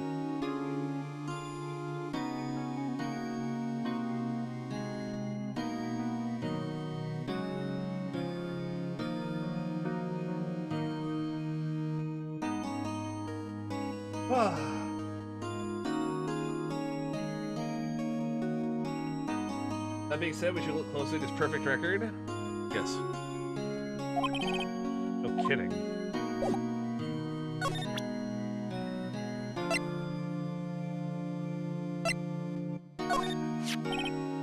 See this letter? Came out of the safe in the shack where that boat rental caretaker lives. I see. Revenge? On me? Who is that old guy anyway? I don't know. He'd be an innocent defendant you got declared guilty or something? Nice, right, but I don't remember that old man. Not at all. So he was following this letter then. Which means that there was someone else behind it. What was the time to get revenge on the two men who ruined your life? Two men meaning myself and Robert Hammond? It also says this is your last chance. Last chance. Wait, maybe he's talking about the statute of limitations on the DL6 incident. Wait, that old man. What is it? Do you know who he is? Yogi. Could he be Yogi? I fucking called it! Chad, I called it! He's a fucking Yogi, dude! He fucking disappeared! One who was found innocent. Johnny Yogi was a court bailiff at the time. Happened to be in that elevator together 15 years ago.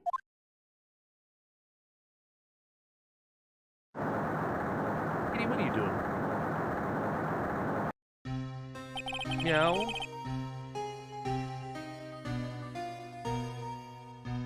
Wake was incredibly strong. Before I knew it, everything was dark. We were in there for so long, it felt like forever. The air thinned and the darkness closed in on us in that little box. We became settled. Hope I can't breathe. Quiet, I said quiet, you're not making this any easier. I want to get out, help! Get us out! Don't shout, you just use up more oxygen.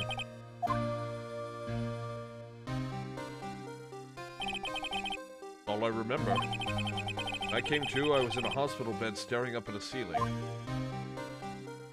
Jesus, dude. In court, Yanayoki's mental condition was called into question.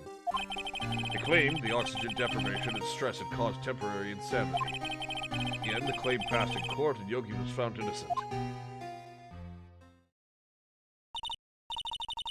Oh, but isn't that strange? This letter tells him to get revenge on Edgeworth. Why would he want to take revenge on you? Right? Yeah? Something that's been troubling me these last few days. Know whether or not I should tell you. In the nightmare? The nightmare. Memory of a crime that I committed. Crime you committed? Memory of a murder. Oh shit. I think the time has come to tell all. For the last 15 years, I've had the same dream almost every night. I wake up in a fearful sweat every time. What kind of dream? Dreamed about my father's killing in the dark. Oh shit. Say quiet, you're not making this any easier. Wanna get out? Help get us out!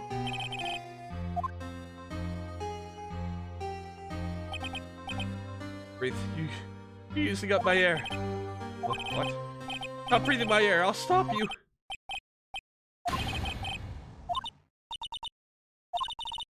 Tacky father. And then I see the pistol lying by my feet. I don't know if it was evidence from that day in court or the bailiffs. In a daze, I picked up the pistol. Get away! Get away from my dad!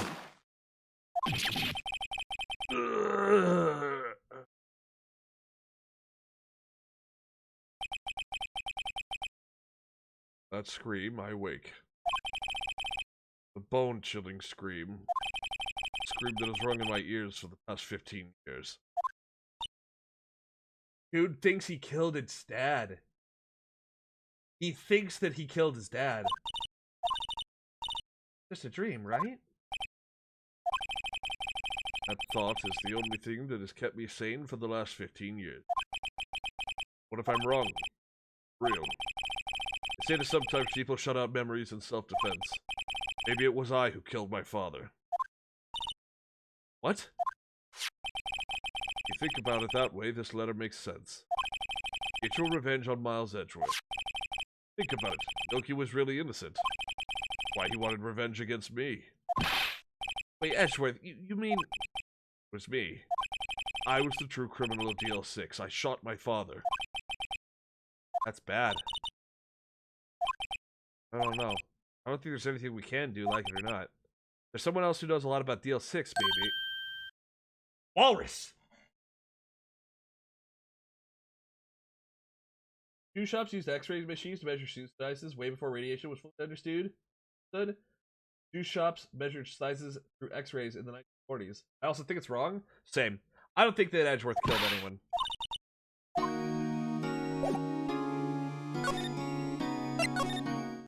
The Grossberg Law Offices.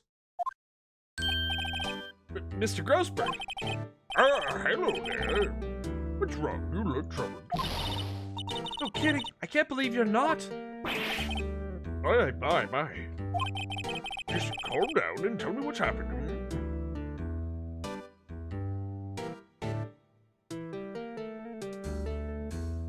All the days of youth. Like the scent of fresh lemon. You see? It's Mr. Edgeworth. He...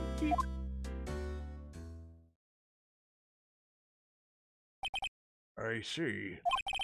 Joe Edgeworth dreamt he shot his own father. It's only a dream. Only a dream. I wonder. What? If that's the case, then why do you two look so troubled? Well, also consider this. Yogi quite certainly holds a deep grudge against Miles Edgeworth. So deep he'd want to frame him for murder.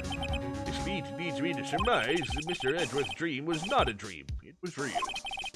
As you imagined, Miles Edgeworth threw the pistol to save his father. The pistol fired and the deed was done. No. I don't believe it. Yogi was suspected of murder, and his career as a bailiff was irrevocably wrecked. Thus, he sought revenge on Miles Edgeworth. This was his last chance, of course. Sorry. Wrong voice. The statute of limitations so close. What do you know about Edgeworth's father? He was a defense attorney without peer. He sounds trite, but it's true. Well, he may have had one peer now that I think about it. Your mentor, Mia Fey. His sister. Gregory Edgeworth was very disapproving of Mr. Von Commer's techniques. That's no surprise. Von Commer's an extreme man. Ford's testimonies and evidence are nothing to him. The result is that he has a perfect record in court. To meet him, Gregory Edgeworth, to call attention to his methods. Sorry, Decorum. He lost, and died in despair, as it were. When Gregory Edgeworth was killed, the police called on a spirit medium. That was your Mother, Misty Fey. I am Gregory Edgeworth. I have been killed. The one who shot me was the bailiff, Yanni Yogi. Yet Yogi was found innocent. That's when my mother left us. Everyone called her a fraud. Hey, that's right. Everyone thought she was, you see. Yet, now that I think about it, seems the one who lied was Gregory Edgeworth's ghost. Gregory Edgeworth must have known who shot him. Don't believe it. You're saying he falsified his testimony? That Edgeworth's dad lied to protect his son? It's only a possibility, mind you. But a possibility nonetheless.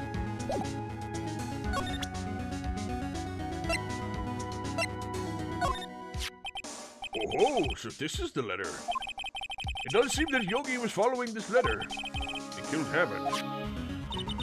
But why kill Robert? But why kill Robert Hammond? Hammond was a skilled defense attorney. But he defended clients not for their sake, but his own. Own sake.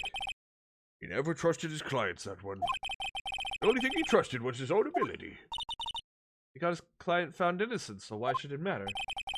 Actually, my dear, it's quite different. He won that innocent verdict for no one but himself. Yogi was a free man, but socially he was ruined.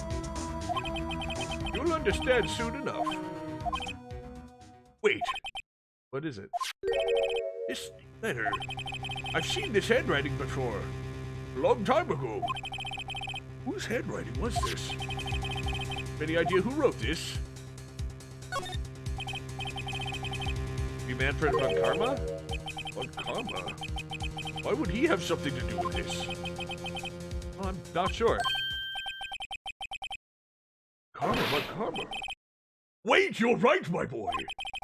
It's Von Karma's handwriting, I'm sure of it. I used to see it all the time on court reports. But that means the one who told Mr. Yogi to kill was... Correct. Manfred von Karma himself. What does this mean then? Hold on. What the fuck? What the fuck?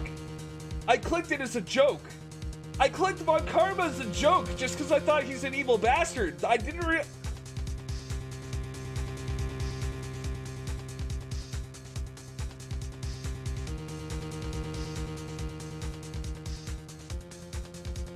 Sorry, chat. The gears are turning. Give me a moment.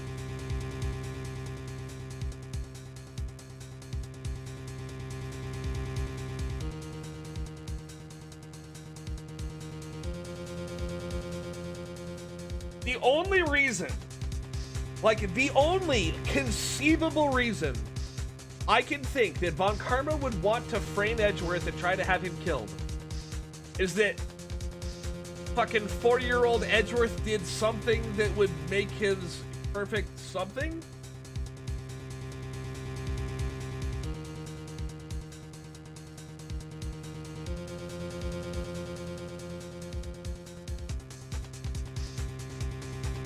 The only reason I can think that he would want to kill Edgeworth is that Edgeworth did something that ruined his perfectionism.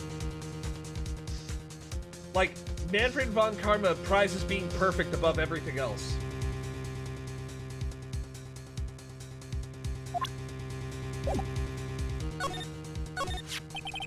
If it truly was Von Karma who wrote this letter, then he would know the truth. He would know that Miles Edgeworth had accidentally killed his own father.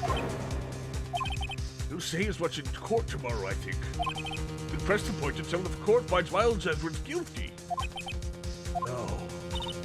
But how could Von Karma know about Mr. Edgeworth's past like that?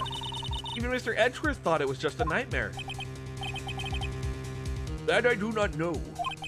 And I do know that Von Karma is both persistent and a perfectionist.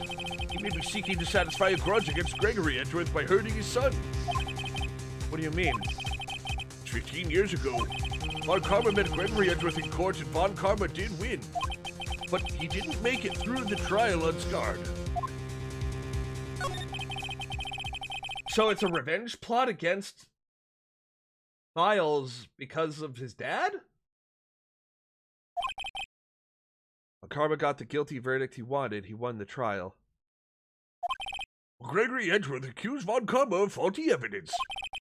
Though he lost the trial, Mr. Edgeworth's accusation stood. Faulty evidence? It was the only penalty Von Karma's ever received in his career as a prosecutor. There it is! There it is! Okay, so Miles's dad got the only penalty that Von Karma's ever had on his record as a prosecutor. So now he's taking his revenge on Miles. It must have been quite a shock for Von Karma. He took a vacation for several months after that routine. Vacation? Yes, an unusual event for the man. That was the first and last vacation he's taken in his many years of prosecuting. Really? He doesn't take vacations? Like go to the sea or the mountains? Don't tell me he's never been to Europe.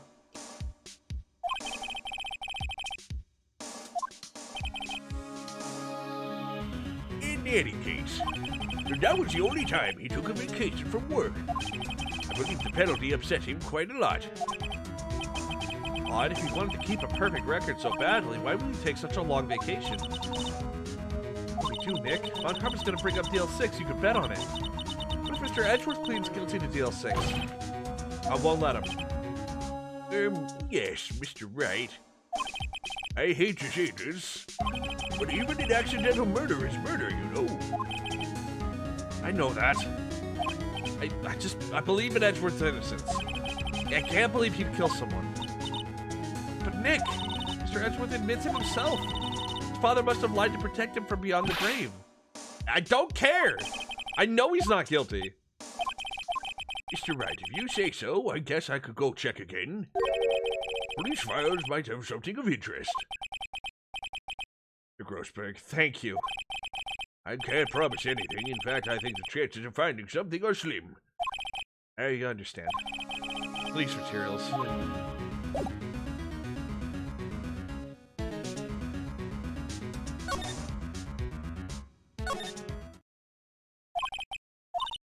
Hey. Von Karma's mental image issues? Yeah, no kidding.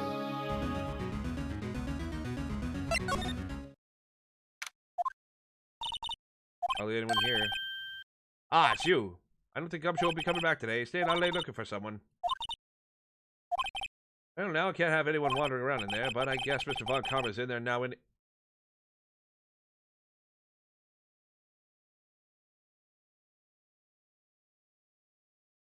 Uh-oh. I can go in as long as he's there. Just arrived, actually.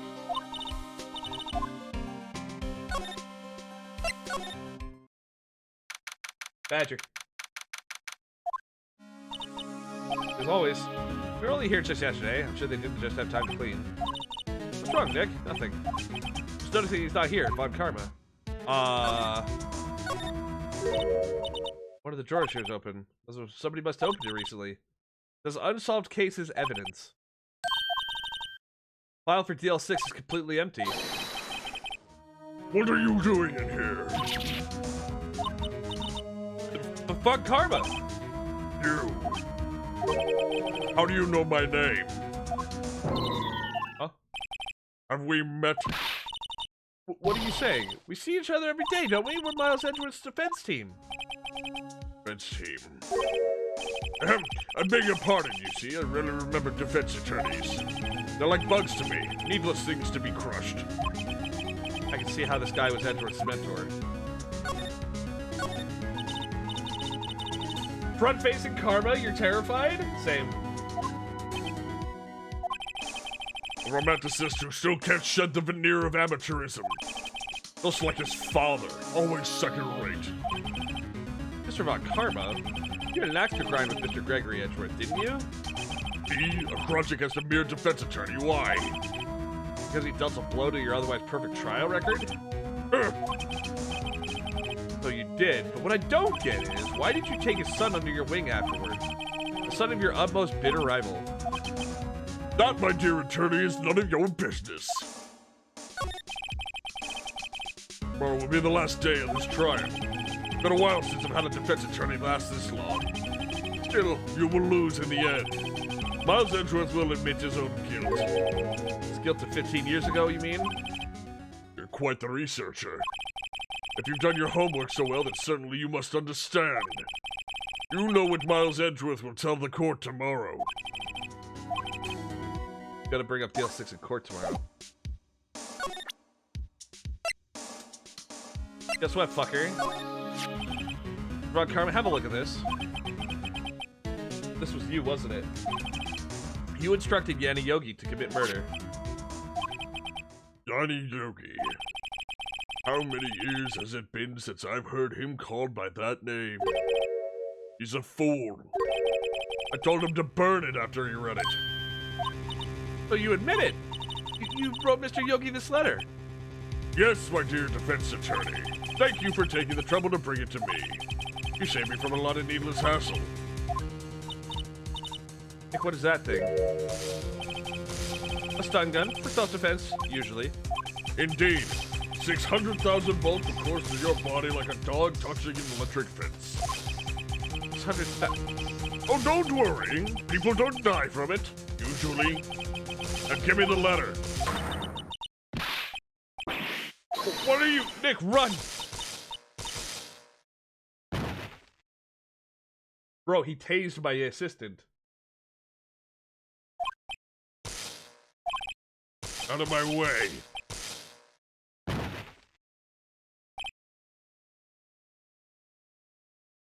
Here's where your habits come back to bite you and the story made you do it. I know, right? Got us. Letter's gone. DL6 evidence, all of it. Back to having no clues. Hi, jump first. Is she okay? Don't tase me, bro. It's a prank. Oh, we're gonna bury him, alright. Maya, open your eyes. Maya! Oh, what letter did he take it? Huh? Oh, yeah. Are you okay? Have to stop him? Jumped as fast as I could, but one shot from that thing knocked me out cold. I'm useless. I'm no good as a lawyer or a medium. I can't even call my sister. Even now when we need her the most. I wish I hadn't woken up at all. Aww. Aww! There's gotta be some way I can help her. I better do something about her self-confidence. She's holding on to something. What is that, a bullet? DL6 incident evidence number 7, taken from the heart of Gregory Edgeworth. I'll prove it to you by it. You're most definitely not useless.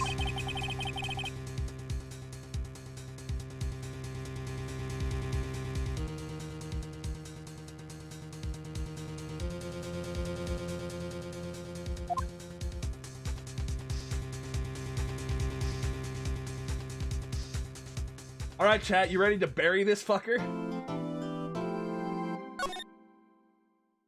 Time to die, clown.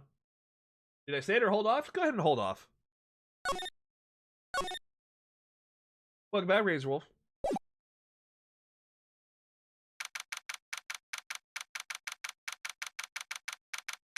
At 9:51 a.m.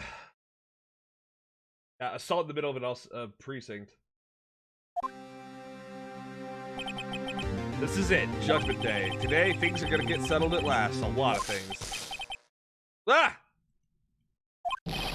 Big idea. Sorry. I touched your shoulder. I guess the chalk hasn't worn off when I running with the stun gun yesterday. Today's the last day of the trial. Good luck, Nick. Thanks, Maya. Edgeworth is looking glum as always. Hope Von Carmen doesn't push him too hard. Whoa! What are you doing? Sorry. I'll cheer you up with a pat on the back. Hey, maybe you should go outside and discharge. Good idea.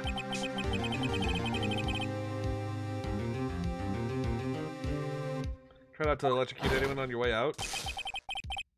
Woo, yeah, pal! Is that Butts? Oh. What's gotten into that girl? Detective Gumshoe! Oi, Mr. Edgeworth. Good morning. How'd it go, Detective? Have no fear. As promised, we captured our runaway caretaker. I just brought him in. Took all night, pal. Thanks, Detective Gumshoe. You must be tired. Actually, after the shock I got on the way in, I feel pretty good. Yogi says he's forgotten his own name. But that has to be a lie. Why would he want revenge on Edgeworth if he couldn't remember his past? He does remember, and I'm gonna prove it.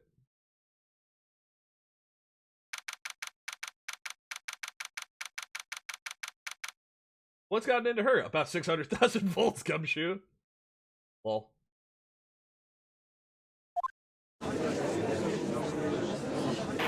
Alright, we're gonna bury this fucker. A court is now in session for the trial of Miles Edgeworth. The defense is ready, Your Honor. The prosecution is ready. Right. Very well. We've reached the final day of our proceedings in this trial. As the prosecution submit decisive evidence. Understood. But don't be awed in the sights by every little thing he says. Very well. Mr. Von Karma, your opening statement. Right. Thanks to Detective Gumshoe's efforts, the boat rental shop caretaker has been arrested. In yesterday's trial, the defense asserted that the caretaker was the murderer. However, the caretaker has yet to confirm this. I'd like to ask the defense to cross-examine him as much as necessary. Very well. Please bring the witness into the courtroom.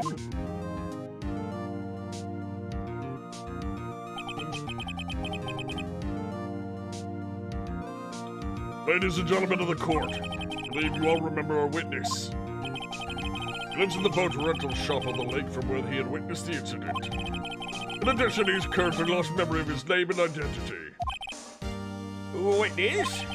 Why did you run away from yesterday? The witness was not running away, as he will now testify. I see. Very well, please begin your testimony.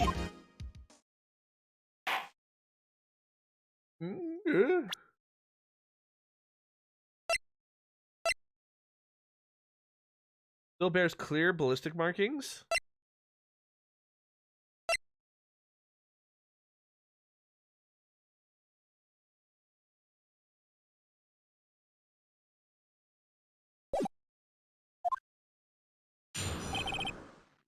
Why I left court? Oh, I'm really sorry about leaving yesterday like I did. But I wouldn't run away or nothing. I went to buy some food for Polly, see? I figured I got nothing to do with this incident anyhow. I mean, I did one of them motive things, right? And I don't got one. My testimony yesterday stands as is. Hi, Mizuzu. Very well. Let's begin the cross-examination, shall we? Yes, I know his name. Yanioki, you're Yanioki, I'm gonna prove it. Kobober? Kobober. That's me, I'm the Kobober. Hold it! And call what you did running away, not just leaving. You heard Larry's testimony and realized you were in danger. Mr. Wright, there's no need to rush the conclusions. As I said, the witness was not running away. It's another testimony.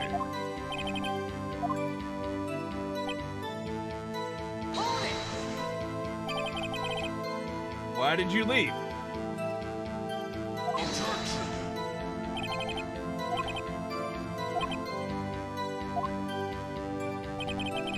If I sat quietly, Edgeworth would be guilty in 3 minutes. You can call me that too? Nope. That's a special name Mizu gets to call me. It's to buy food for Polly. Food? Well, Paul is a bit of a gourmand, you see. He only eats these high-quality bird powders for friends. They only have them in the big pet shops downtown. But you weren't arrested until this morning. Why didn't you go back to the caretaker shack? Well...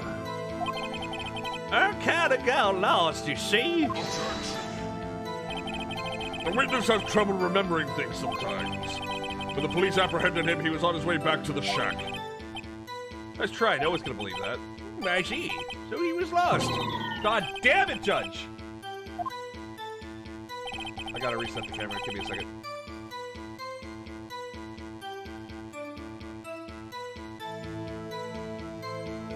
I figured I got nothing to do with this incident anyhow. You lost much of your memory, is that correct? Yep, it seems like it. Then how could you know that you didn't have anything to do with this incident? Or maybe you're lying about not having your memory. You know exactly who you are. If the witness has testified, he quite clearly has no memory of who he is. You claim he's lying? Show the court proof. Glad you come to your senses. Very well, witness. Please continue. I did one of them motive things, and I don't got one. How can you say you had no motive? I say you do. You had a grudge against Edgeworth and the victim, Robert Hammond. That's why you took revenge on them, right? Please don't make me repeat myself, Mr. Wright. This witness has no memory of anything beyond several years ago. He can't hold a grudge. It's impossible.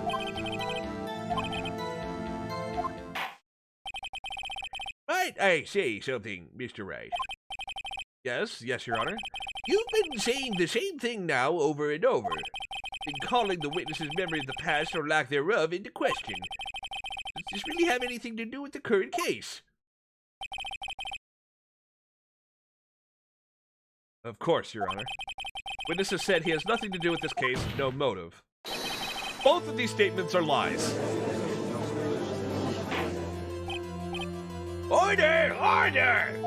Mr. Wright, there is a serious problem with your claim. Are you saying you know who this witness is? Of course, your honor. Now this is interesting. I would like to know myself. Who is he? Don't play dumb on Karma. Mr. Wright, please tell us this witness's name. Name is Yanni Yogi, former court bailiff. Yogi? Seems familiar. Oh my god, Yanni Yogi from the DL6 incident! Because the judge would have heard of it. It was a famous case. Jesus Christ, what does this mean? Your honor, if this man is Mr. Yogi, is a clear fucking motive.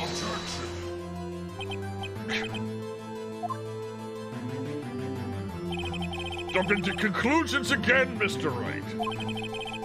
This witness is Yanni Yogi. Fascinating. However, how do you propose to prove this to the court? As a court of laws, you may recall, you need proof. Allow me to repeat once more that the witness has lost his memory. I have to do this now. If I can't prove he's Yogi right here, right now, then I got nowhere else to go. Like, how are you going to prove it? How can you prove he's Yanni Yogi? It's actually quite simple. Please take this man's fingerprints, and we'll compare them to the fingerprints on file for Yanni Yogi 15 years ago. I see, that makes sense. Huh? I'm so very, very sorry, Mr. Wright. Why? The witness has no fingerprints. What? No fingerprints? Hey, you see, before I worked as a caretaker, I worked a chemical plant. I burned my fingers working with the stuff, yeah? What?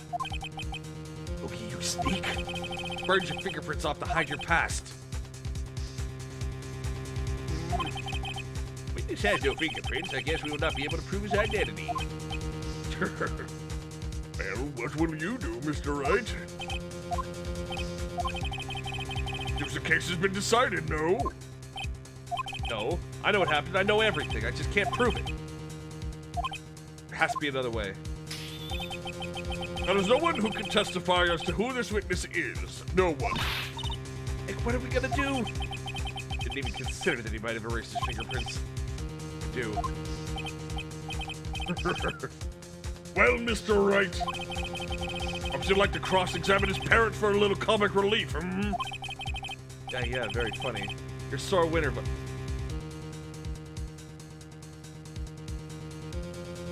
Yeah, let's cross-examine his parent.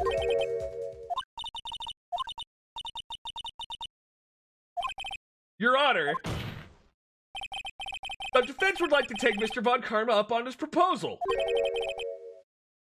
You take Miss Von Karma up On my proposal? Exactly, Your Honor. I'd like to cross-examine the witness's pet parrot.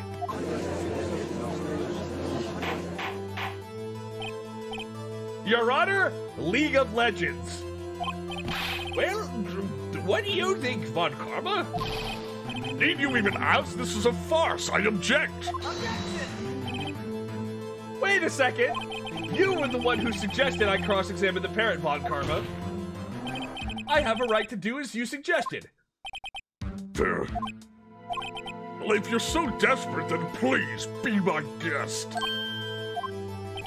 Of course, should you go through with this, and nothing comes of it, I hope you're ready for the consequences. Nick, this is crazy. Well, still want to go through with the little game? Yeah, I'm gonna do it. Let the parrot take the stand. I'm gonna cross-examine her, Your Honor. This is the most ridiculous thing I've ever heard. Von Karma's rigged every person's testimony, every piece of evidence, except the parrot. She's my last chance. Oh God, I hope so. Bailiff, I can't believe I'm fucking saying this, but bring in the fucking parrot.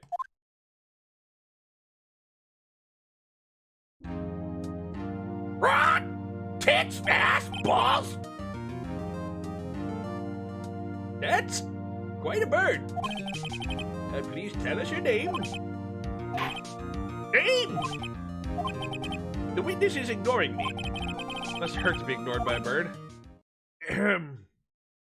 Very well, witness. Who is your owner? Please testify for us.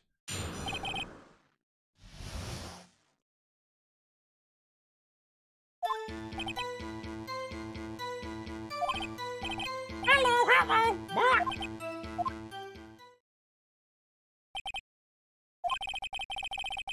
Certainly the most concise testimony we've had so far. Very well. Begin your cross-examination. Right. Nick, what the fuck are you doing? Bitch, I don't know. I'm playing it cool.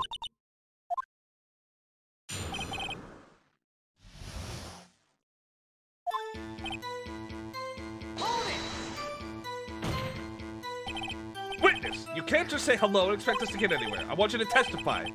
Maya, you talk to her. Right, what do I say?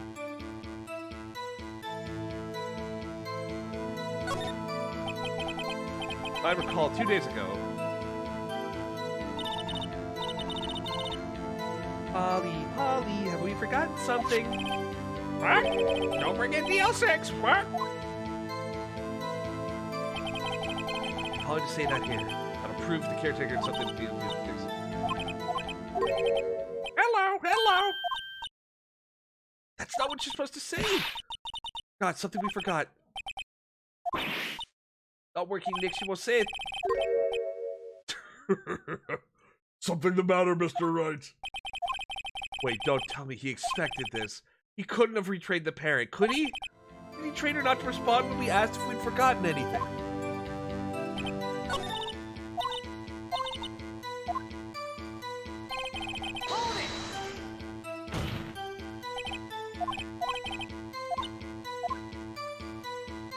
What's the safe number? Just try to get her to say anything. Polly, what was the number of the safe in the shack? 128, 1228, 1228. My, what a reckless parrot. Well, Mr. Wright, you are claiming that this number has something to do with the caretaker. Yes, it does. Hey, chat, remember when I said that the fucking date of DL6 was 12/28? Ha! Ridiculous! How can the number to a safe tell us who the caretaker is? Show us your proof! You possibly link the number to the caretaker's identity.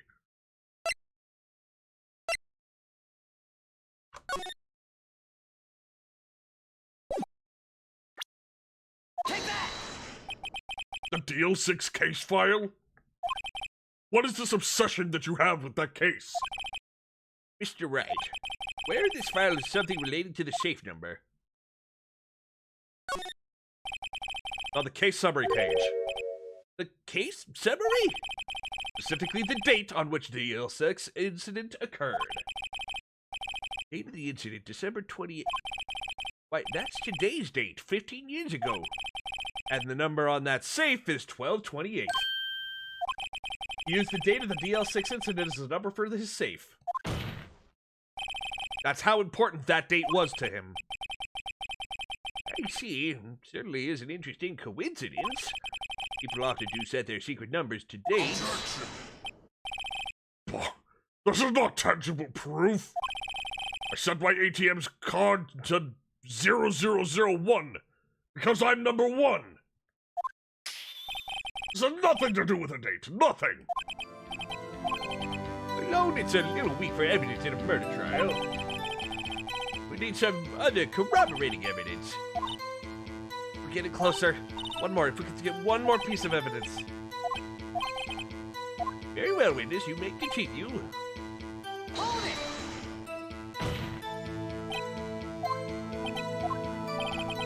I can't believe they're just speaking to the parrot.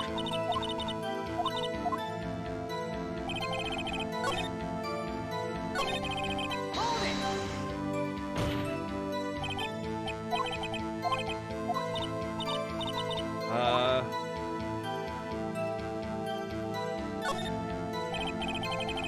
Maybe I should get her to say. Polly, what's your name? Probably.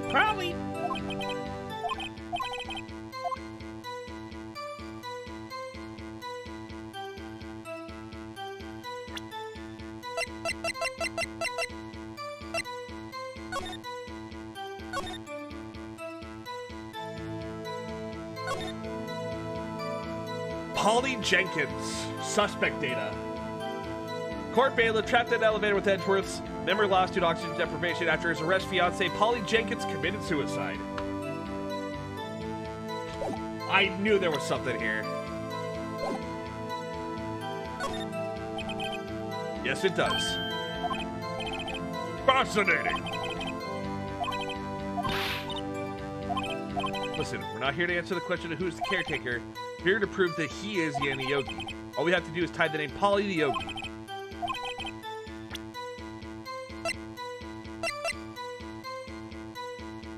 Take that! DL6 case file. Quite a large file you have there. Which pages is proof on them? Show us to stop wasting our time.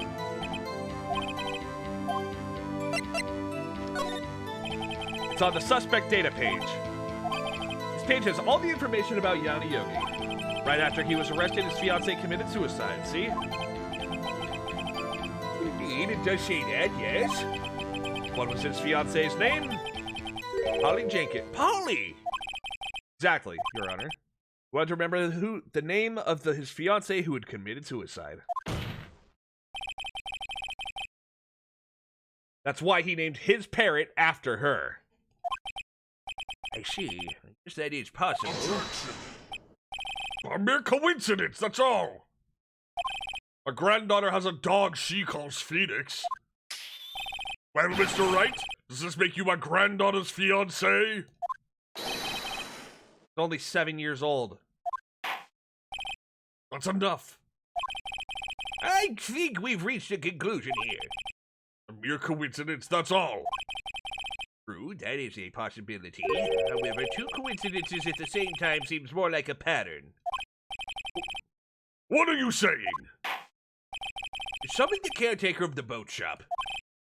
Immediately.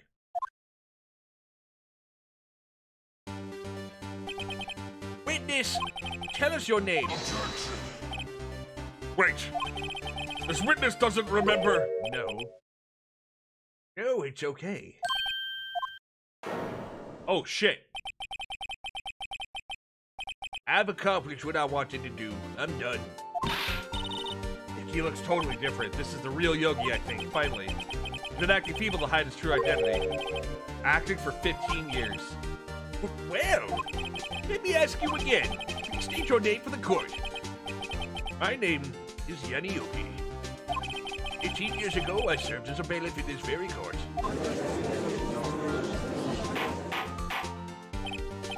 Order, order. Yanni Yogi. So was it you who killed Robert Hammond? And tried to frame Miles Edgeworth for his death? Yes, it was me. I did it. They put me on the witness stand 15 years ago. Robert Hammond, he said I was mentally unsound. He told me it would make me innocent, get me off the hook. Oh, I pretended to have brain damage. I was innocent, really, but he didn't believe me. We won the trial, but I lost everything. I lost my job, fiancé, social standing. And then this year, 15 years later, a package arrived. It was a letter, a pistol. The plan was written out in careful detail. A plan for me to take my revenge on the people who ruined my life. I didn't care who had sent it. Thought this was my chance after 15 years. This was it. Finally, a chance to have my revenge on Robert Hammond and Miles Edgeworth. I have no regrets. Wait a moment. Revenge against Miles Edgeworth? What do you mean? I'm not at liberty to speak on that matter. Why don't you ask Mr. Edgeworth yourself? Anyway, I admit it. I was the one who killed Robert Hammond.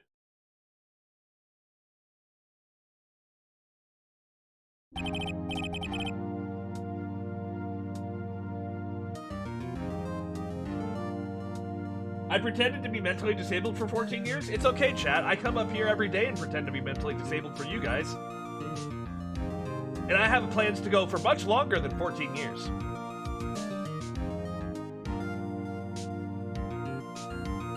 Hey, Van Karma, where is Mr. Yogi? Under arrest, Your Honor. No room for error in his confession. What do you mean, pretend?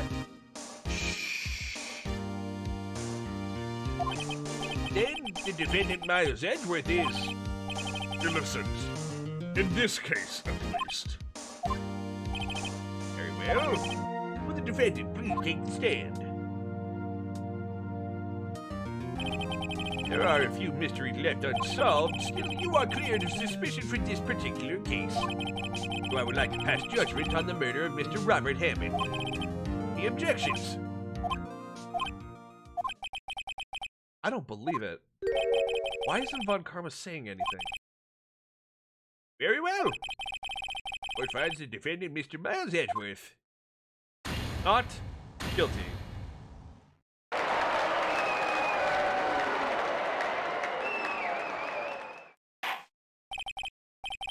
That is all. This court is adjourned. Objection? Objection!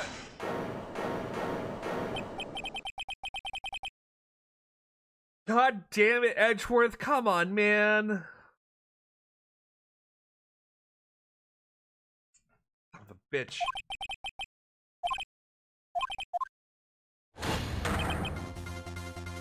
Oh, God. Your Honor, I object to your judgment. What do you mean? I'm not innocent at all. As we have heard, Yadioki killed Robert Hammond in revenge.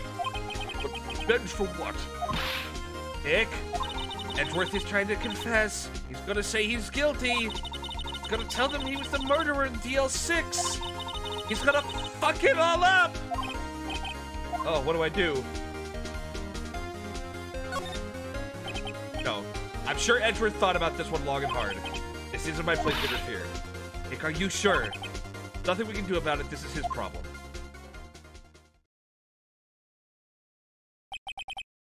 For 15 years, they've had a recurring dream. A nightmare. Only a nightmare. That's what I told myself. Now I know it wasn't a dream. Yadioki wasn't the killer. You mean in the incident where your father died? The distance of the shot, it wasn't suicide either. Everything was as clear as day. Murderer. Criminal in the DL6 incident. Me. Your Honor, I confess my guilt. Guilty for DL6, the statute of limitations which ends today. The culprit is me! He's 24. He was 9 years old at the time of this incident. This is certainly unexpected. The defendant declared innocent is confessing to a different crime. A crime for which the statute of limitations runs out today. I'm not really sure how I should deal with this. Bah! It's obvious. We hold a trial right here, right now.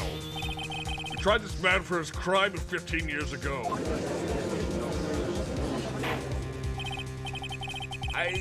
I think I'd like to take a 5-minute recess. During this time, I will consider the appropriate course of action to take. Court is adjourned.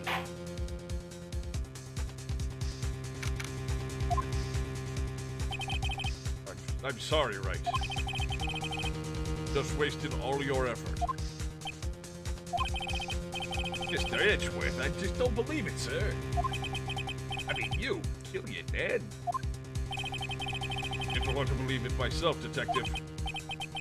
Truth. I deserve to be punished. Murder is murder, no matter the circumstances. This is crazy! This is crazy! Just crazy!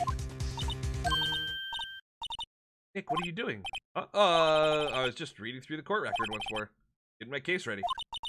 Your case for what? Not obvious. I'm gonna prove that Miles Edwards is innocent. What are you talking about, pal? He just admitted to it. He confessed that he did it in the court. Sorry, Edgeworth. I don't believe your nightmare. What? It's just a dream. It's not real. Truth is right here in this court record. In any case, tighten your belts. The real fight's just beginning. I'll prove you're innocent. Trust me. Right.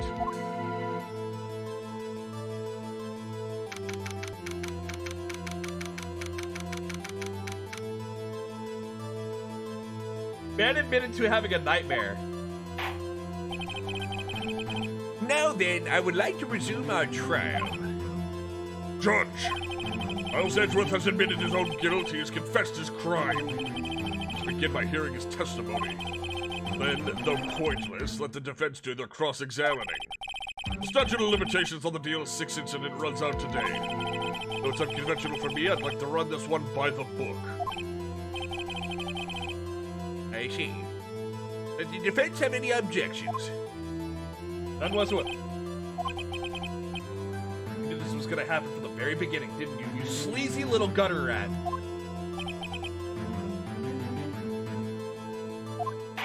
Very well. Will Miles Edgeworth please take the stand?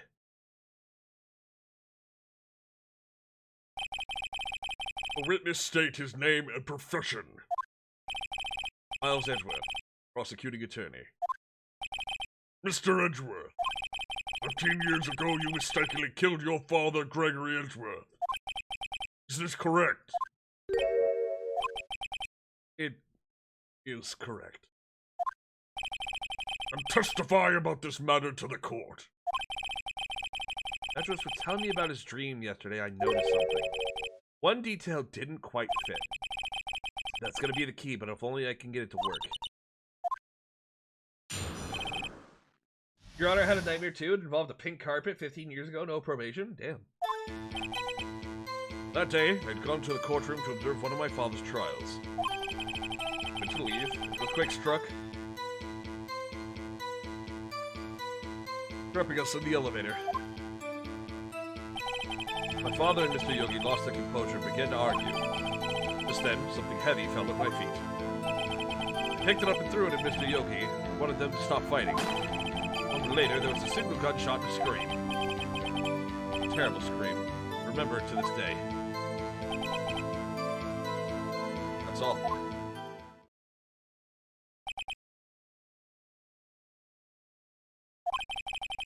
Until now, you thought this memory was a dream. We were stuck in that elevator for 5 hours. Oxygen in the elevator ran out and I lost my memory of the events. The same claim Mr. Yogi has made. Very well. Mr. Wright, your cross-examination, please. Yes, Your Honor.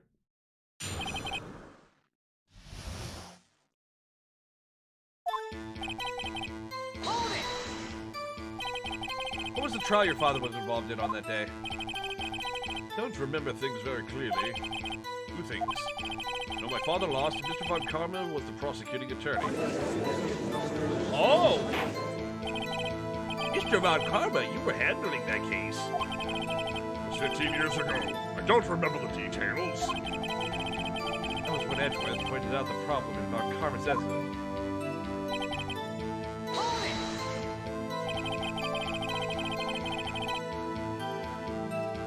There were 3 people, including yourself, trapped in that elevator.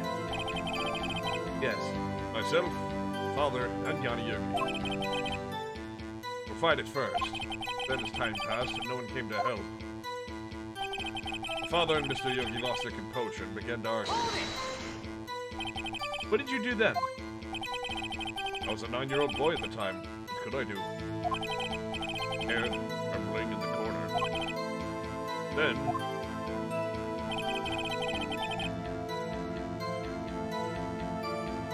just then, something heavy fell at my feet. What was it? A pistol. I assume it was the bailiff Yanni Yogi's. Safety must have come off when it fell from his holster. And you picked it up. What happened next? I picked it up and threw it at Mr. Yogi. Wanted them to stop fighting. Did you know that it was a pistol when you threw it? I think I knew. I knew it was dangerous. But the air was getting so thick, I panicked. So you're saying that you threw the pistol at Mr. Yogi? I was in a daze. Later, there was a single gunshot and then a scream. Your happy boy, Helldivers, is getting a sequel release in a week? Nice. The gun fired once? Yes. I think. After I threw it, I lost consciousness. Since then, it echoed in my head every day. Gunshot and that horrible scream. Scream. Terrible scream. Remember it to this day. This day. Yes, I can practically hear it now. I doubt I will ever forget that scream as long as I live.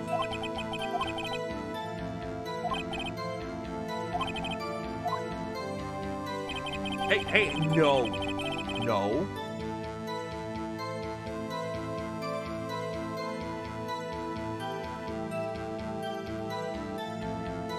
Hold on, chat. Cat attack.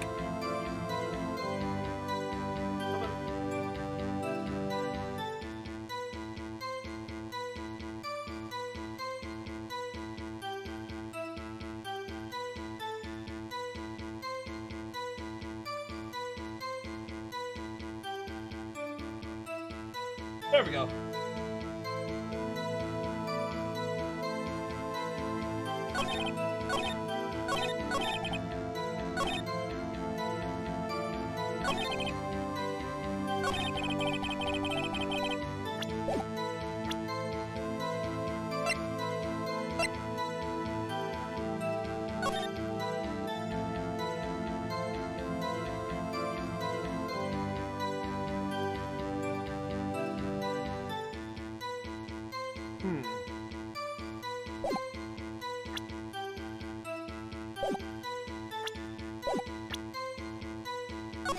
Gonna save here real quick, chat. The gun, perhaps?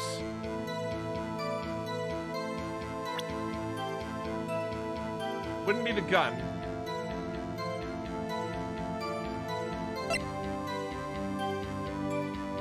If there was a single shot, right? If there's a single shot recovered from the heart,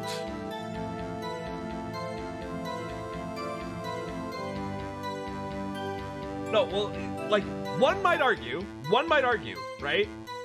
Here's my thinking. So, here's what we have. Taken from Gregory Edgeworth's heart, okay? The bullet did not go through and through. So, how is there a bullet hole in here?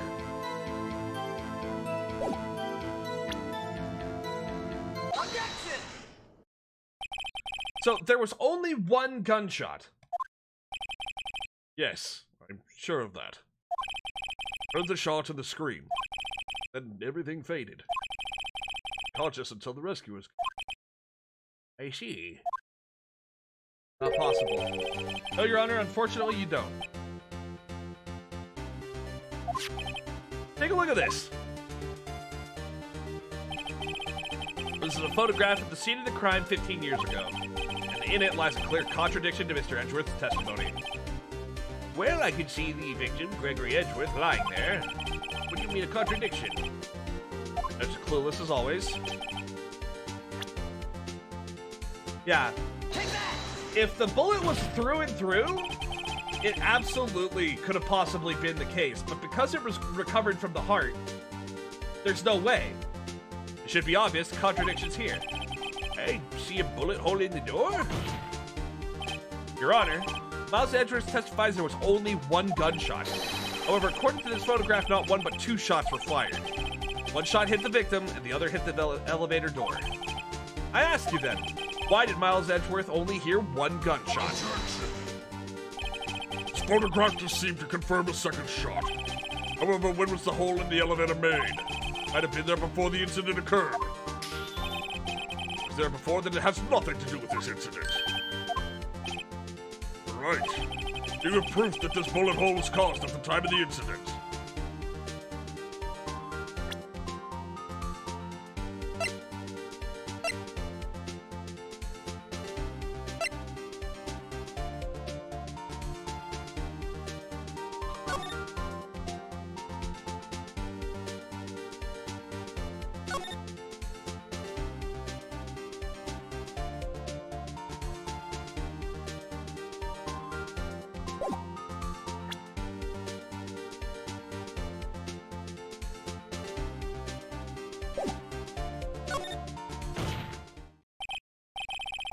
I think I'll be able to show you proof. What's impossible?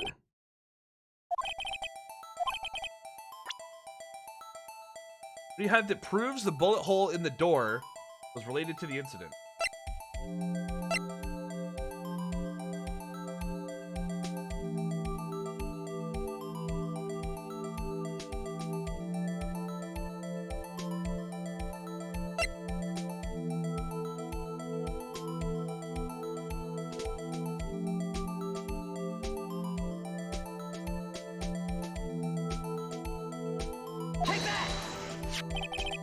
Your Honor, the answer is in this file.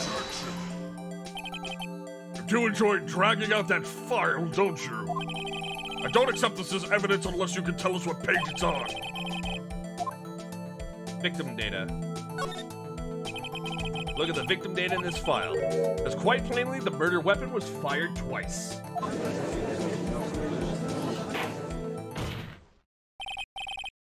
Miles Edgeworth only heard one gunshot.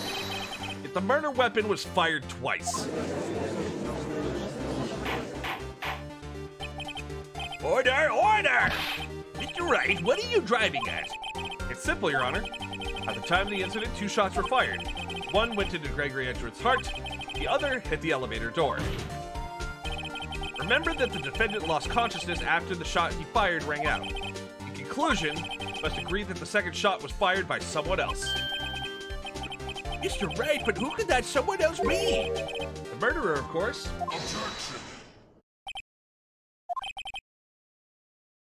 I knew I should have stepped in before your wild fantasies got out of hand.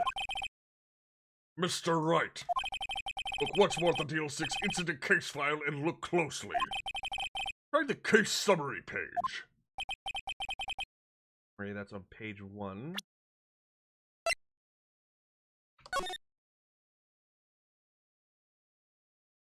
Out on the scene.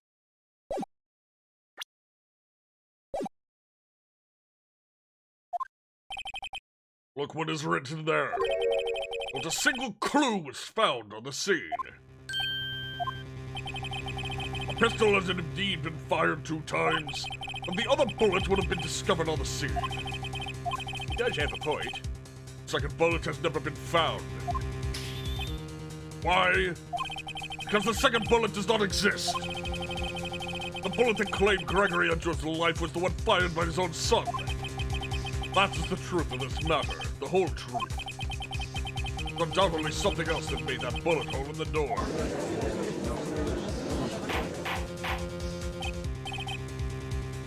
Okay. So, we're gonna keep running with the line of logic that Gregory Edgeworth is, or that Miles didn't kill his dad. If the second bullet was not found at the scene, that means someone took it away from the scene. How?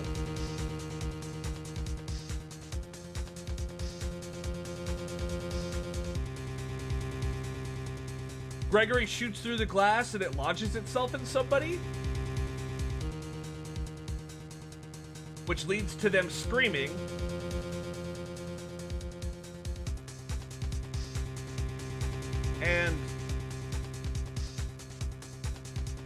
But you would think that, like, if that were to happen, they'd get medical assistance and that would recover the bullet, right? Yeah, if the round was going out, then, like...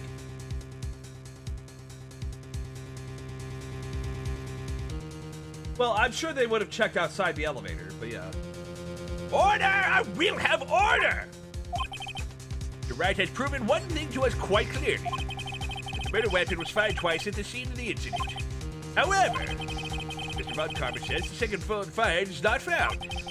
Highly unlikely the police merely overlooked the second bullet. So all we have is the single bullet fired. I'm afraid I have to discount the defense's claim. I praise the judge for his wisdom in this matter. How did this happen? Don't believe that a second bullet didn't just exist. Didn't exist. Wrong? Wrong about the whole thing? What are you doing, Nick? Why aren't you raising an objection? Sorry, my eyes. What? Looks like I was wrong. Nick? The second bullet wasn't there, then all my conjectures are for nothing. What did you say you'd do it? You said you'd get him declared innocent. Sorry. When I saw the photograph, I thought that 2 shots had been fired. So certain of it, I thought I'd won. I thought there was another person, someone else who fired the killing shot, but now... Maybe I was wrong to think it would be that simple. Case has stood unsolved for 15 years. Well, it seems we finally cleared up this incident. Only 1 bullet was found at the scene of the crime. That shot was fired by Miles Edgeworth. Precisely. I would like to ask one thing of Miles Edgeworth before passing my verdict. Have you been paying attention to the trial so far? Yes, Your Honor. Do you have any objections? No, I do not. So you killed your father, though that was not your intention. Yes, I did. Oh. Accepted the guilt. Very well. Statute of limitations on the murder of Gregory Edgeworth runs out today. Therefore, I must pronounce a verdict on the defendant today, right here. Right now!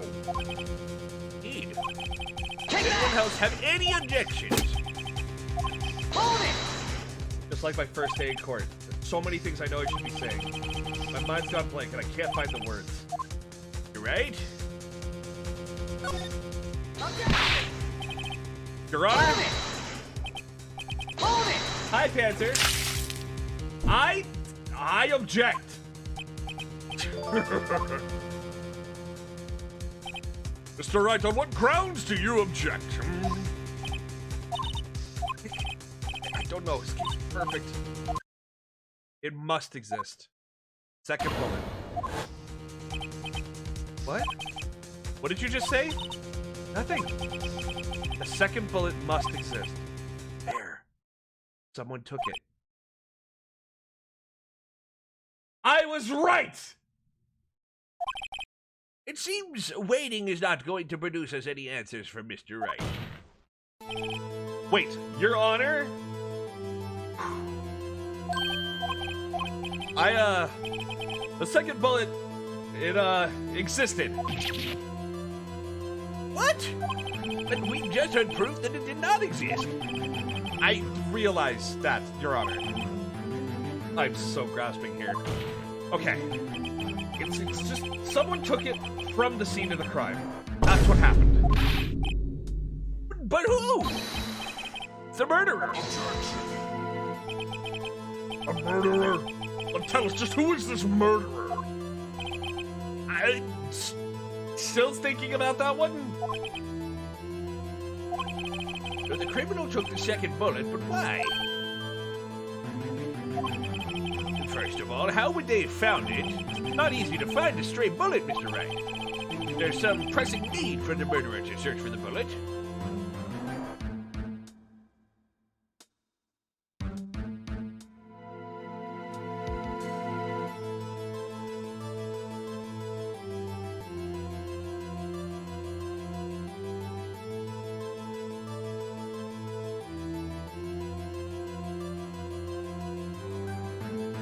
They didn't need to find it because if it struck them, they didn't need it, but they couldn't take it out. Why would the murderer have spent the time to look for a stray bullet? They didn't.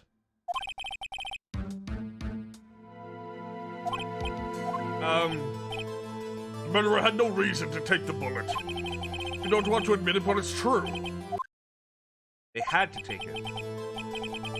Murderer.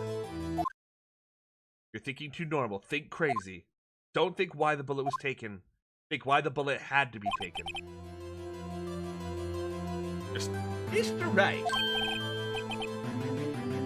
I have no idea what I'm doing. Well, the murderer had no intention of taking the bullet from the scene, but the murderer had to take that bullet. And do, Mr. Wright? What do you mean? Well, for instance, what? Maybe the bullet hit the murderer. The bullet hit the murderer. Just saying, for instance. I mean, if it hit you, you would have to take it with you, wouldn't you? It's not like you could perform surgery right there. You know?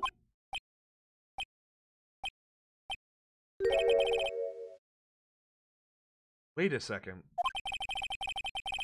Just talking off the top of my head, but what if that's what really happened? Let me get this straight. So at the fucking time of the murder, the fucking murderer themselves was shot. And they fucking left with the second fucking bullet still fucking inside of them.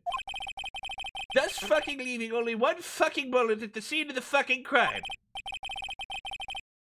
I mean, when you put it that way, I guess that's how it would work, yeah?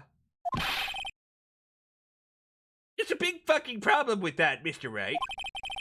The other two people rescued on that elevator, Miles Edgeworth and Yanni Yogi, were both unharmed. So that would mean... The murderer came from outside, yes.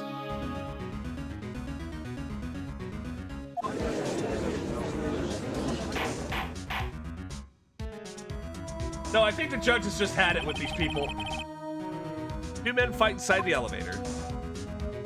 Edgeworth, trying to stop them, the boy picks up the pistol at his feet and throws it. Pistol discharges, the bullet goes through the elevator and hits the murderer outside. Boy loses consciousness. Then the murderer opens the elevator door and sees the men inside.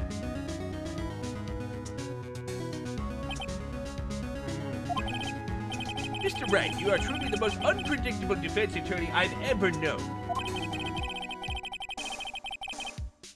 I can tell you're grasping, yet I cannot deny the possibility of what you say.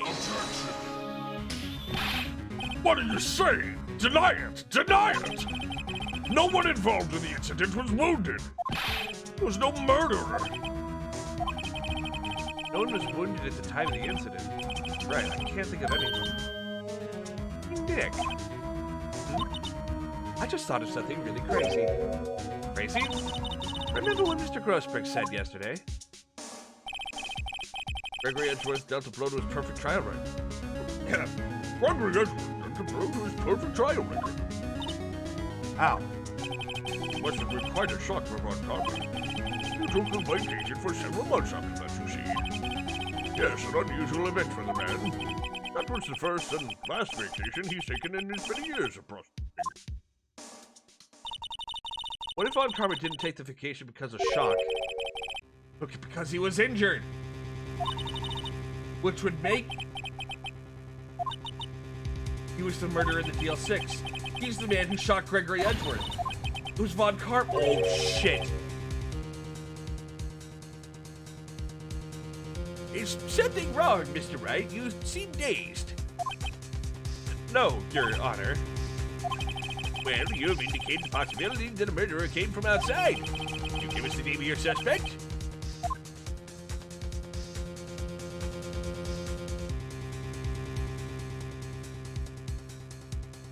Hey now. Your Honor, there's a suspect. One lone suspect. Well, this is certainly interesting news. Very well, Mr. Wright. Who's your suspect?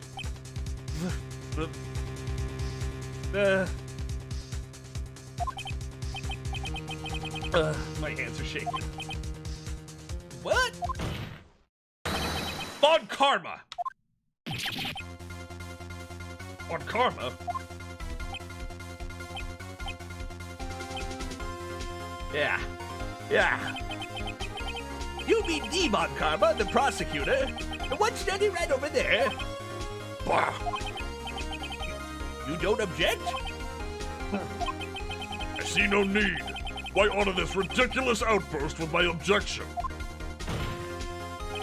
Because you took a vacation for several months starting the day after the incident. Yet you pride yourself on a perfect record. Why would you take such a long vacation without any reason? You're claiming that I took a vacation to heal from my injury from the incident. Fascinating. Prove it. I would have needed surgery, though. Where did I go under the knife at, Mr. Wright? Bring the doctor that operated on me. Have him testify. Nick, find out who his doctor is. Edgeworth? I know Von Karma. Perhaps too well. Perfect. You wouldn't leave clues. Probably didn't undergo surgery. We'll leave a doctor as a witness. Nobody's that perfect. So what, Nick? Von Karma pulled the bullet out himself? That's insane. No, he couldn't have. You can't just pull bullets out of yourself. Which means the bullet's still in him.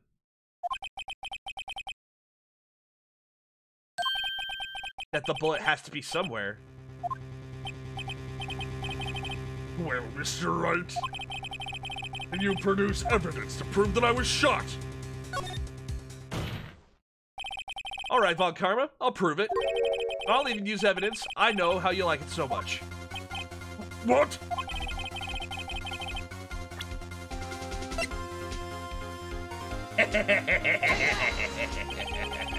Von Karma's perfect. You wouldn't risk surgery, leaving an evidence trail. So then I ask, where's the bullet now?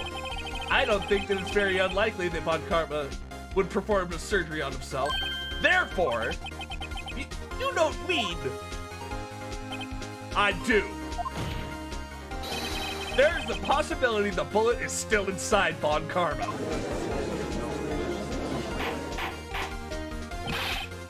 Is that even possible? All these years?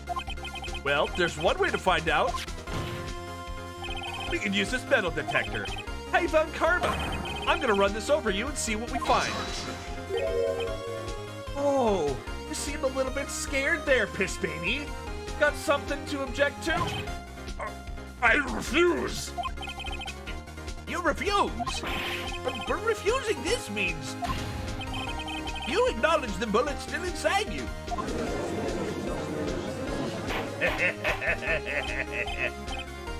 Order! Order! Order! Your Honor, the defense requests we be allowed to use the metal detector. Judge, I call for a suspension of this trial. This is an invasion of privacy. A statute of limitations runs out on the case today. It was you who said we had to end it right here, right now.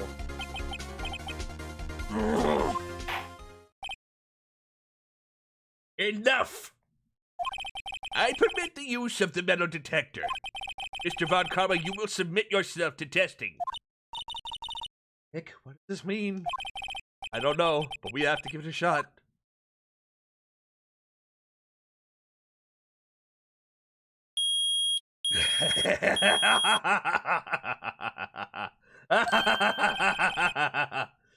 Something's in his right shoulder. The bullet. Mr. Von Karma? You. It was you. I was afraid this would happen. So I remained silent. Indeed, there is a bullet in my shoulder. However, it has nothing to do with this incident. What? I shot in the shoulder long before the DL6 incident. I claim the bullet in my shoulder has no relation to DL6.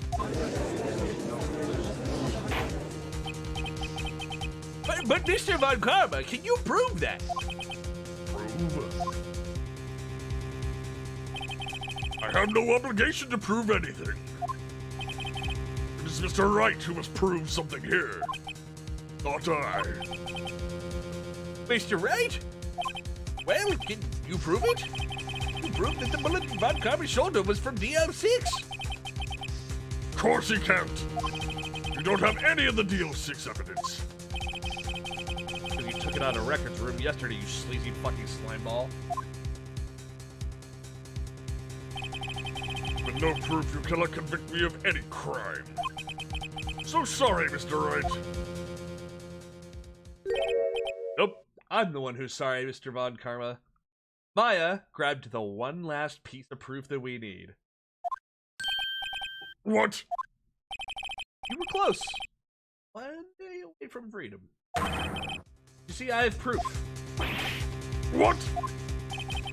Who would have thought that you would dig your own grave trying to convict Edgeworth? I can link that bullet in your shoulder to the DL6 incident. Here's my final proof. Take that! That's a bullet? Where did you get that? This is the bullet used in the DL6 incident. This was taken from the heart of the victim, Mr. Gregory Edgeworth. The bullet is preserved quite nicely with all the ballistic markings intact. Ballistic markings? You may recall that it came up from the first trial 2 days ago. Ballistic markings are the fingerprints of a weapon. All bullets fired from a gun are marked with that weapon's unique pattern. By examining the markings, you can tell which weapon fired the bullet. It's quite accurate. We have 2 bullets in our possession. One, the bullet removed from Gregory Edgeworth's heart. And the other, Mr. Von Karma, is the bullet buried in your shoulder. We can analyze both bullets, and if the markings match, we would know that both bullets had been fired from the same gun. The very same pistol, in other words, the murder weapon that killed Gregory Edgeworth. Mr. Von Karma, you will let us remove the bullet from your shoulder. And we'll compare the ballistic markings to those on this. And solve this case once and for all. Well, Mr. Von Karma?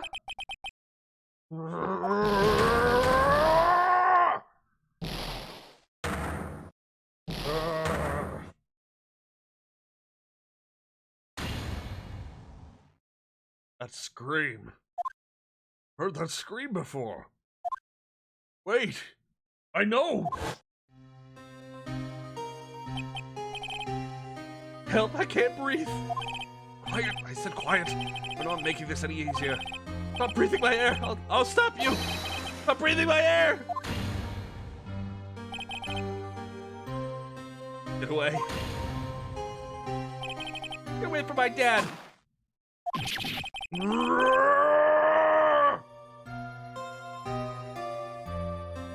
He's morbing. That scream I heard in the elevator. 15 years ago. Von Karma! It was you who screamed!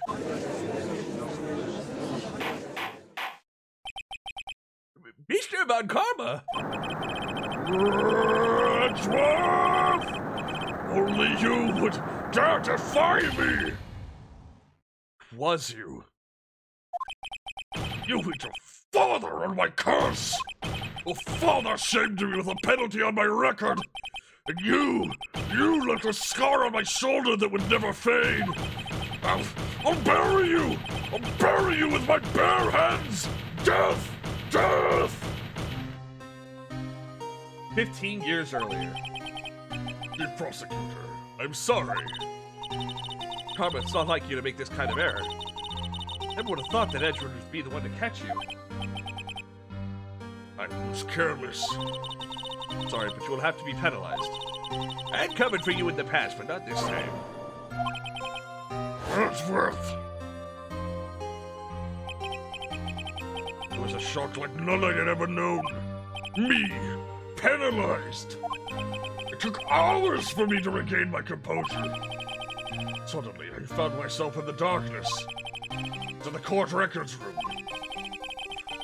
Wandered in there without thinking where I was going. The room was pitch black. The lights must have gone out. We darted to the hall and felt my way to the elevator. I pressed the button, but nothing happened.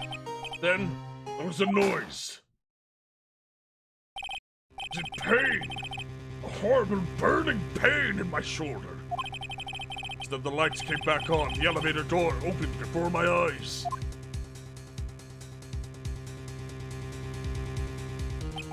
I saw 3 people inside, all lying unconscious from oxygen deprivation. Much to my surprise, a pistol lay at my feet. And then, it was destiny.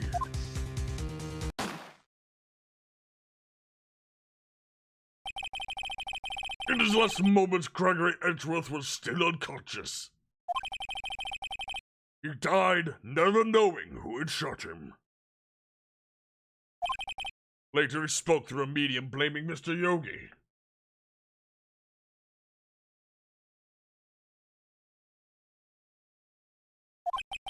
I was fooled. It was the perfect crime. Who would have thought another man would have come to open that elevator door? Judge! What? What are you doing? Do your job!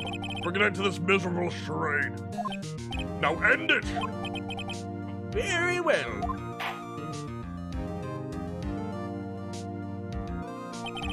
It appears that we have come to a very long way to the end of this maze.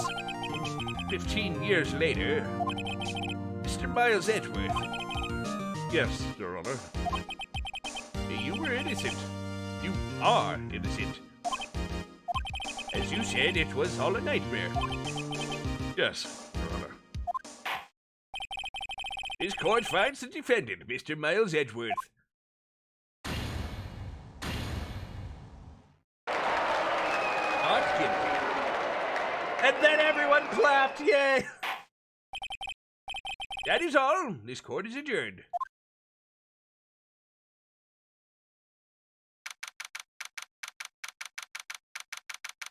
Oh, jeez.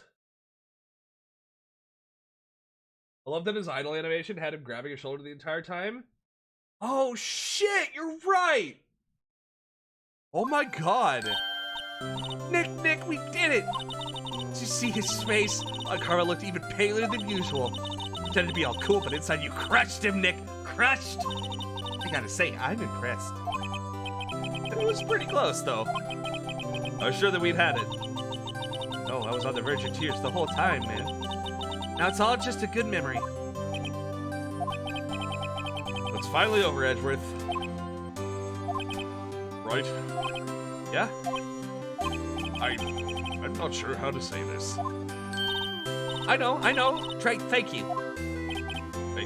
I see. Thank you, right? You're welcome. I think you could have done better than that. Yeah. Sorry. I'm good at this sort of thing. Not a lot to learn, Edgeworth. She's got you there. Amazing, pal! You pulled through just like I thought you would. I'll never forget this. I owe you one, pal. And tonight, let's party. Dinner's on me.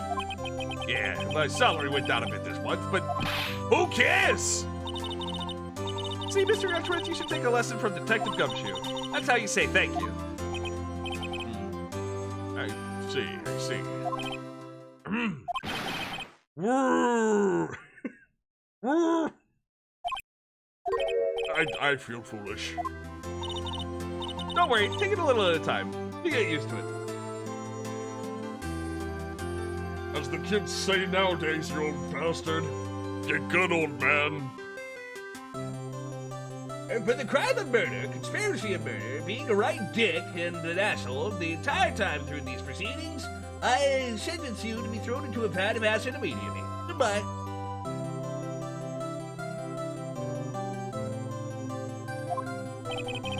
In 15 years since I've seen Edgeworth this unguarded. Hey, y'all. Y'all were great in there. Thank you. Yo, Edgeworth, congrats. Thank y'all very much. I knew you were innocent from the start, of course. Just look at you. You wouldn't stick your hand in the cookie jar even if no one was there. You were the witness on the first day of the trial, weren't you? Yeah, we'll let bygones be bygones, right? Speaking of which, what are you doing now, Lotta? Who, me? Oh, shit, I went back to college.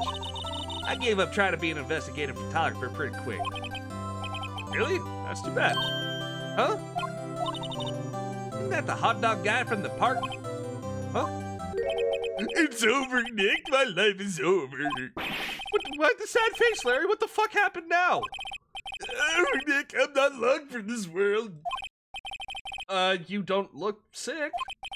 It's Beyonce. She's gonna live in Paris. Paris, Nick. She's leaving me behind. Should have seen that coming. Yo, Edgy, there you are. Yes, here I am.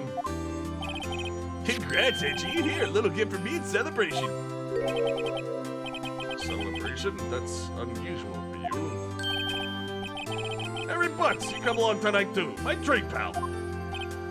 Oh, thanks. Looking forward to it. Yo, Nick. That's the suit that questioned me. When he says treat, that's not police talk for prison food, right? Right? I think you'll be fine, Larry. Right? Yeah? What's up? That envelope that Larry gave me got money in it. Yeah, it's not that strange. People give money away to celebrate sometimes. Hey, chat. Who wants to bet that it's $38?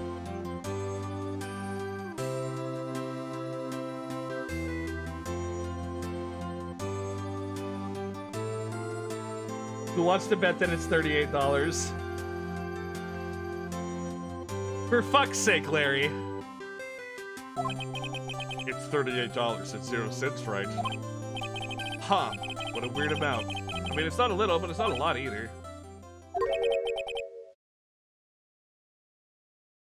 $38 exactly? Nick? Wasn't that exactly the amount of lunch money that was stolen from Mr. Edgeworth at school? $38? No. No, Larry, it was you? What are you so surprised about, right? Huh? Larry was absent that day from school, right? That doesn't automatically rule him out as a suspect. What? Think back to that day, 15 years ago. Larry took the day off, but he was bored, so he came into school anyway. And he saw the money lying there, and the rest is history. I never was good at history. Edgeworth, you didn't know, did you? I suspected. I just couldn't picture Larry protecting you like he did that day. Everyone else was saying you did it, the whole class was against you, remember? Yeah, too well. Right, you may not know this, but we used to have a saying back in school. If something smells, it's usually the butts. I know. Really right, I'm surprised you didn't figure it out. This sure is an unexpected turn of events, huh? Edgeworth? You should have told me! Now, Nick, 15 years ago. Don't you think the statute of limitations has run out, Mr. Edgeworth? I'd say so, yes. There you have it. Where does that leave me? I became a defense attorney because of what you two did. Well, you've always been something of an insufferable emotionalist. Yeah, and you get worked up too easily, too. Death sentence for both of you. And if only I'd known, I'd become a prosecutor. Same goes for me, only the other way around. The longest time, I thought I might have killed my own father. I thought I might be a criminal. I became a prosecutor in part to punish myself. If I'd have known the truth, I might have become a defense attorney after all. Edgeworth. Want to switch right?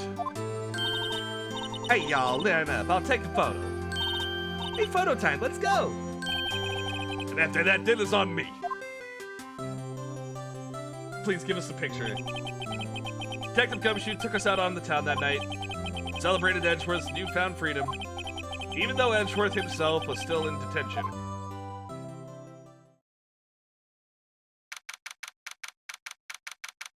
September 29th, 5:02 a.m.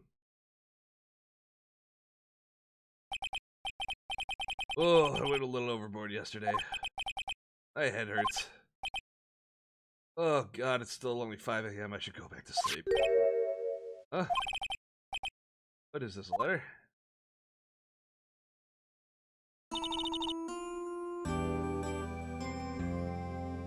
Good morning, Nick. Really impressive yesterday. Being you think about what I'm doing here. The spirit medium in training, of course. I wanted to help Mr. Edgeworth too. Wanted to help you, but I couldn't. I was useless. So I decided to go back to my training. I'm a full-fledged spirit medium for starters.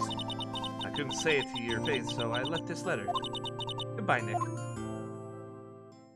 You better run to the train.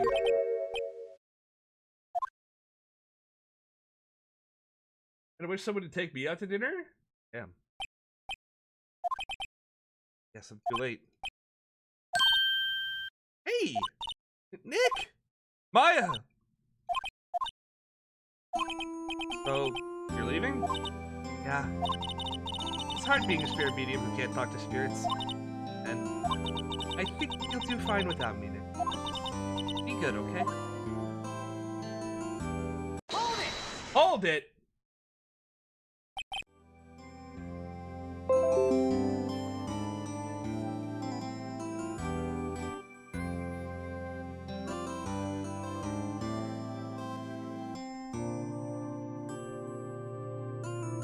Wait! Sorry, Chad. My thing fucked up.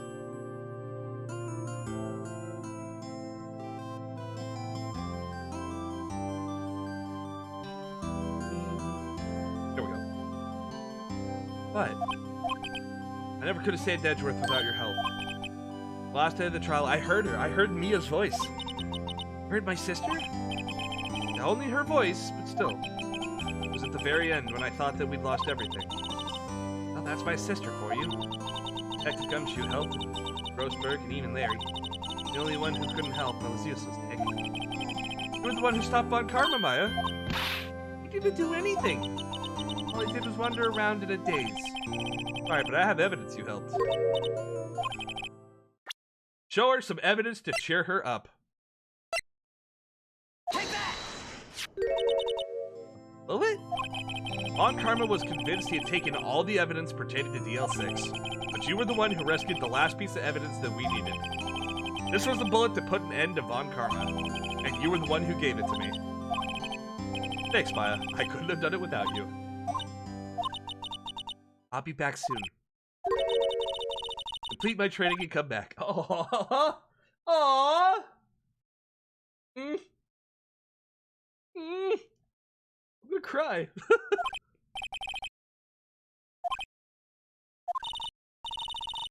Can't run that office by yourself. You're hopeless.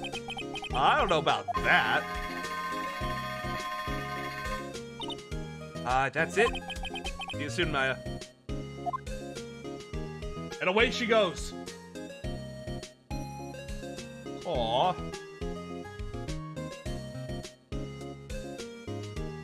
Good end. And so my story ends. Time to turn a new page. Say goodbye to the novice defense attorney I once was. Now a new story begins. With the same old crazy cast of characters. Don't think you graduated yet, Mr. Amateur. Perhaps you'd like to rethink that claim. Yeah, I'm not